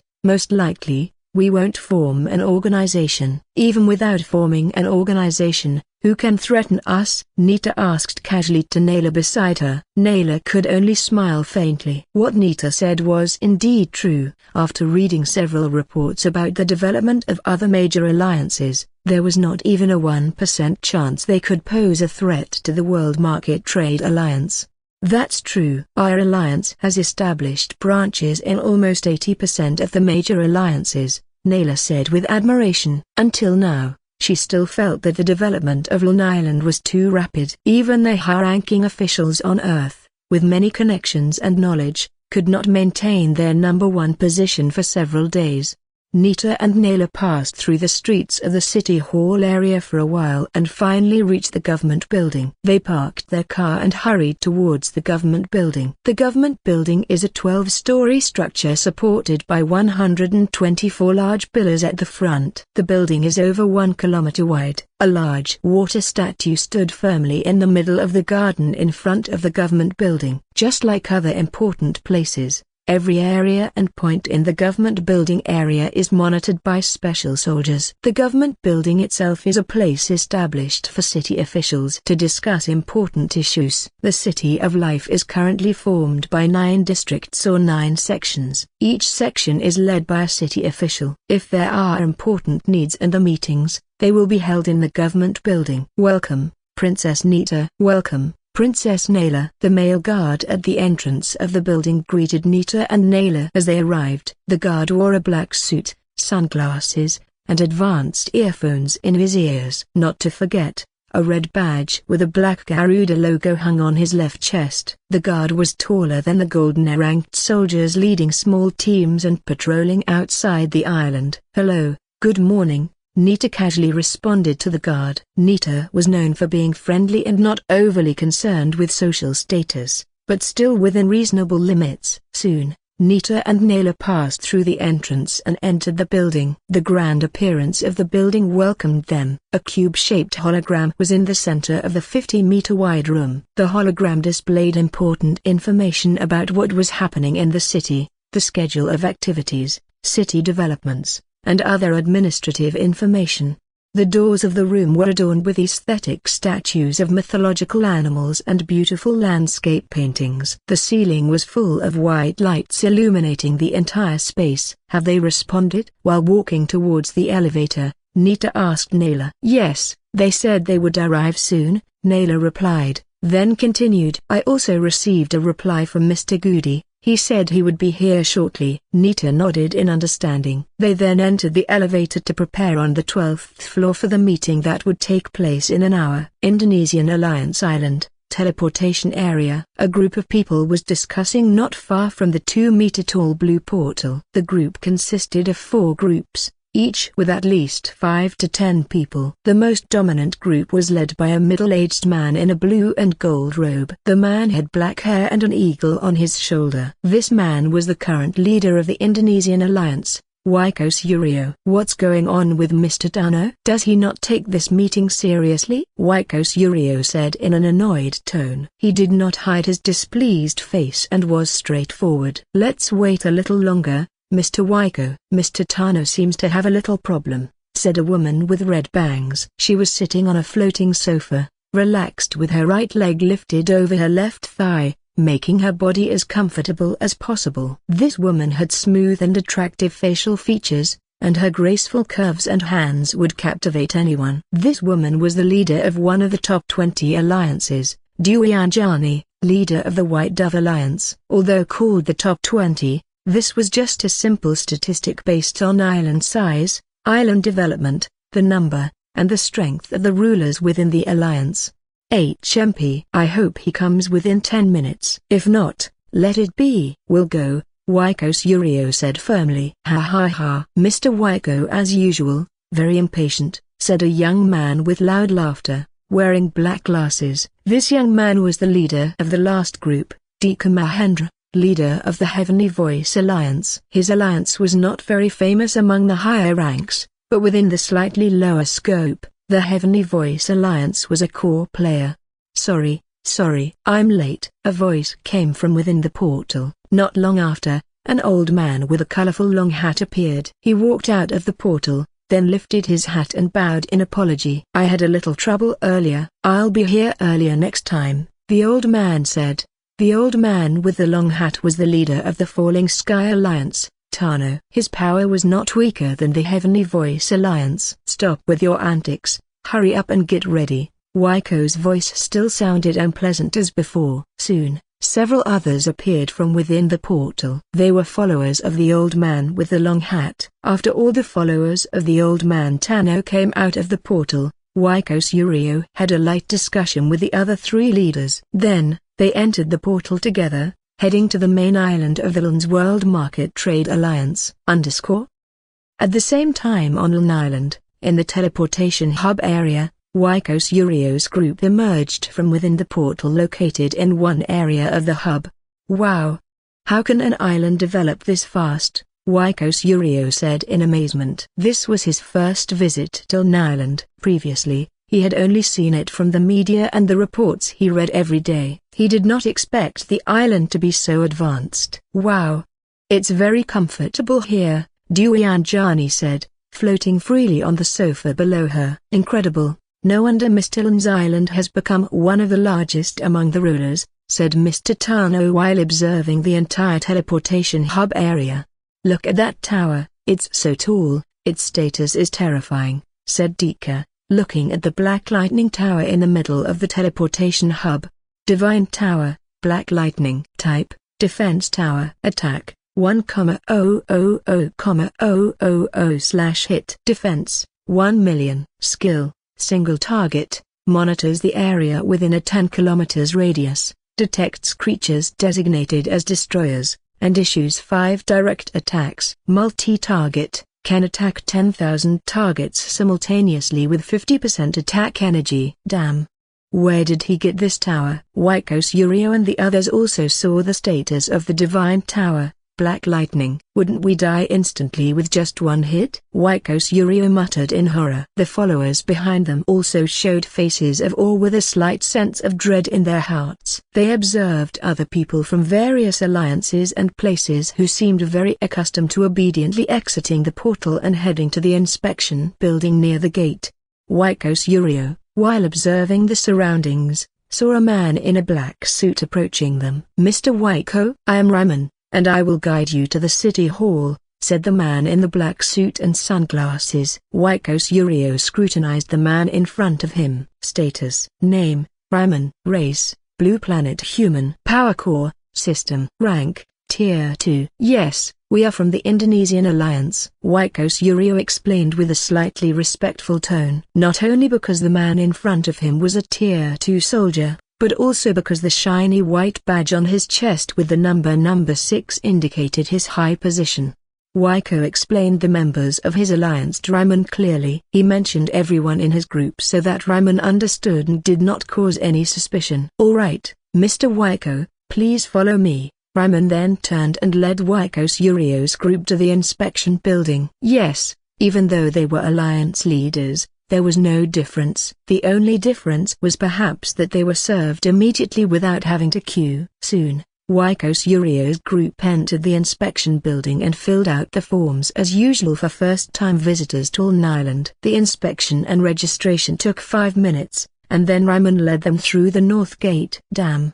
Each one of them is Tier 2, and their aura is very strong, said Old Man Tano to himself, looking at the soldiers on guard. Raman and Wyko's group passed through the gate. The group may not realize that a wave passed through their bodies as they passed through the gate. Far underground, the main monitoring center of Lein Island was in operation, analyzing the data of Wyko's group. North Gate, Wykos Yurio level 34%. North Gate, Duyan Jani level 27%. North Gate, Tano level 23%. North Gate, Dika Mahendra level 25%. An officer wearing a silver helmet reported firmly. The helmet on his head had metal rods with tiny electric hairs around them. "What, that high?" the officer at the desk in the room asked in surprise upon hearing the report. He then searched the data of Wyko's group on the advanced computer in front of him. He wanted to check the data from the first inspection carried out during the initial registration process. "Yellow?" the officer muttered in slight disbelief. Yes. He recognized Wykos Yurio's group. As an officer working in the government of Life City, he certainly had some knowledge of the alliances of the rulers. He did not expect the Indonesian Alliance, his place of origin on Earth, to have a leader with bad intentions towards the World Market Trade Alliance. Soon, the officer sent a message directly to Naylor and also provided the information to his superiors. At the same time, Ramon, who was in the official city vehicle with Wykos Yurio's group, received a report from the officer underground. He only glanced at it briefly but did not react further. He had to continue performing his assigned duties. Shortly afterward, a private message with the number 1 priority order appeared on the communication device in his hand. "Princess Nita, keep monitoring, increase the escort." The man read the order carefully, then replied with understood. Ramon then sent a message to another division, 25 more units, Nest troops standby mode, ready for combat. Shortly after sending the message, 25 flying combat vehicles arrived from behind, joining the official vehicle convoy. A total of 28 combat vehicles were now escorting Wyko's group. "Mr. Wyko, I feel something is off." Duyan Jani sent a message to Wykos Yurio in front of her. "Yes, I feel the same." "Has our plan been discovered?" Wykos Yurio replied, while continuing to observe the surroundings. With no option to retreat, Waiko's Yurio and his group could only stay firm and keep following. The increase in the escort for the official vehicle carrying Waiko's group became a hot topic among the residents around. Who's coming? Are the princesses from other alliances coming? Impossible. It must be more important than that little princess. Public discussion as usual. They were curious about the officials. There were even some floating robots from various television stations covering the convoy of Surio's group. Viewers, reporting live from the Central District. Our city is receiving other important guests this time. It is reported that the arriving guests are top alliance leaders. Not much different from Earth. The mass media always reported information only to care about view counts without rechecking the quality of the information they conveyed. Waiko's Yurio's group and the others continued to pass through the metropolis of Life City without hindrance. Occasionally, the police on duty on the street would block the road for the convoy. They saluted Ramon, who led the convoy. It didn't take long before the convoy finally entered the city hall area. Their speed slowed, and a guard opened a large portal, allowing the convoy to enter. Please proceed, Mr. Ramon. Yes, Mr. Ramon. 4 portal guards raised their hands and saluted Ramon inside the official vehicle. Ramon nodded his head casually. The group continued to explore the city hall area until they finally arrived at a magnificent 12-story government building supported by 124 sturdy pillars. In front of the building, a guard opened the car door and saluted Ramon, who was already waiting. Mr. Waiko, we have arrived. Princess Nitu is waiting on the 8th floor. Please follow me, invited Ramon in a friendly tone, then led them to the entrance. Damn. I still can't believe Mr. Lein is also human, whispered the old man Tano quietly. Yes, indeed, even the American alliance isn't as advanced and large as this, Duyan Jani chimed in, agreeing. She admired every corner of the government building with great awe. The guest group soon passed through the entrance and headed straight to the elevator to the 8th floor, the guest meeting area. Nita, Naila, and others had been waiting for a few minutes. In the elevator, Waiko's Yurio felt uneasy. He appeared slightly nervous but tried to stay calm. Ting. The elevator doors opened. Ramon exited first, followed by Waiko's group. The floor they were on had an office design with blurred glass walls, beautiful flowers in the corners, and artistic paintings and sculptures. Ramon led the way, guiding Waiko's group. They passed several rooms with people working at their computers. What? Assistant robots are everywhere, Duyan Jani whispered quietly. She saw several servant robots walking along the corridor, carrying trays, cleaning tools, and other items. The robots were very friendly, stopping when someone was nearby, then continuing their journey once the person moved away. Mr. Waiko, everyone, we have arrived. Ramon opened a door on the left. Inside, several people were already waiting. Thank you, Mr. Ramon, said Waiko's Yurio, then walked into the room, followed by Duyan Jani, Old Man Tano, and Dika Mahendra. Their guards waited outside with Ramon. Hello everyone. Good afternoon. Waiko's Yurio greeted everyone in the room. 7 people were already seated there. At the end of the table sat Nita, with Naila on her right and a muscular man on her left. Next to the muscular man was a large golden hammer standing beside him. The other 5 people sat on the left side of the table. They were the district leaders of Life City. There were supposed to be 9, but not all could attend. Welcome, Mr. Waiko and company. Please, have a seat. Nita at the end of the table stood up, inviting the guests to sit. Waiko's Yurio and his group sat down. They felt nervous and worried. Their appearance showed helplessness, as if being scolded by parents without being able to retaliate. They looked at the status of Nitu and the muscular man beside her. A tier 3 soldier? Crazy. Waiko's Yurio muttered to himself. Status. Name, Cute Cat. Race, human from Blue Planet. Power Core, System. Rank, tier 3. Status. Name, Gusty Indra. Race, human from Blue Planet. Power Core, System. Rank, tier 3. The man beside Nita was one of the 10 core members of the World Market Trade Alliance. As a core member, he received special treatment from Lein. Besides being a tier 3 soldier, he also had a vortex plate sent by Lein. First, I would like to thank Princess Nita, Mr. Gusty, and the other gentlemen for agreeing to this special meeting. Wykos Yurio opened the conversation. I did not expect the development of Life City to be so rapid and have reached this level. He continued. This time, I am accompanied by the leader of the White Dove Alliance, Duyanjani. He went on to introduce the 3 other alliance leaders. Nita observed the appearance of the 4 leaders of Wykos Yurio's group attentively. The first time she heard that Wykos Yurio's group had a hatred level 20% higher when passing through the check at the teleportation hub, she was quite angry. How could the leader of the Indonesian alliance, their place of origin, harbor hatred towards her island and her brother? Nita's eyes passed over each member of Wykos Yurio's group. However, this time she suddenly stopped. A message appeared on her system chat panel, a message from Naila. Naila, their hatred level has decreased to 3% now, Princess.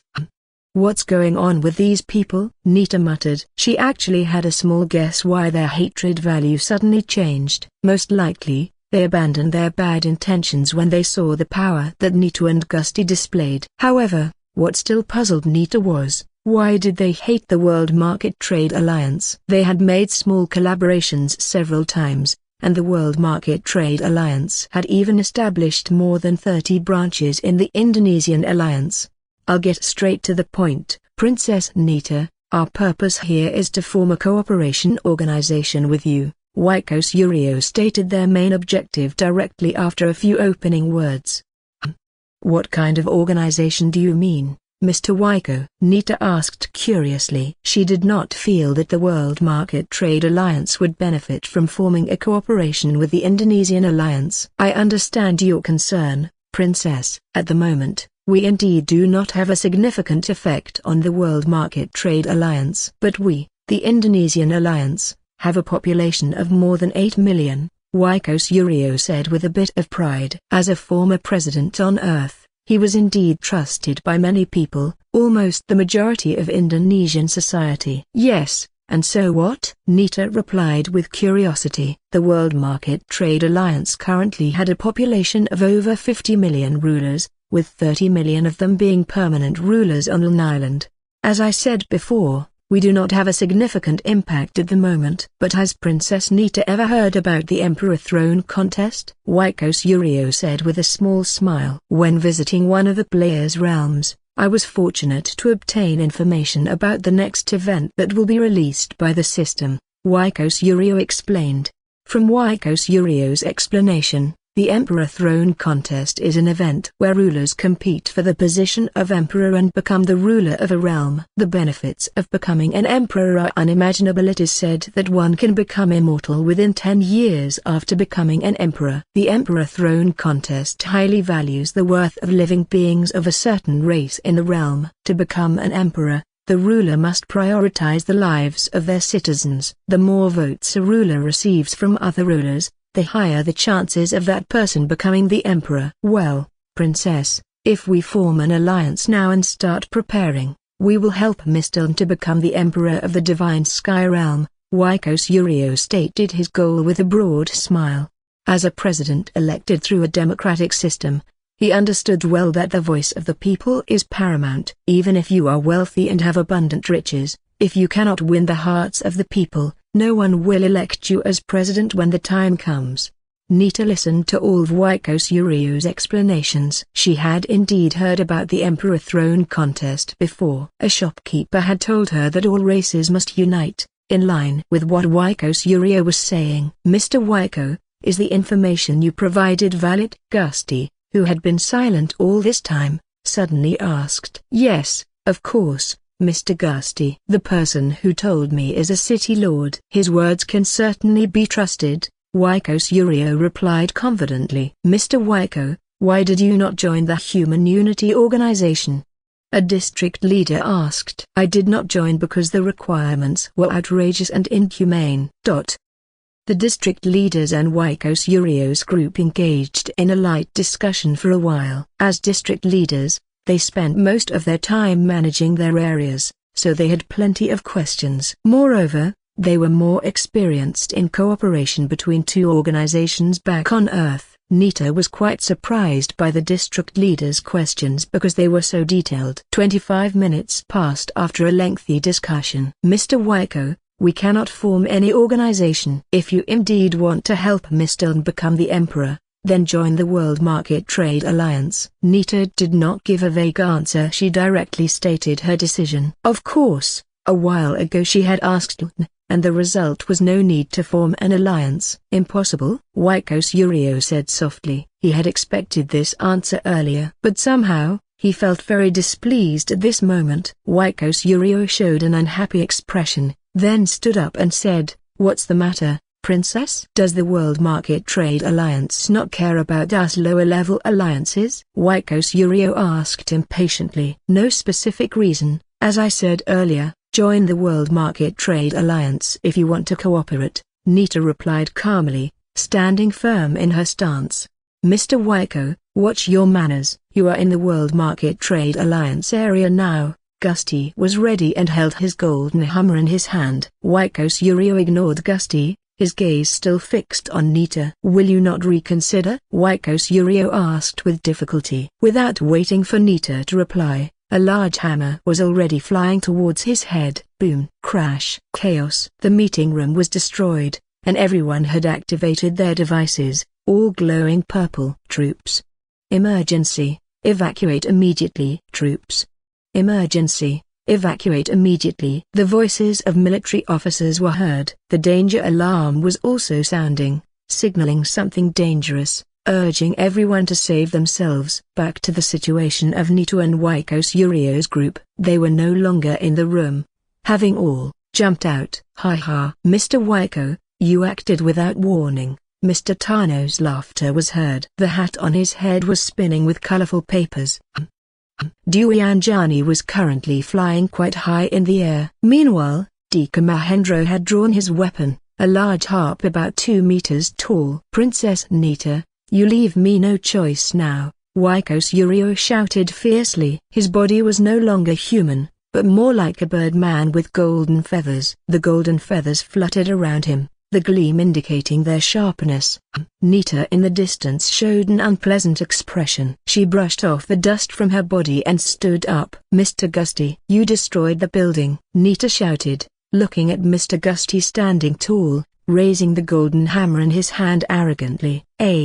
What's the matter, Princess?" "This man was rude to you." Gusty had many question marks over his head. "No, you won't be paid this week," Nita said harshly, then turned her gaze to Waiko Suryo's group casually. "Mr. Waiko, I don't know why your brain suddenly stopped working a while ago. As an Indonesian citizen, it would be commendable if I killed you now, so the Indonesian people under your leadership won't die in vain," Nita said loudly. Just as she finished speaking, a terrifying rumble was heard. Waiko Suryo now felt as if time slowed down. He felt a great force gathering above his head. Sure enough, a lightning ball was forming rapidly. "Damn, it must be that lightning tower," Waiko Suryo muttered. Zap ... zzz. Terrifying black lightning struck Waiko Suryo, who was covered in golden feathers. But to no avail. The golden feathers could not withstand even a bit of the black lightning's energy. "What? Already dead?" Gusty looked at where Waiko Suryo had been. There was nothing but burn marks caused by the black lightning. "Impossible." Duyanjani stared at the blackened spot where Waiko Suryo had been with disbelief. She then immediately activated the teleportation charm in her hand. "What? Can't?" Duyanjani screamed in her heart. She had activated the teleportation charm,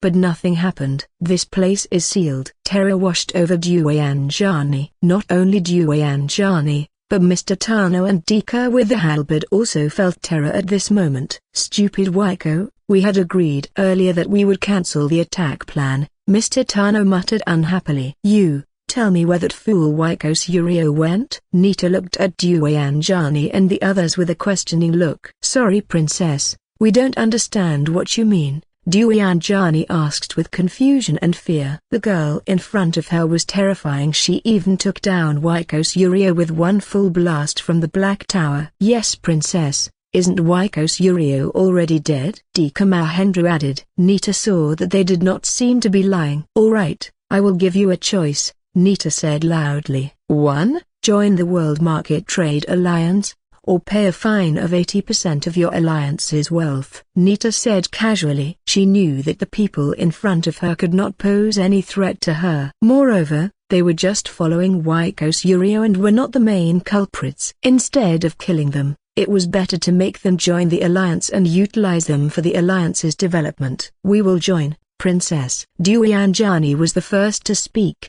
saying it gratefully. Earlier she thought she would die today. "I will join, Princess." "I will too, Princess." Dika and Mr. Tano agreed it was a blessing they were still alive at this moment. "All right, Mr. Raman, take care of them," Nita said to Raman, who was currently at the front line of the soldiers lined up not far from the front of the government building. "Yes, Princess." Raman promptly walked over and led Duyanjani and the others to handle the next administrative matters. "Mr. Gusty, you know what you need to do, right?" Nita looked at Gusty Indra with a meaningful smile.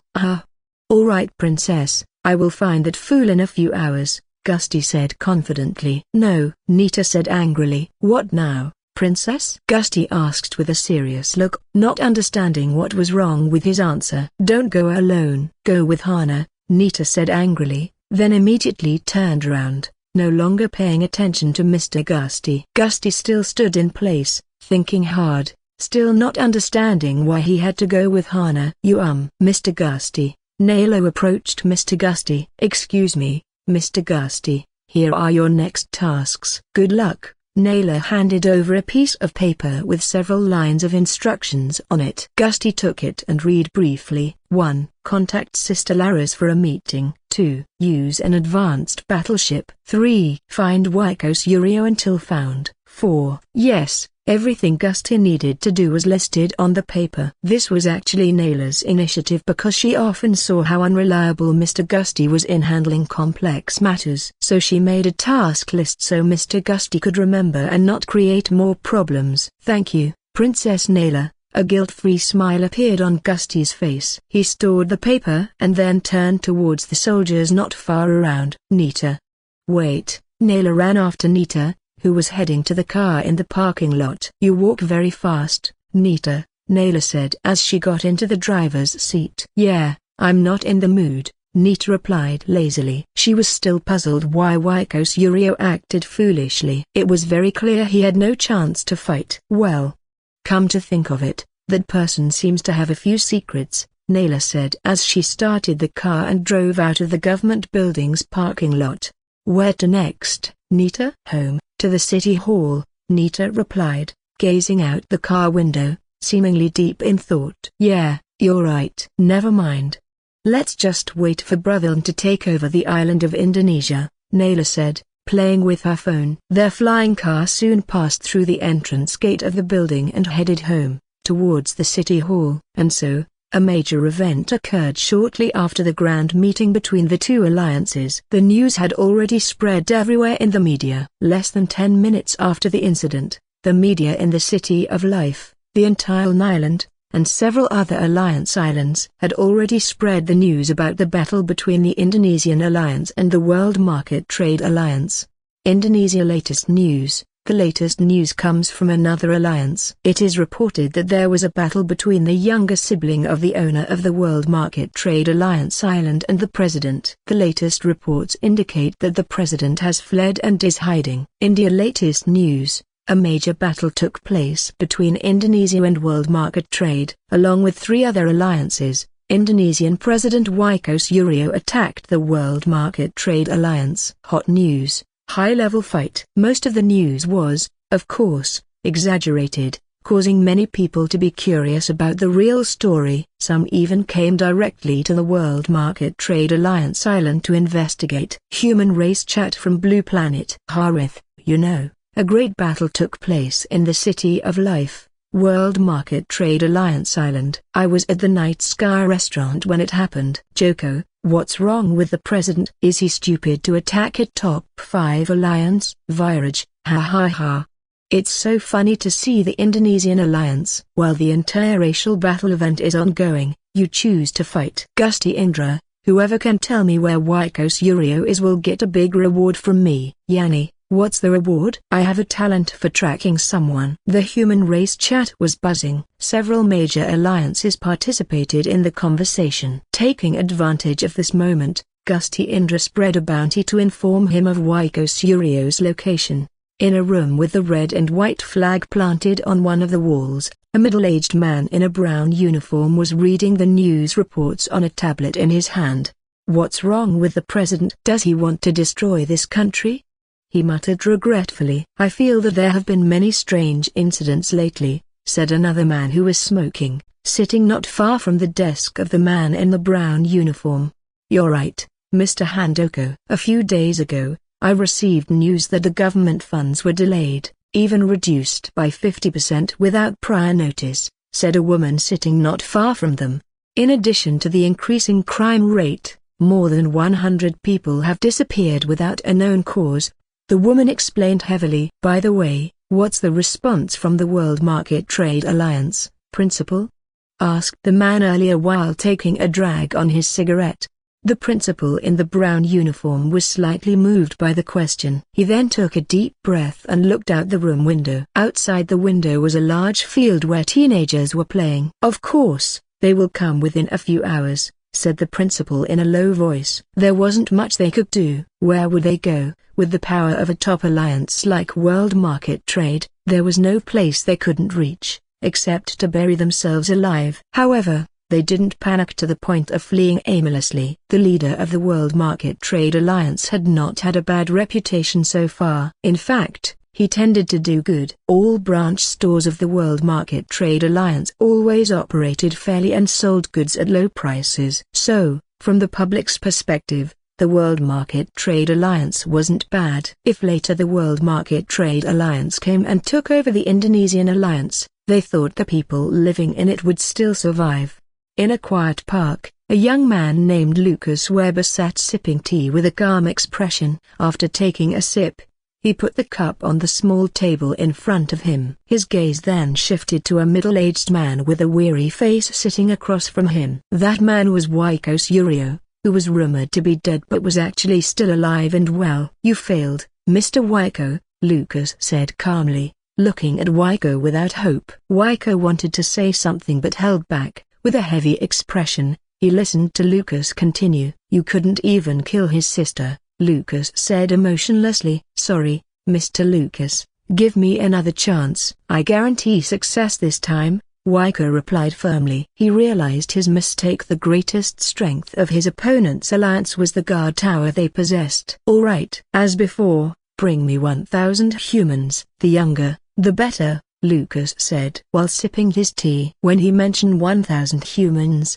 a white flash crossed his eyes. Okay, sir. I also need another blood fruit, Waiko said hopefully. No more. Do you think blood fruits are that simple? Easily obtainable? Lucas frowned at Waiko's request. After thinking for a moment, he said, 10,000 humans, and I'll give you one. Really? Waiko said excitedly. Lucas nodded slowly. Yes. Really? But remember, this is your last chance. Waiko's excitement surged hearing Lucas's promise. With the blood fruit, his confidence would increase. He would be more cautious with the next plan. I won't disappoint you, Mr. Lucas. I will get 10,000 humans soon, Waiko said with determined eyes. Lucas nodded, sipping his tea once more before saying, enough. You may leave. Immediately, Waiko Suryo rose from his seat and left with quick, determined steps.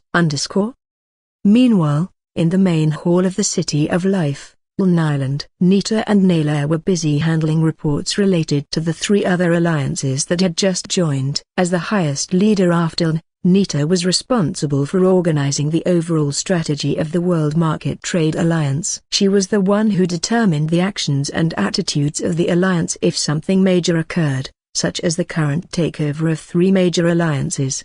Additionally, Nita was also planning how to deal with the Indonesian Alliance island. For now, she only sent troops to monitor and isolate the island. Currently, 10 ships full of troops were heading to the Indonesian Alliance island, with the goal of taking over the island. Lein Island and the three other Alliance islands had to unite to achieve this goal. 10 warships were sent first because they were faster and could monitor the areas that the main island would pass through. Usually, The mainland island didn't move, but this time was different. The increased territory from the three alliances they were about to take over was quite large, requiring more drastic action. Report, Princess. Mr. Maid's troops have secured the central city area. Report, Princess. The area within 100 kilometers is safe.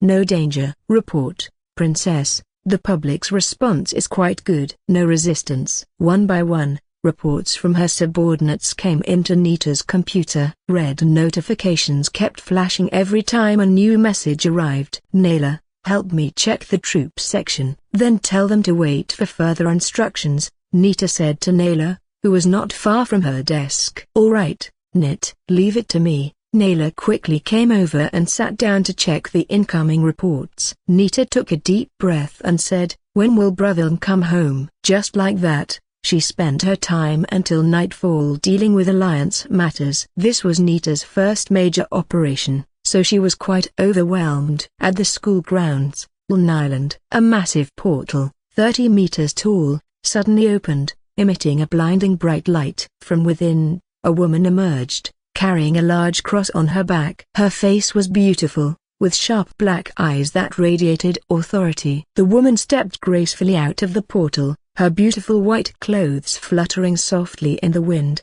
adding to the magical and captivating aura surrounding her. Her face showed a calm authority, as if her power should not be underestimated. Yes, that woman was Laras, a figure idolized by many. After battling for several days, her aura had become calmer and friendlier. Welcome, Miss Laras, a soldier on guard greeted her nervously. This was the first time he had stood so close to someone of high status in the World Market Trade Alliance. Even before this alliance was formed, Laras already had great power and influence, making her an idol for many people. Laras nodded lightly in response, then walked toward the main road to wait for the bus. Soon, a bus stopped in front of her. Inside were several passengers, mostly office workers in formal attire. As Laras boarded, whispers began to spread among them. Is that really Miss Laras?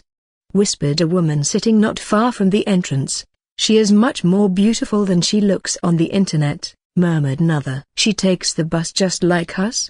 Asked another, surprised. Laras blushed slightly at the passengers' whispers, but she hid it with a thin smile.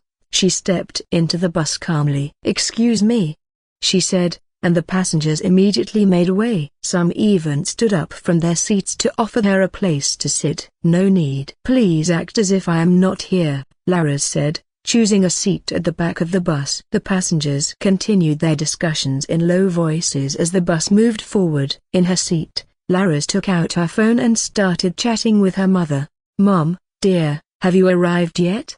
Laras, not yet, Mum. I'm still on my way home. By the way, where is Elle? Mom, Elle is still at school, hasn't come home yet. Laras, what about Dad? Mom, your dad is heading to the Indonesian Alliance. He said he wants to start a new business there.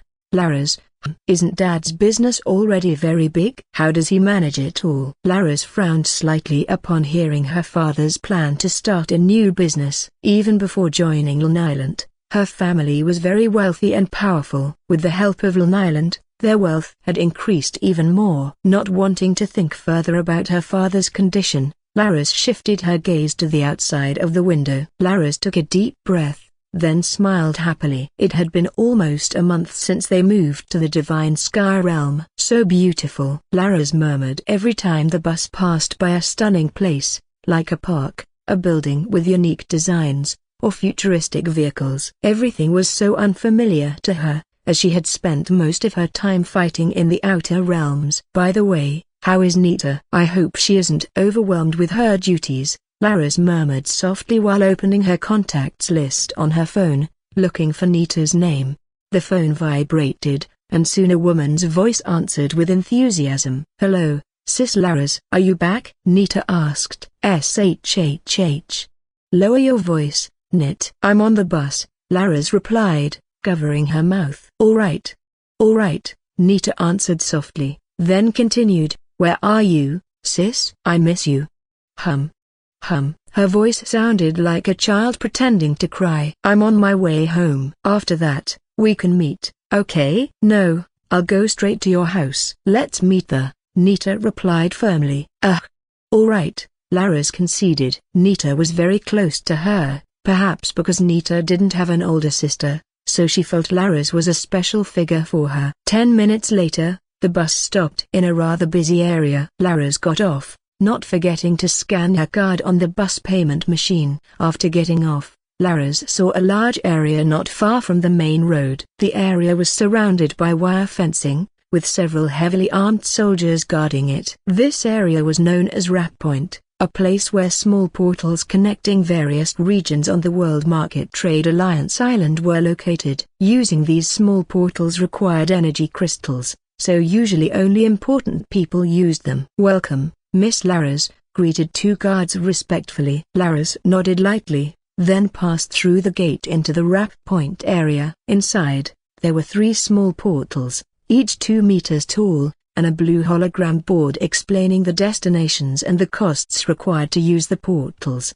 Princess Laras, Miss Laras, whispered the people in the portal area, calling her name with admiration but not daring to approach. Very different from Nita, who liked to be praised and didn't mind being approached by strangers, Laras preferred to keep her distance. Ignoring the whispers, Laras took out an energy crystal from her storage ring. After inserting it into the crystal box next to the portal, she stepped into the shimmering portal without hesitation. Hartono Family Compound, City of Light. In the middle of the City of Light, there was a very large compound surrounded by high white walls. Inside, many buildings stood, but the most prominent was a large house that caught everyone's attention. The building had a modern design and rose more than 50 meters high. Combining contemporary aesthetics with futuristic elements, the far older Section 8 of this building highlighted grandeur with a dominance of glass and concrete. Floor-to-ceiling glass walls flooded the interior with natural light and offered expansive views of the city. Sharp lines and corners created an elegant minimalist impression,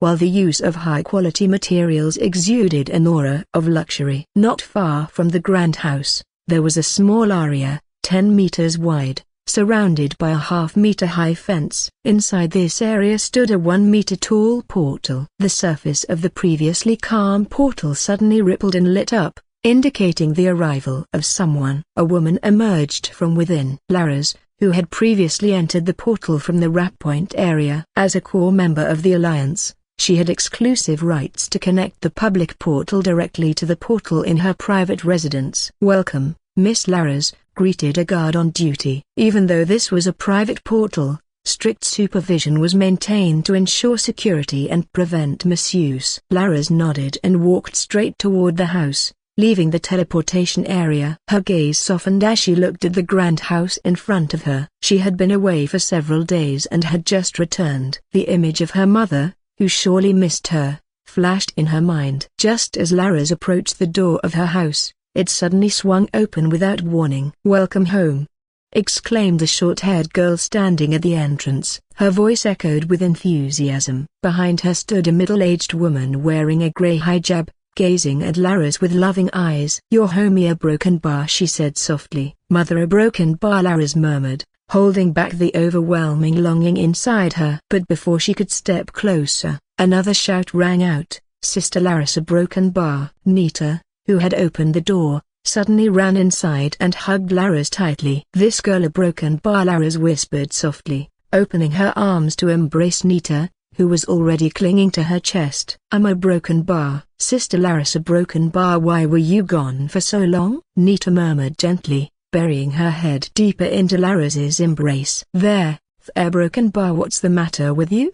said Laras, stroking Nita's head. "You're acting like we've been apart for a year." After a few moments, the two women released their embrace and turned to Laras's mother, who was watching their antics with a gentle smile.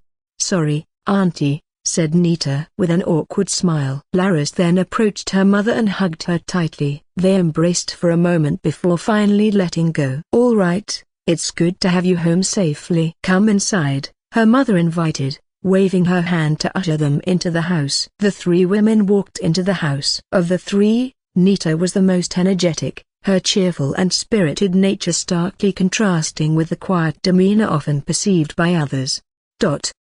At the back of Laraz's large house, there was a spacious swimming pool with water shimmering under the sunlight. The pool was surrounded by an exotic wooden deck, furnished with lounge chairs and large umbrellas, giving it a tropical resort feel. This area was perfect for relaxation, with a warm jacuzzi inviting for a soak. Not far from the pool, there was a green garden filled with colorful flowers. Stone paths and a small, babbling fountain in the corner of the garden added a calming, natural touch, creating a captivating peaceful atmosphere. In the middle of the pool was a small pavilion with several sofas and a table inside. There, two women were sitting, warmly chatting while enjoying the fruits on the table. "Yes, Caesar Broken Bar, we have detected that Waiko has bad intentions towards the Alliance," said Nita, explaining the situation when Waiko Surio acted unexpectedly at the previous meeting.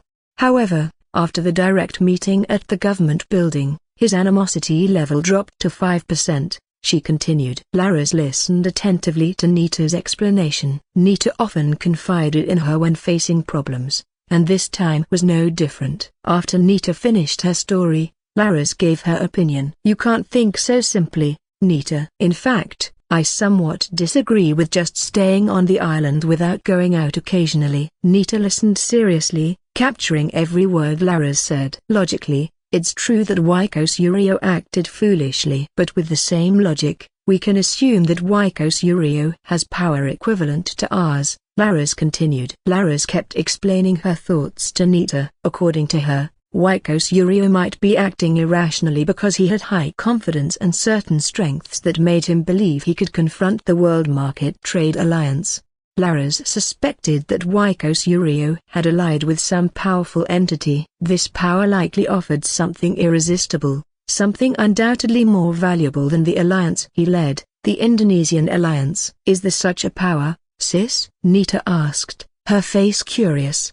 "I'm sure there's none from the human alliances on the blue planet. But who knows about other races out there?" Laras answered seriously. "Well, a broken bar, so what should we do, sis? Should we go to the Indonesian Alliance Island to take over?" Nita asked again. "Yes, of course. Why not?" Laras replied firmly. After discussing Nita's issues, Laras began recounting her experiences and journeys in the foreign realms she had visited. "I once encountered a race whose true form resembled a Bala Broken Bar," said Laras, describing a race similar to slimes. "The slime race had an original form that was round and squishy. Their strength was terrifying because they could change shape very quickly, especially the high-level slimes. Their shape-shifting could be very strange and accompanied by extraordinary power. I also visited a realm ruled by elves. Their faces are so beautiful and enchanting. A broken bar, I'll take you there someday," Laras explained, continuing to share her experiences with Nita. "Wow, Sister Laras has visited many places," Nita said in awe. "All right, next time I'll come with you, sis." "Don't worry, I'll let you know next time," Laras replied with a smile. The two women spent more than 2 hours in Laras's family garden, sharing stories. Occasionally, a servant came to refill the food, and sometimes they talked about their past on Earth. From Laras's stories, Nita knew that Laras came from a well-off family in Kalimantan, Indonesia. Their family was among the elite, or could be considered nobility in the region. Laras also shared about her school days and activities when she was still on Earth. Laras was very fond of playing badminton. She once represented her school in a competition. Laras also felt she got to know Nita better because of their frequent conversations like this. Undeniably, she also felt closer to Lein, albeit indirectly. White Building, Indonesian Alliance. In a very large room, a high-level meeting of the Indonesian Alliance leaders was taking place. A long table draped in gold cloth was surrounded by more than 20 people on both sides, all of them wearing suits with various emblems. The person leading the meeting was a stout, middle-aged man dressed in a white robe. He gazed at everyone with a serious expression, his hands tightly clasped together. "I want to ask for the last time, does anyone here know where the president is?" the stout middle-aged man asked in a deep voice. Silence. No one dared to speak at this moment. Everyone exchanged glances, hoping someone would say something. "Mr. Arok, I suspect that Commander Bowo has ties with the president," a young man said firmly, standing up and directly pointing at a sturdy middle-aged man on the opposite side of the table.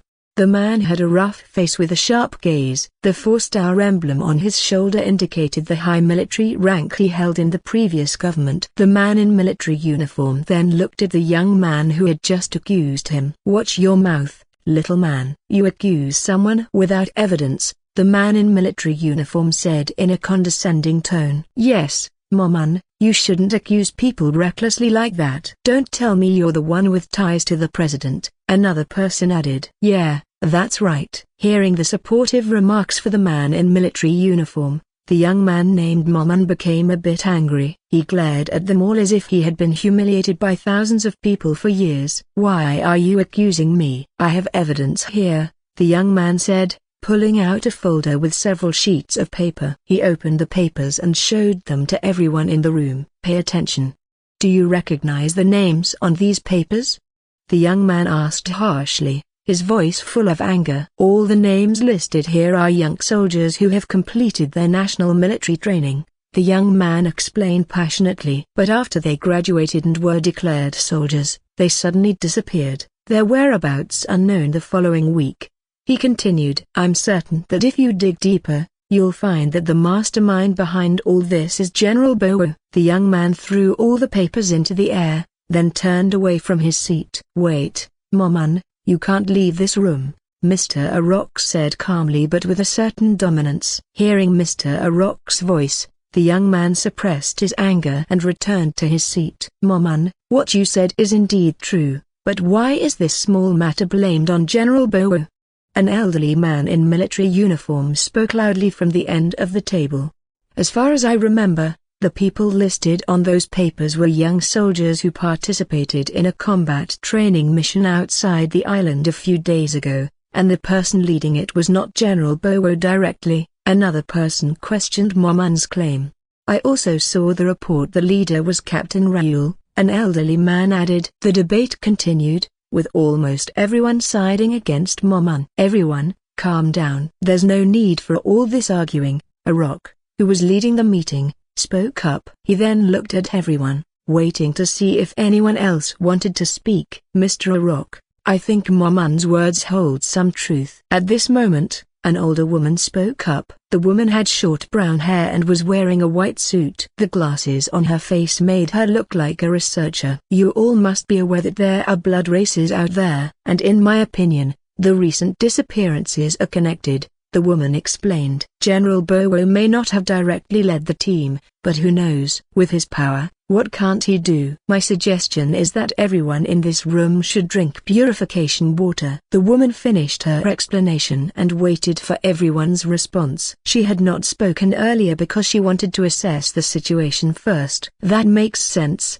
but purification water is quite expensive." "I have no problem drinking purification water, but wouldn't it be too wasteful if we all drank it?" "Purification water is very expensive, costing 100,000 energy crystals per bottle, and that's for the lowest grade," a bald man said. Everyone showed positive responses. No one objected. Moman also felt pleased, and occasionally glanced at General Bowo to observe his reaction. "Don't worry, I have plenty here," Mrs. Watty said, taking out many bottles from her storage bag. More than 20 blue bottles appeared on the table, each one emanating a sacred aura. "Mrs. Watty, where did you get these bottles?" Commander Bowo, who had been silent all this time, suddenly spoke up. He looked at Mrs. Watty with a sharp gaze, sensing that the woman before him had carefully planned everything. Hearing General Bowo, Mrs. Watty just smiled warmly. Neither frightened nor arrogant, she was very calm. She distributed the bottles to everyone in the room. "Wow!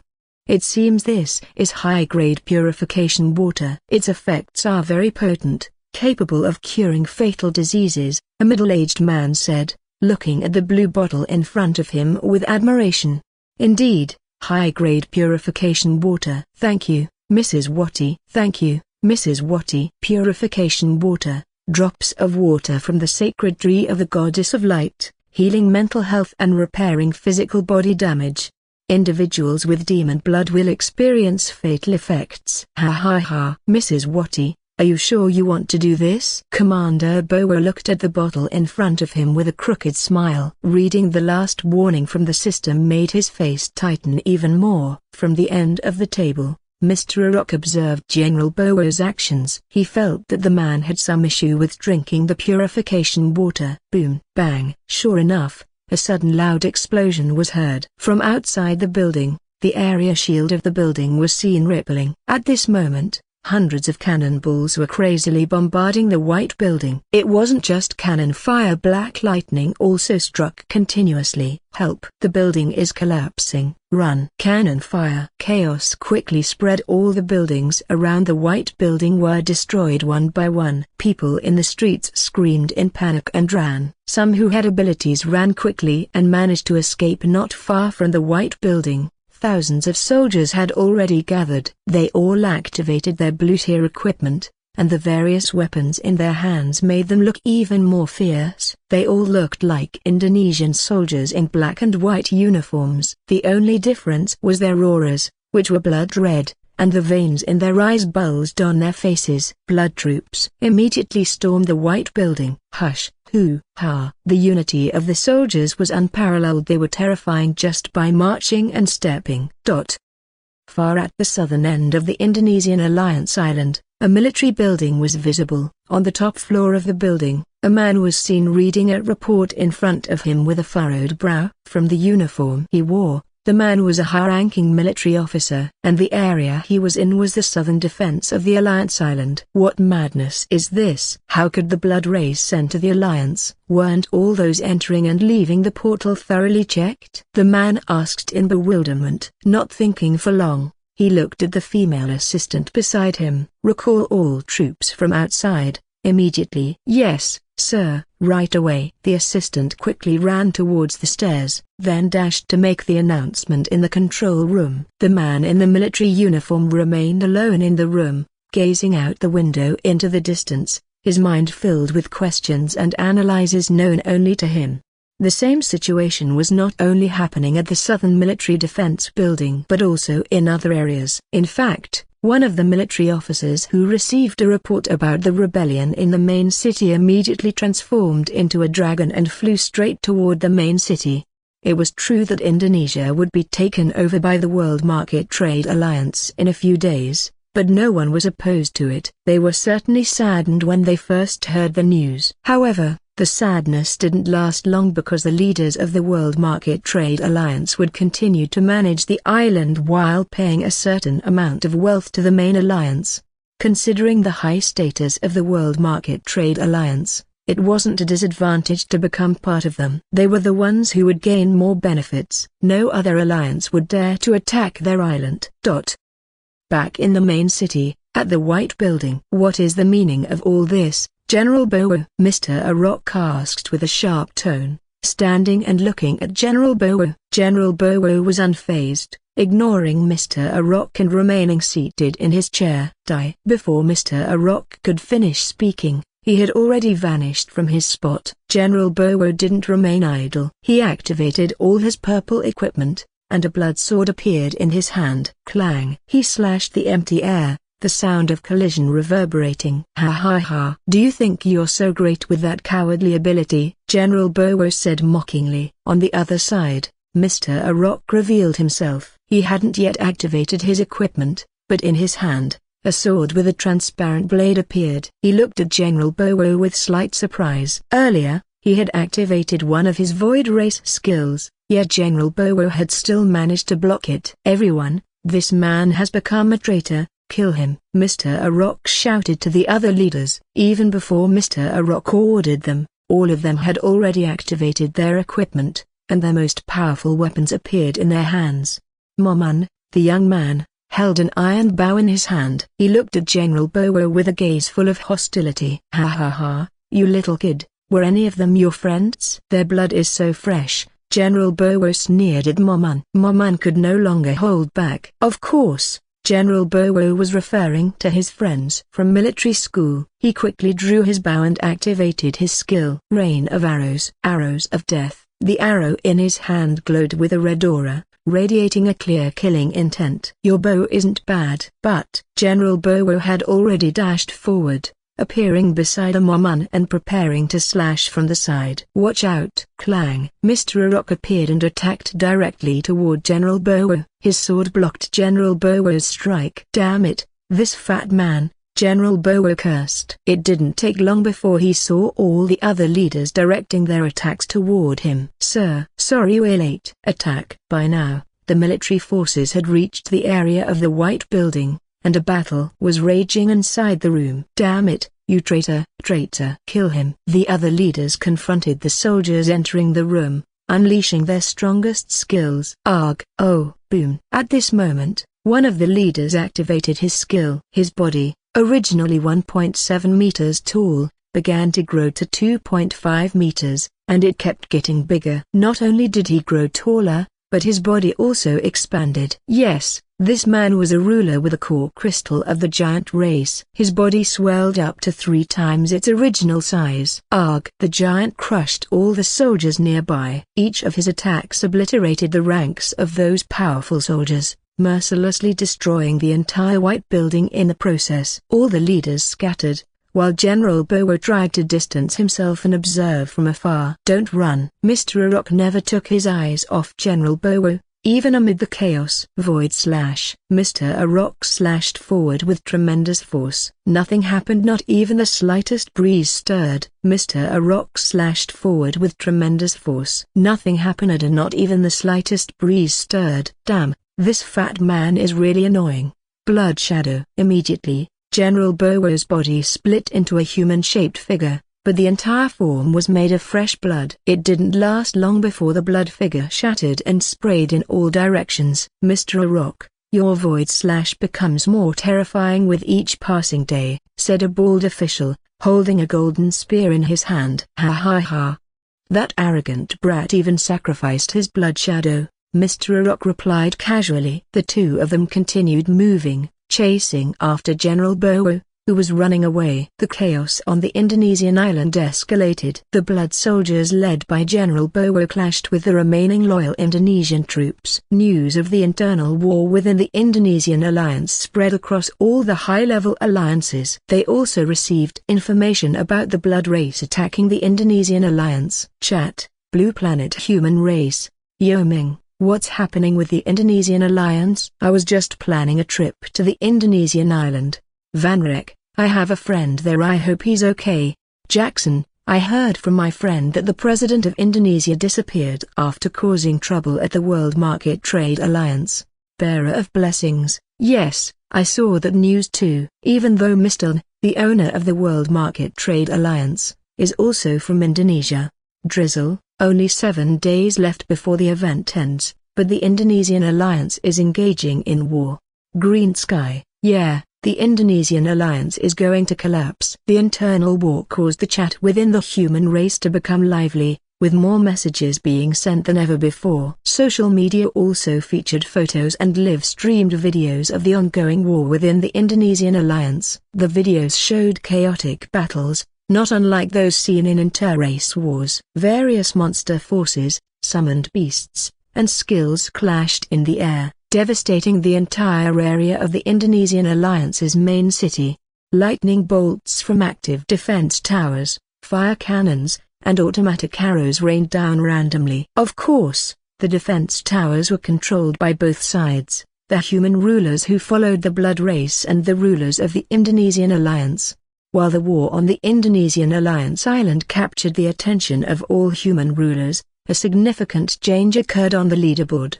Leaderboard 1. Ln, 11,560,500. 2. Laras, 3,036,000. 3. Hayek Manual, 2,921,000. 4. Ilan, 1,704,000. 5. Area, 1.290,000.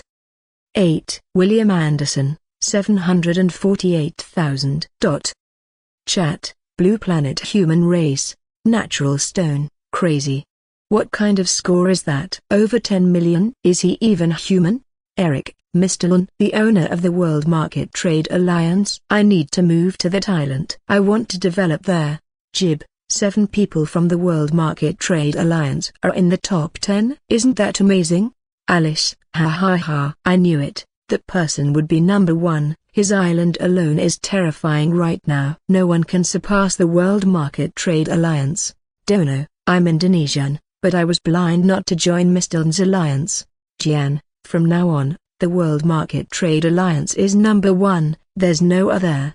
Biha, Mr. Lein, please save us. Indonesian Alliance. The chaos caused by Lein's skyrocketing contribution points made all the rulers go wild. Most of the Earth's rulers knew of Lein, the owner of the World Market Trade Alliance, one of the top alliances. However, they didn't expect that he had been hiding his strength so deeply. Some had suspected this for a while. After all, there wasn't a human ruler who didn't know of the World Market Trade Alliance, as their branch stores were scattered across all the Earth rulers' islands.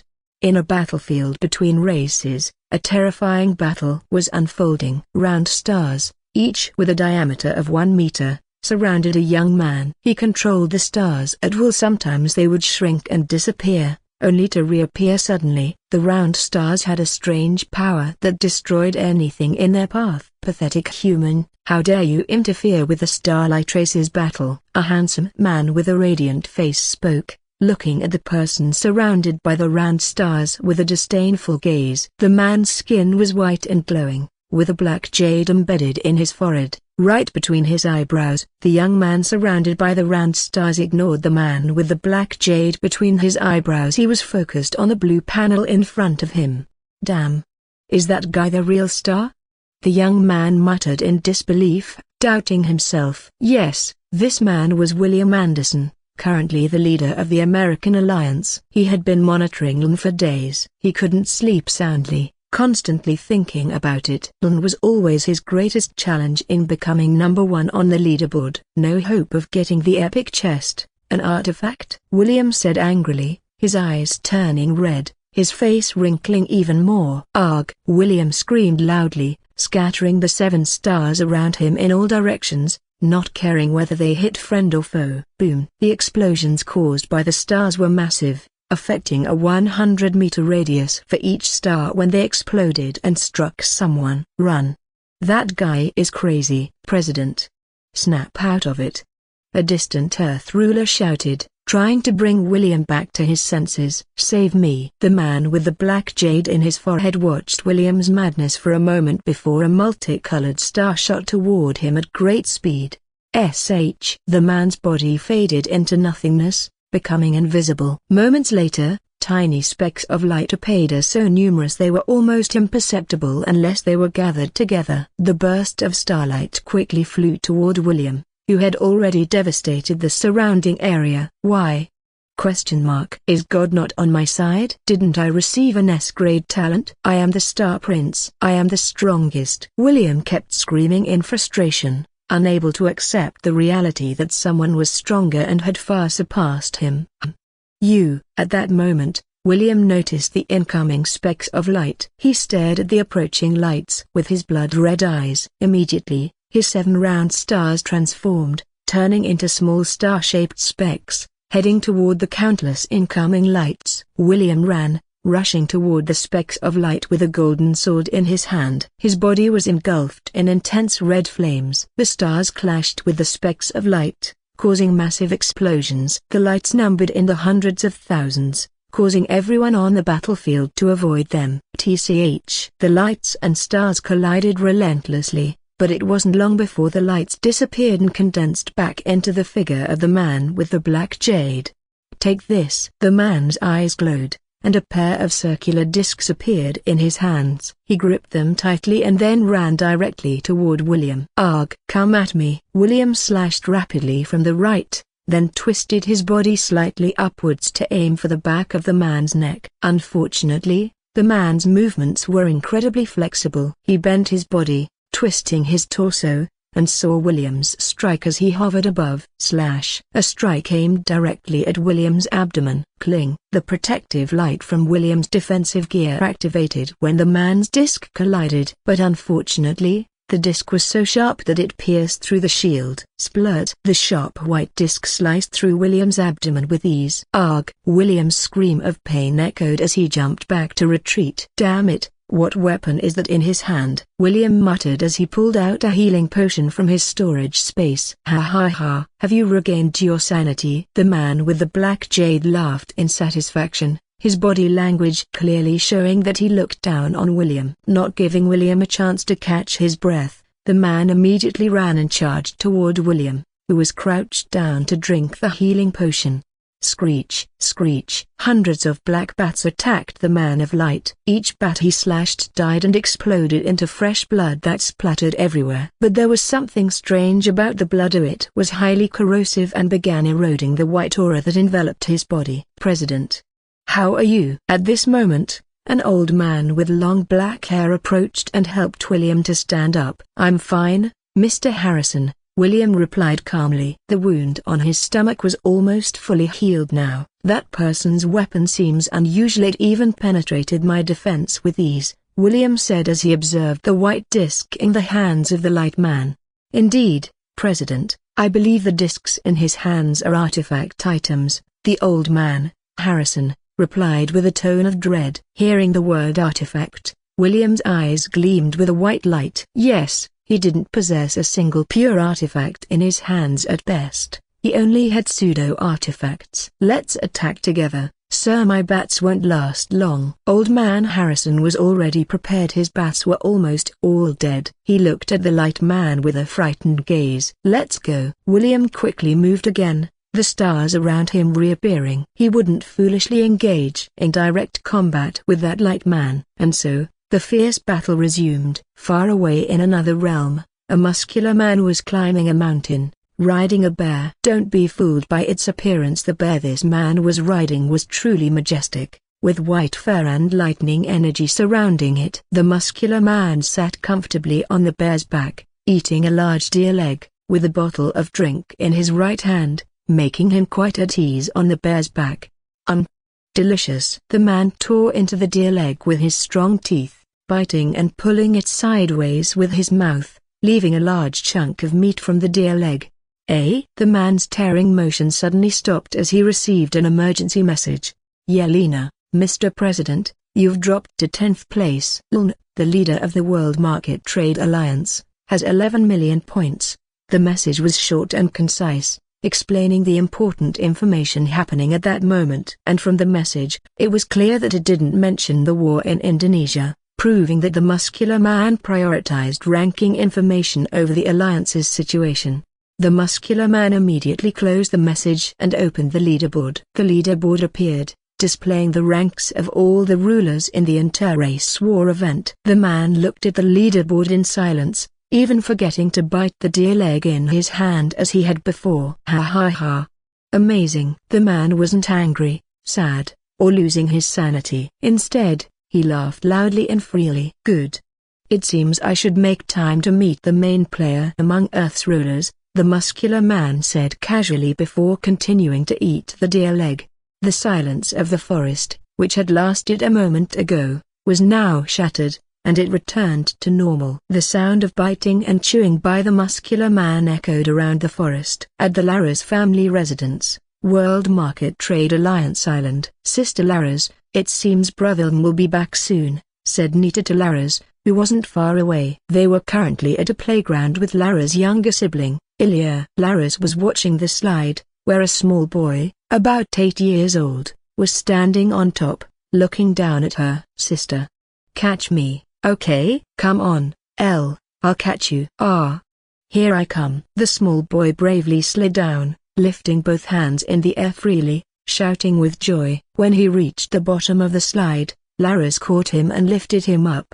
Brave boy. Elle is very courageous, Lara's said as she lifted Ilya into the air. Not long after, she put him down and encouraged him to play on another piece of playground equipment. Yes, you're right. He'll be back soon. By the way, will Mr. Heikel be back too? Lara's asked. Yes, Brother informed us that we should be on the island when he returns. It seems he has something to discuss, Nita replied casually. Then how is the situation on Indonesia Island? Laris asked again. She had already seen the information spreading on social media. They had previously planned to visit Indonesia Island, but knowing that the chaos involved the blood race, they postponed it for a while. It's not that they lacked the power to face the blood race, they were simply waiting for them to return before taking action. With normal thinking, it could be said that the appearance of the blood race in the Indonesian alliance was not the plan of a low-level being. The battle on the Indonesian alliance island has been raging for several hours now. Nearly 10,000 lives have been lost,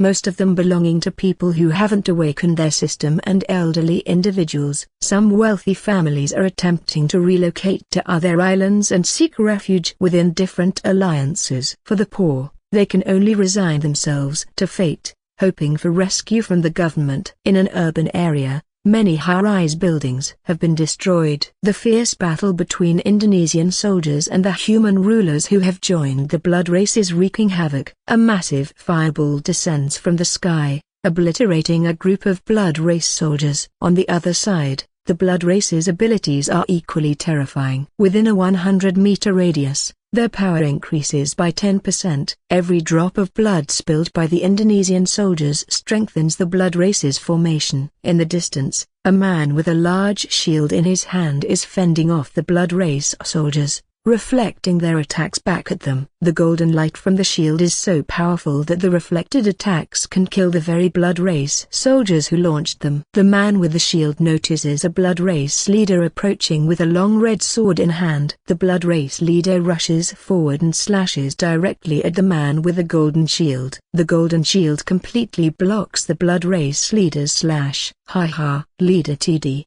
your shield is as strong as ever," the blood race leader remarks, eyeing the shield in TD's hand. TD doesn't reply. Instead, he leaps high into the air, his shield aimed downward as he propels himself with his legs. The shield, which was originally 1 meter in size, expands to 10 meters, its golden aura growing even stronger. Seeing the 10-meter shield falling from the sky, the blood race leader tries to escape. "Damn it! Why can't I move?" The blood race leader panics, seeing his legs entangled in thorny vines. He looks around, trying to identify the source. Not far away, he spots a woman with a green light orb in her hand, surrounded by roots and vines. She appears to be fused with the plants around her. "Master TD, hurry!" the woman shouts, knowing her entangling roots won't hold the blood race leader for long, and he'll soon be free to escape. The blood race leader is completely immobilized, his arms bound by thick vines,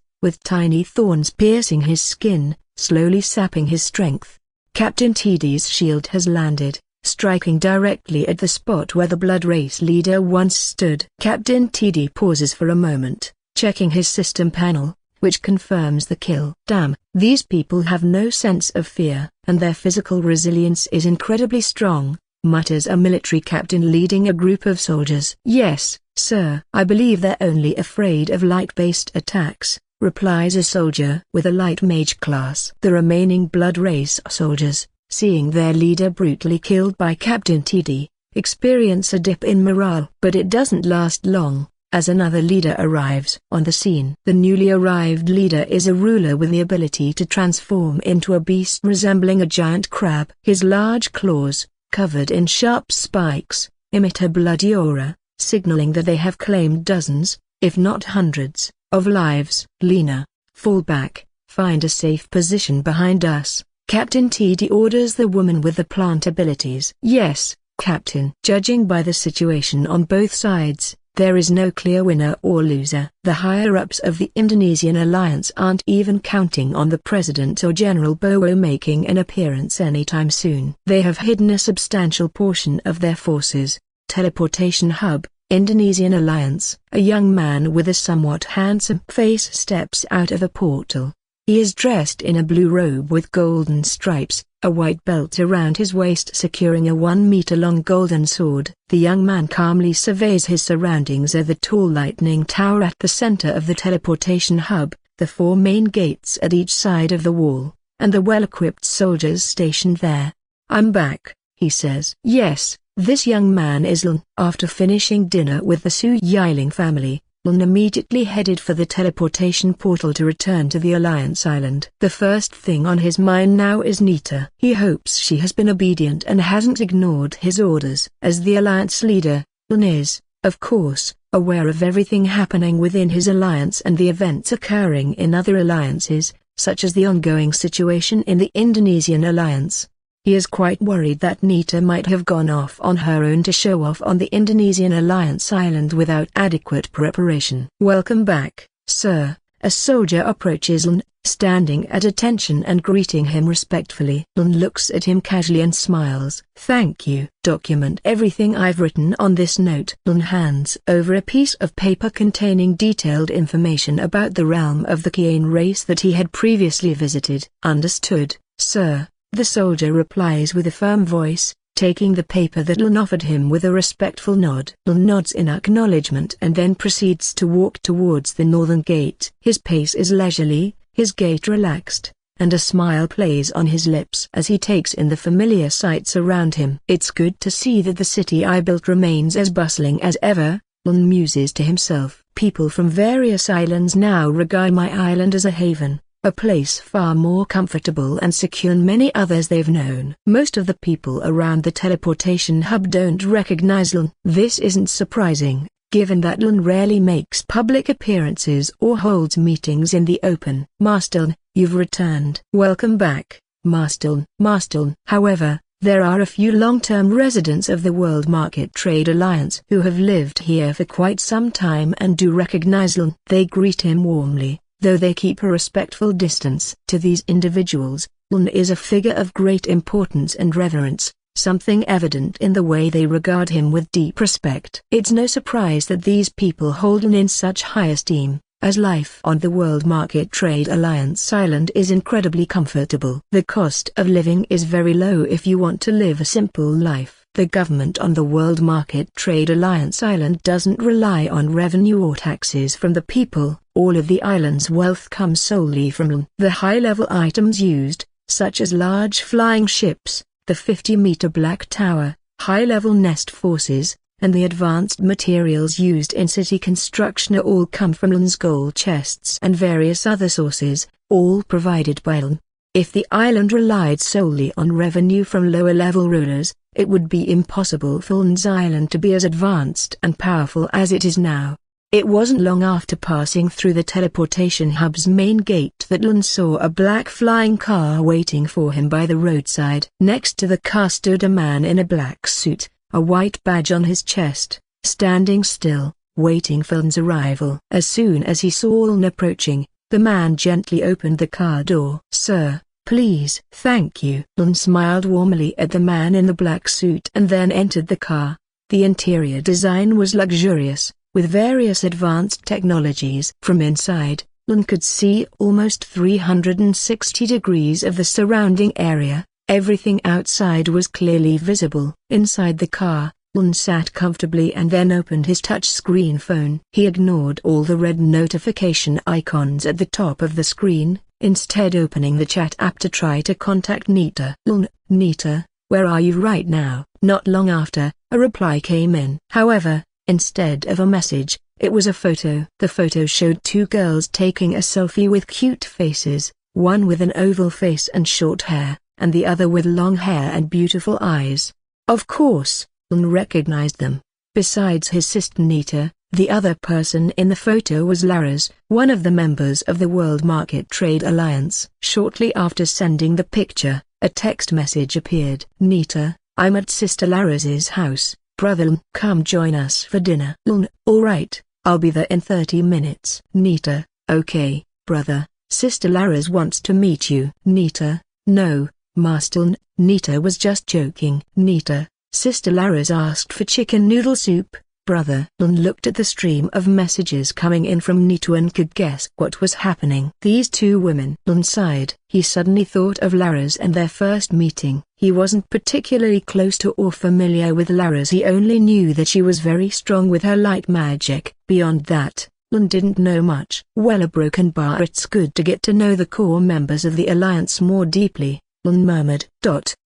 While Lein was enjoying the view of the city outside the car, A big fight was happening in a white room filled with teddy bears. Nita, give it back. Stop sending nonsense messages. Laras was currently hugging Nita and trying to grab the phone from her hands. No, it's my phone, Nita said with a slight laugh in her voice. Sister Laras, be my sister. Is my brother not attractive? Nita asked while laughing, trying to tease Laras. For some reason, she felt that she had a personality that matched well with Laras. She liked Laras's active, elegant, and caring nature. She wanted her brother to get closer to Laras. What are you saying? Stop joking around. Laras was still trying with all her might to grab the phone from Nita's hands. Even though her face was slightly red, she occasionally imagined that young man. What am I thinking? Laras said to herself, shaking her head. In a 10-story building with the Garuda emblem at the center of the floor,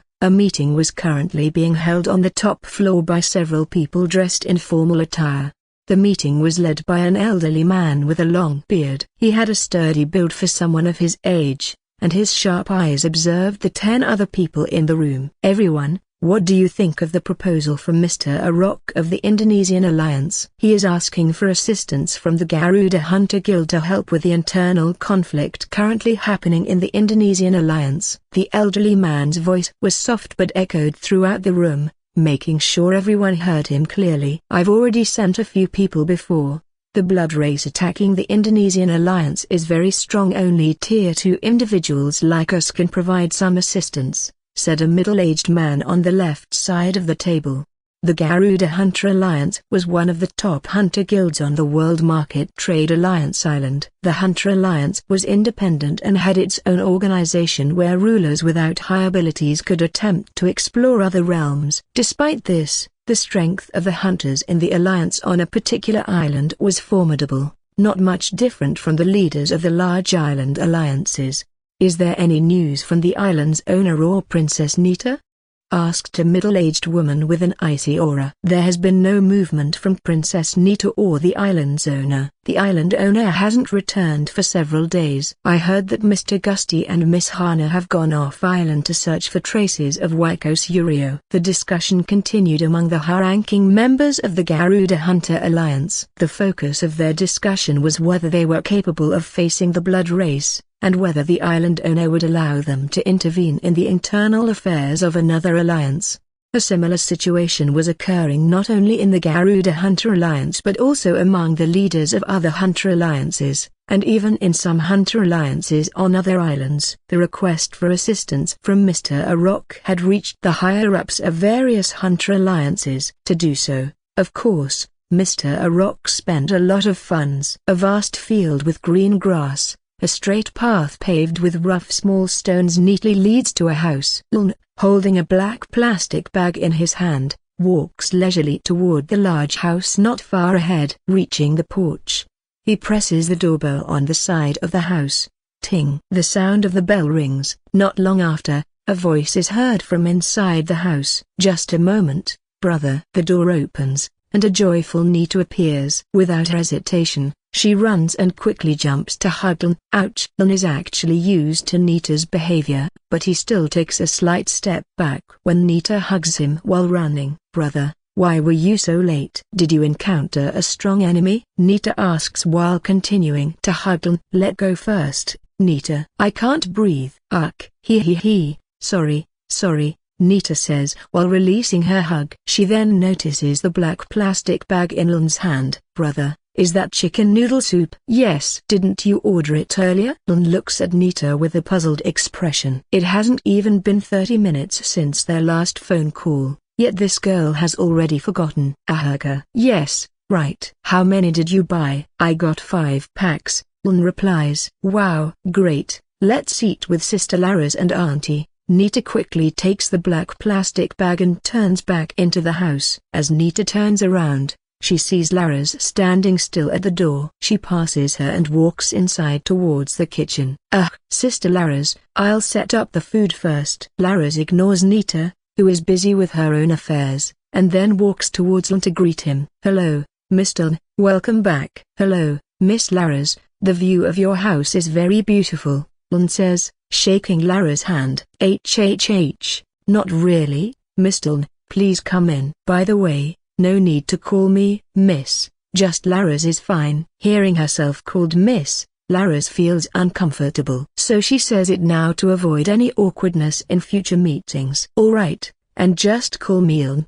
Besides, we're not that far apart in age. Lein doesn't mind. He actually doesn't like formalities all the time, preferring to use formal language only in government matters. Please, come in. Mr. Lein. Laras was about to say Lein directly but then changed it to Mr. Lein. Seeing Laras's nervousness, Lein waves his hand dismissively. He then walks into the house with Laras. The atmosphere inside Laras' house is spacious, and there are already several people inside. There are about 4 people. All of them are close relatives of Laras who are visiting. The 4 people in the room are 2 adult women with 2 children. They are watching TV, which is showing children's animation. Seeing a guest arrive, the 2 adult women shift their gaze, then get up from the sofa to greet Lein. Mother, Auntie, this is the owner of the island we are on, as well as the leader of our alliance, Mr. Lein. Nita, who often plays here, is Mr. Lein's sister. Laras explains and introduces Lein to her mother and aunt. What? So young? Yes. Handsome too. The words of the 2 women aren't quiet but clearly audible. They look at Lein with admiration. Lein, this is my mother and aunt. Laras also introduces her mother and aunt to Lein. Hello, Auntie. Lein greets them and raises his hand to shake hands with the 2 women. Please come in. Make yourself at home. Consider this your own home, young Lein. Laras's mother, who was initially impressed, is now even more impressed by how polite and humble the young man in front of her is. Even with his position as the owner of the island, he remains polite and not arrogant. Alright. Please continue with your business. Laras's mother understands that Lein didn't come for them, so she quickly urges them to continue with their matters. Thank you, Auntie. Soon, Laras and Lein head towards the back of the house. Lein observes that the design of Laras's house looks very elegant with a non-rigid shape, and the lighting inside is very good and not too dark, yet not too bright. Also, several flowers with beautiful colors are neatly displayed in various spots, and some peculiar items are hung on the walls of the house. It seems Laras's father is a collector of antiques. Laras and Lein continue towards the back of the house and eventually reach a door leading to the garden. From a distance, a small pavilion is visible, and on it sits a girl waving her hand at them. Sister Laras. Brother Lein. Hurry up, Nita's voice echoes throughout the garden. This girl, Lein says in an exasperated tone. Ha ha ha, I think she's trying to get your attention. Brother Lein. Laras notices Lein's irritated face. She feels that Nita has been acting strangely since Lein's arrival. Yeah, she's been like that since she was little, Lein replies with a tone of resignation. Soon, both Laras and Lein reach the pavilion in the middle of the garden and then sit on the empty seats. Let's eat, Nita says as she pushes bowls of chicken noodle soup towards Laras and Lein. Nita, be polite. Lein scolds Nita. Lein reprimands Nita for pushing people's food with her left hand. Lein tries to lecture Nita about her behavior, but he only gets a stuck-out tongue in response, as she continues eating the chicken noodle soup messily. Ugh. It's okay, brother Lein, let's eat. Laras doesn't want the 2 siblings to argue, so she immediately starts eating the chicken noodle soup in front of her. She eats in a sloppy manner, just like Nita. Huffed. Lein gives up and also begins to eat the chicken noodle soup in front of him. Brother Lein, by the way, why did you return now? Laras tries to start a conversation. Well, I have another meeting in Guandu realm. Lein replies. He explains about the battle he had in the realm where the Kian race resides. He also explains how he obtained over 10 million contribution points,